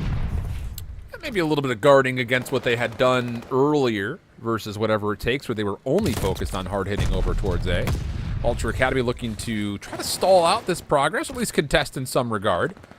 First tick is already through. Second is being challenged, but Jintroid able to come back to the play. is actually looking for more. This is a heads-up play from Jintroid. You got teammates that can finish the point. Go play for the kill, and that will likely not just guarantee the elimination. It should probably put a lot of pressure here to probably even guarantee the whole zone. Yeah, that will right there with that kill. I have to imagine Ultra not going to dedicate too many more resources to trying to stop that final tick. Scrappy does control some of the middle of the map right now and almost finds Hollow as he drops down to the lower platform at P5. Mock finds that first one onto Vehicle, and all of a sudden, defense is actually not going to be fully here, but a good nade through the outer side might slow them down just a touch. Lots of time to work with, and you're in a good position here. Trash Bros just need to find the kills. Nade pressure would be unbelievably key for Trash Bros to get around the back. Vehicle hindered, finished off, and the flank is made safe, but Hixie and Scrap have put together a very good response, leaving Venom on his lonesome. Hixie coming back to the play, well predicted by Venom, at least initially. Pre-fire shots out of Hixie, baits him out for the chow, and it works well for full clearance. Minute 40 on the clock. Still a life to play with here for Trash Bros. Let's see what Hixie can do now that he's in this forward position with the sub.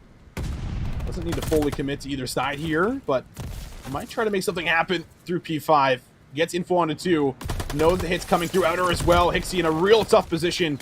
He won't be able to come up with anything. So now Vehicle, slow start for him. Only 1 kill on the board. Might be able to make up for it right here with 1. Does he get 2? No. Mock slides underneath the actual aim, so won't be able to find himself the kill. And now that means that Trash Bros are on the point. First tick is in, and well, they might be able to get more than 1.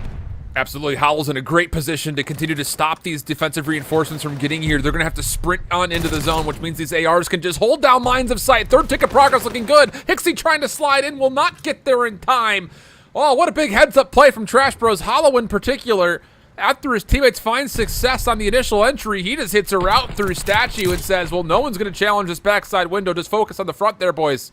And it works out wonderfully for Trash Bros, getting both zones very quickly here in their opening round. And well, that's looking like a similar story to what happened last time around Allen, where it's whatever it takes, right? It's that first offensive round where they're able to kind of reinstill that confidence. So we'll see if they can maybe keep the trend going. But off the back end of what was kind of some sloppy play, I feel like Ultra could never really get set up defensively. Trash Bros take advantage of it. So what do we have in store for us here in round number 2? Aggressive chow! And oh no! Unreal, Hixie just smokes Hollow with a 180 turn. And yeah, that's a quick call to go over to A. Say, listen, we got 3 down. Let's make some pressure happen inside of the point. And a good response on Amak, who had already kind of revealed himself off the flank. So now you can kind of do exactly what Hollow did to you. You had Hixie kind of trying to zone a bit forward. First tick of progress will be locked in with this double stack. A lot of pressure here on Trash Bros to still get here to stop the second tick of progress for what it's worth. And the flank will eventually get there just in the nick of time. Follow-up, though, still coming from Ultra NA. And once again, it's Hollow to try to shut the play down. His initial kill should be enough. Although Hixie does still commit, trying to secure that second tick of progress, but it will be reclaimed and depleted. Trash Bros defense coming to life. Yep, coming to life. And we'll be able to now kind of focus out through the back, see if you can maybe set up a bit of a spawn trap with these kills coming in. There's going to be a lot of control, especially if Jintroid finds this, but what a crucial one for Scrappy to secure. Make sure they still have that back spawn kind of on lock, and no one's going to be forcing them any kind of kills off coming off of the spawn. So good stuff to kind of look at right now. Second tick coming through over by B, but Venom off screen is actually able to take Hixie off the point. So still a scary spot maybe for Ultra if they can't regain control quick. Yeah, it really could be. I mean, you're kind of running out, I won't say running out of time yet, but you really do need to start getting some progress done, because right now the defense is just kind of flexing around the map. And finally, good clearance around B should lead to a second tick of progress. Does Trash Bros want to try to contest this? There may be an opportunity here, especially with how cleanly these kills are coming. Here comes the 3-man hit from the high ground. They're not going to get here in time to stop the play. So an extra 60 seconds are earned, but you best believe that this exit's going to be tested as Ultra and Air are a bit trapped still in their spawn. Yeah, still struggling to get out. Mock's able to maybe disrupt everything too if he can come behind the player up top and potentially find the kill, but oh, he's going to get a read on everyone. I love the trigger discipline. Don't take any shots. He will take shots at Mohawk, but now you know every single member just about on the other side of the map in your spawn here. Mock has a chance to be able to really break open the play with his first gunfight. Yeah, it's looking really solid for Trash Bros here when it comes to just knowing that these Ultra NA members are going to be hitting from the back. Venom will have to kind of play on an island for a minute. Oh, he actually gets caught against one of the pillars, so Vehicle can stop the clock. And I will say, stalling the clock at this exact moment is crucial towards potential success for Ultra NA. But as soon as he starts to be tested, he gets out of dodge. Good read on the Gintroid, predicts him nicely, gets him with his gun up, and now it's on the Mach in the back, and that's not going to work out. It's a 4-for-1 exchange. Ultra and A, 3 members in the point. That's going to lead to a second tick of progress. Looking for the full zone of themselves, and Trash Bros, they haven't even made it through the fire door yet. They're not even going to get here to even come close to touching this in time. And it was the nades, right? I think they still had a lot of nades and stuns available. You at least got to see it from the one POV we were watching from Mohawk, where he just throws the nades over the top, and I think that really stopped them from wanting to push aggressively. But at that point in time, you almost have no choice. You can't wrap all the way around Secret when they have 2 to 3 members on the point.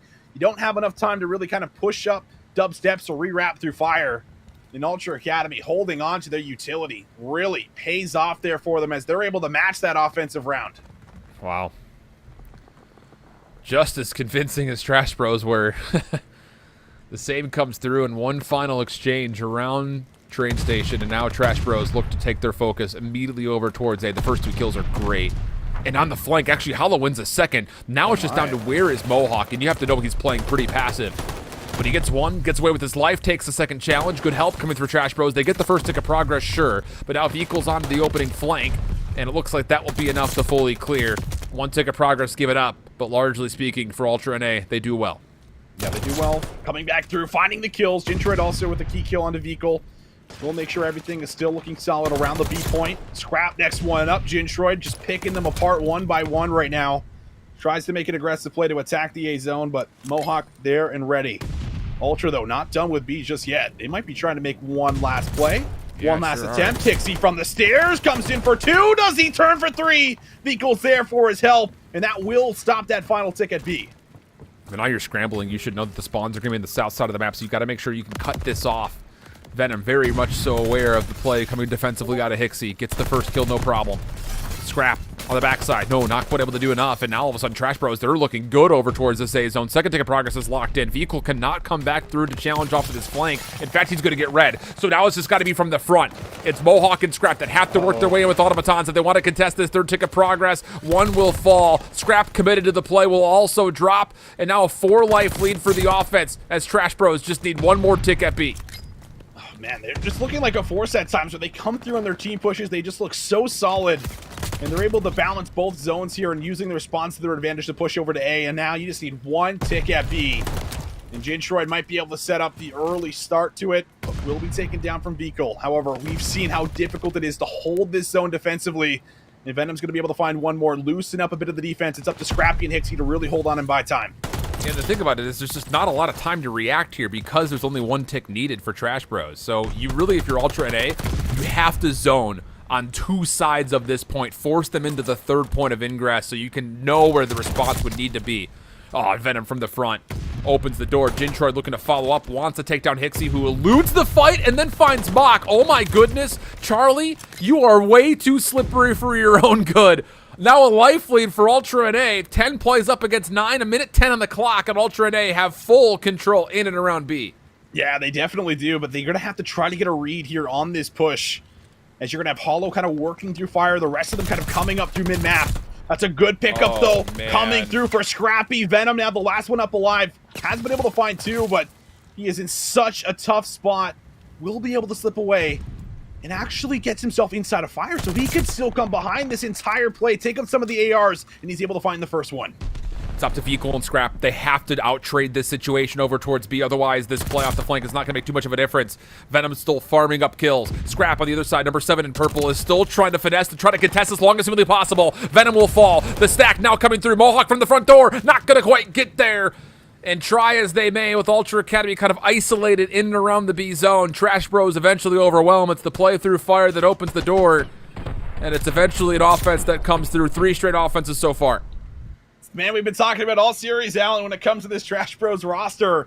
Venom just making the correct plays in really tight and difficult situations. You're talking about 1:15 on the clock. I know it's the easier zone to capture, but that is still a really good setup for Ultra Academy. 2 of their ARs kind of posted up on the tank, watching over the back. You have to kind of come through on a flank to make that play happen. Venom finds the angle to do so.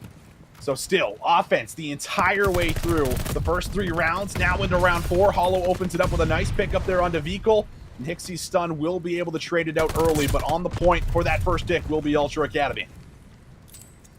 Still a possibility to contest this, though, if you're Trash Bros. Venom up top is in a pretty decent spot to extend his life, but don't love that, Chell. Just jumps down into a 1v question mark situation, and that's not going to work out for much of anything besides a free kill for Ultra NA. So 2 minutes and 20 seconds on the clock, and Vehicle has slipped by everybody. No one even has an idea that he's here. Well, Mock sure will. But look at the route that opens up, man. Trash Bros are all stuck over towards train station. Vehicle is very aware of this. He's going to get out of the zone to stop the clock and maybe even force his defenders to get out of their spawn. Wow. But Venom, what a gunfight win that is. Eventually traded out, but at least it creates a bit of a, I don't know, a little anticipatory hit that could still come through for Ultra A, and all the flank looks good for Mohawk. Not great news here for Trash Bros. Had to get to the zone. Yeah, I mean, this is just so much control right now. You're going to have to battle Mohawk out of fire. You have to take Mohawk out. But he still is relentless. As this is just his territory now. Going to dive down low. It does actually still open up a window, though, through the front for Trash Bros to get here.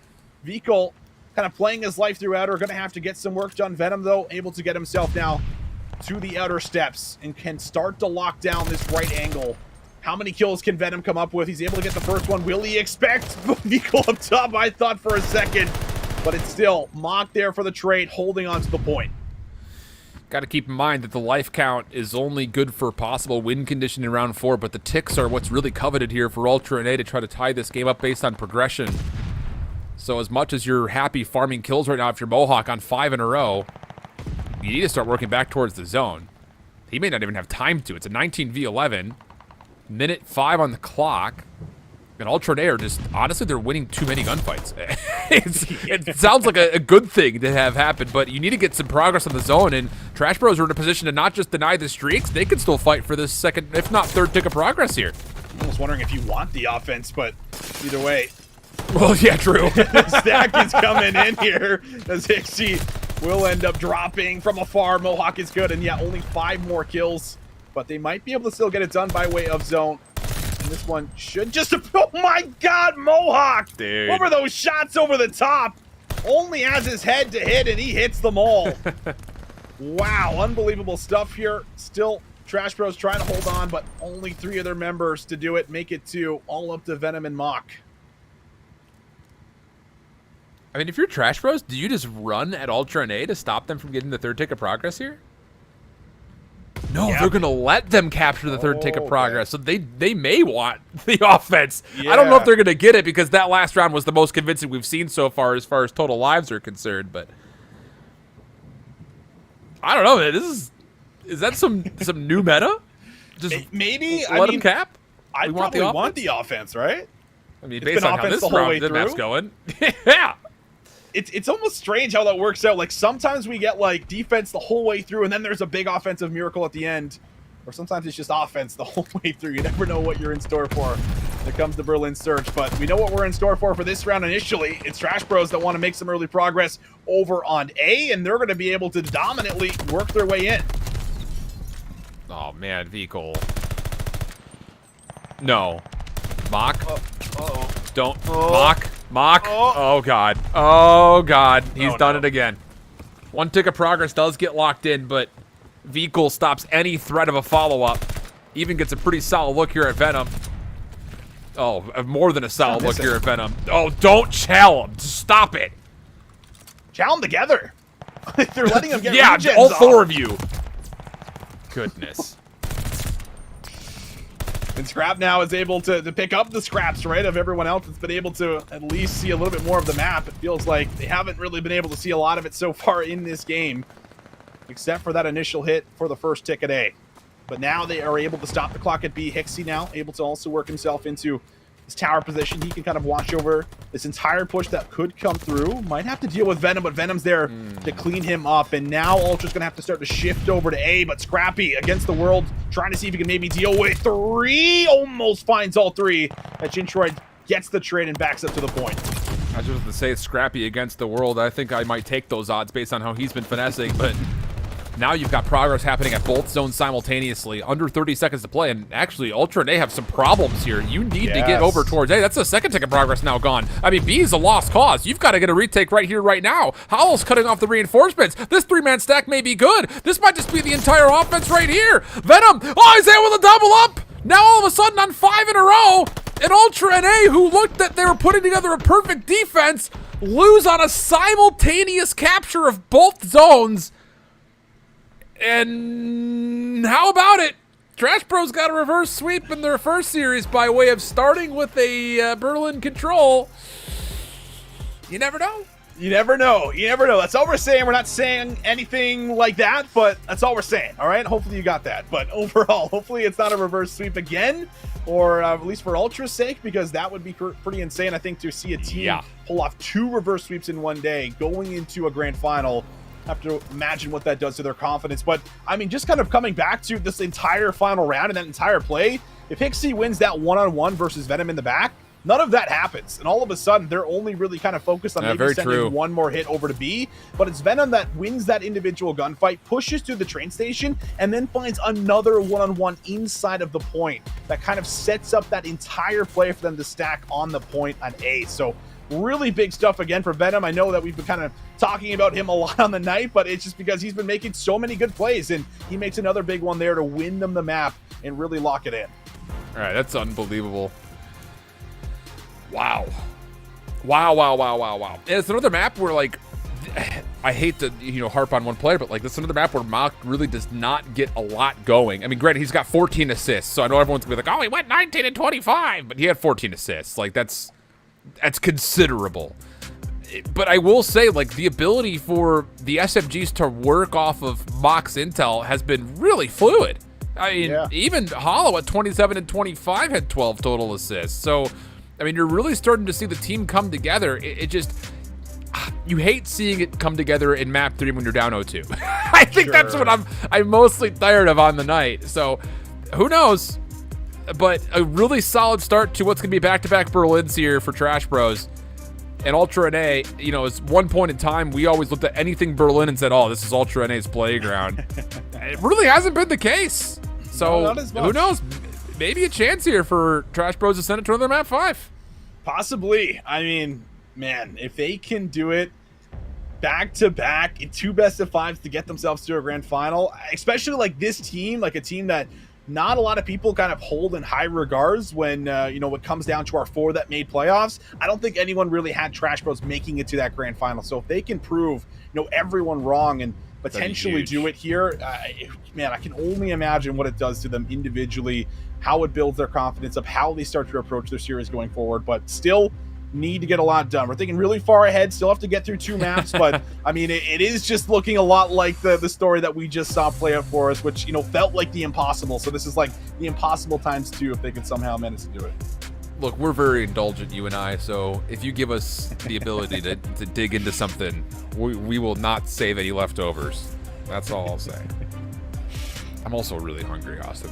Are you? I got that based off of that, I was kind of putting it together. I had a little snack between the second and third series here tonight, but let me tell you, it was not enough. And who knows? Maybe Trash Bros can put me into a world of hurt, hunger-wise here, with the opportunity to get us to a Bacage Search and Destroy. We haven't seen a Bacage Search tonight, actually. Had a Bacage Hardpoint in the last series, but you know how I feel about Bacage Search. One of my favorite map mode combos in the game. And so that's why I knew that was accurate. So I'm kind of selfishly, I keep getting those mixed up today. Trying to selfishly see him at 5 tonight just to see what's going to be happening. But first and foremost, talking about this Berlin's hardpoint that's on the way. Not a lot of kind of talking points when it comes to Ultra NA's perspective outside of the fact that, hey, they did play this Trash Bros team on this map, and wouldn't you know it, they lost on it. So who knows? It's kind of like one of those things from Dumb and Dumber. What's all that 1 in a million talk? You're saying there's a chance. There's a chance. There is a chance, but I will say it's a slim chance based off of what we have seen. I know we just talked up the fact that Ultra are really good on Berlin and they just dropped to Berlin in the control. But I think what makes them, especially good when it comes to Berlin Hardpoint is their 3 ARs that they run, because it feels like Vikal is just as good as he is, with an AR as he is with the sub, and vice versa for everyone else. We've seen Scrappy kind of pull up both and be that flex player when needed. But I really do think that Mohawk, Scrappy, and Vikal as a trio AR, when it comes down to Berlin Hardpoint, is a really tough trio to deal with. And on top of that, they get Hixie to positions where he can also be annoying and frustrating, or they're just kind of setting up and watching around him while he soaks up time. So the dynamic that they work off of is really important. And the big factor that we just kind of highlighted for Trash Bros is that the AR pressure hasn't necessarily always been there, right? It's been about Venom kind of finding these breaks and finding these openings, setting up his team. Yes. Will the ARs kind of get more involved? That's what I'm really wondering, I think, coming into this map 4. Yeah, you put together, and again, I really want you guys at home to really pay attention to that point, because looking at Trash Bros versus Whatever It Takes, there wasn't any of that in the first pretty much rotation worth of hills. Whatever It Takes was all over the map, and it wasn't until we started to see Venom's heroics come together where I think everyone out there is saying, dude, get Venom some help. You can't ever say that, I think, in this map right now. Venom has to be good still, and he has to have good support around him, because he's been great on these entries, not only in the control points that we just saw, but especially in all of the hard points for Trash Bros. He's been a key to victory for them, so to speak, in every single map that we've had respawn related. So we'll see. Will he get the support needed to send this to another map 5, potentially 2 reverse sweeps on the evening? Opening nades coming through. Mock's able to find first blood on the player crossing into Mohawk, but oh no. A delayed nade from Scrap will immediately shut down the play, and it's all Ultra NA early. Yeah, Mock's going to have to try to do some early damage control, find a couple picks here to open up some room, but Scrappy, how about it? 4-0 start here for him. Doubles up once again, trying to play his life, looking for number 5, and Hixie's there for the assistance through the desk. So a great opening here for Ultra Academy, and this is what we talked about. When they start to fire like this on all cylinders, all of a sudden it gets very scary for the opposition. Yeah, this is a key moment early for Trash Bros, trying to not only win this rotation after immediately getting punished on the second attempt towards the first hill, but more importantly, can you try to create a bit of problematic situations for Ultra NA, as they will have a pretty good look at the rotation to 2. So far, so good, though. Mailroom's going to open up with Venom inside for some early time. 39 is the tally for Ultra NA off the first hard point. But on rotation here again, you just see it. I mean, 3 ARs in hand right now for Ultra NA, and all of them are finding kills. Yeah, they certainly are. Venom, though, over the top is able to take out Scrappy with some clean shots, and that's going to be 4 in a row after what was the 0-2 start for him. So a really good heroic moment again from the one and only, but will it be enough to lock in this time? It's looking like right now the answer will be yes. 30 seconds left, so Ultra certainly not going to let this go over for free. But how are they going to go about breaking it as they're setting up just kind of for some initial kills, looking for the exits? They don't want to overcommit here. They're kind of setting up for the early rotation. You don't want to overcommit, but you don't want to undercommit either. And I think we're starting to see a bit of the undercommit. I don't even know if that's the full thing, but we'll make it a thing, Austin. You and I. All right. We'll commit to it. It's Be ours. convincing with our nature. Venom on 5 now. This is all coming, by the way, off that rotation to 2. He is, once more, the catalyst for success. So as Ultra NA start to set up a bit forward, there's kill number 6 for Venom, and he's going to have a really good look at where Mohawk is positioned. You should be baiting and switching for him here to try to confirm this kill on Mohawk, but Jinshred will just take care of him himself. And now it's on to Trash Bros, trying to break. Nade will go through to clear out the windows. Venom on the way in. And oh boy, they're actually going to spawn Scrap all the way out here. I don't know if Ultra NA we're going to necessarily expect this, but Venom's in a great spot to just isolate for kill number 7, but how quickly does Scrap and Vehicle get back to the play to shut down the break, and with that also the streaks? That's unbelievable. They have to hold inside the point and kind of hold from the front, and they do exactly that, and then immediately Vehicle flies out through the back to block the spawn. So big stuff here for Ultra Academy to hold on to this back end of what was a good 30-40 seconds. And, well, the rest of the scrap time as well. Incredible stuff to be able to propel that lead just a little bit further. But on the rotation, Scrappy, the first one up here at 11-4. He's been on a tear so far in this map, but he's just going to hold his position for a moment, wait for his teammates to start to make some ground through the back. And now that those spawns come through, Scrappy's ready to attack from the front. It's just the trust, man. Even if Scrappy doesn't necessarily need to move to the front, he's still going to be there to probably stop rotations. But Jintroid has felt the pressure of the 3 ARs from Ultra NA, has picked up an automaton of his own. So it looks like we're going to get a 3-1 compositional setup from both teams at the moment. Venom deep, looking for players to cross. Stun will affect his view for a time, but at least still finds Hixie. Mock from the front, good tags coming through, but not enough to find any kills, and we'll set up for another break attempt from both teams' perspective. Neither team inside the hill at the moment. Yeah, Ultra's just going to be able to get in now. Looking for that remaining 18 seconds, and looks like it should be theirs unless Hollow can come in and make a play, but Scrappy over the top will be able to watch over and make sure that it is good time over to Ultra. And now the Scrappy, who's on 6 in a row, looking for number 7. This could be a chance to get a glide. I mean, it's unbelievable that he is 17-5 at the moment, and he knows Venom's throughout her. There is the glide, 7 in a row here for Scrap. Oh, number 8 at range against Mock. Over the top of the desk, no problem for Scrap. And the damage isn't done yet. He's going to play for spawns. His teammates is watching over the time of the destroyed hallway here at the 5th hill. And the gunfights are all largely won by Ultra. So it's starting to turn into very dangerous territory here for Trash Bros. Down 70 points. Scrap looking good for double-digit streaks. Oh, boy. Not good news. Scrap's looking good for a nuke right now, man. Like, my goodness. Yeah, right? He's just not afraid of anything when he is playing like this, and you can see it in his gameplay with the challenges that you'll get out of him. There's 10 in a row for Scrappy, double digits coming in. Glide bomb's already earned. This is just for style points at this point, as it has just been a relentless tear for Ultra Academy. Venom will be able to squeak away and make sure he's not kill number 11, but it's still Scrappy alive with only 5 deaths.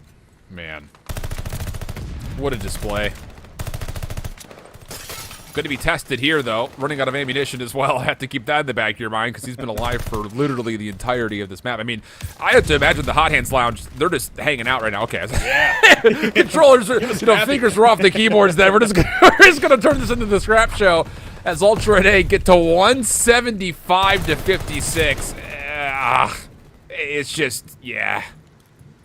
I mean, look at Hixie, dude. He's 6'9" with 2 minutes of heart. He's chilling.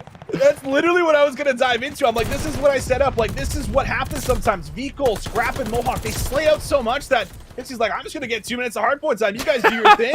I'm going to open up Twitter. I'm going to throw on a new song. Like, it just feels like he's able to just kind of relax and chill a little bit. But, I mean, don't let that kind of, stop you from reminding you that also he's a huge part of the comms, setting everyone up, kind of keeping everyone within this rhythm. So, what is looking at a 100-point club here for Ultra Academy.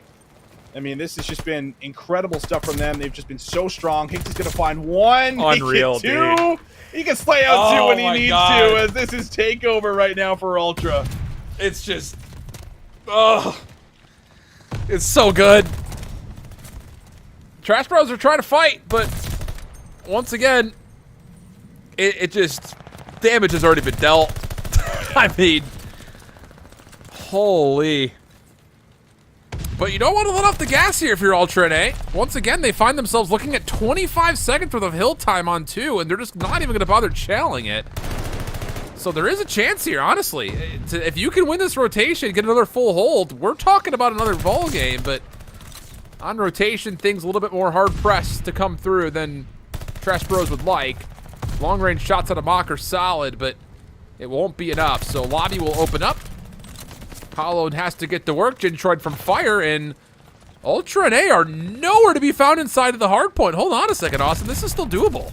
Yeah, it is a little doable here. They have at least a couple players in the back, so the spawns are still here for Ultra, and Scrap gets a great read onto the second, but if they just break this and secure the second half of this hill, I'm sure they're still going to be very happy with the outcome, but Jintroid refusing to go down. Almost takes out Hixie, but he goes to the pistol, secures the kill. And while Trash Bros, you can see it, they want to put on pressure. They can't let 20 seconds go over to Ultra Academy NA. Yeah. 30 bomb for Scrap. You feel like there's many more still to come. The Scrap's 17 seconds or so will be earned by Ultra NA. Scrap doesn't want it. He's like, no, someone else getting hit, dude. I'm flying right now. I don't want to hold the Scrap time. Are you kidding me? But he will do his job here and get Ultra that much closer to securing a win. And there's also still a full rotation around the back. Vehicle already causing problems, whether Trash Bros knows it or not. Glide Bomb's going to get phoned in. Vehicle with the double. Glide Bomb will secure Mock, and, well, that's probably the game right there. Yeah. Scrappy might end with a 3.0 KD right here, which is one of the most absurd lines that has ever come out of my mouth when we talk about the elites and we talk about hardpoint at this level. This is the winners final in Ultra Academy NA. Show us that map 3 was just a fluke, but map 4 is all ours as they get it done.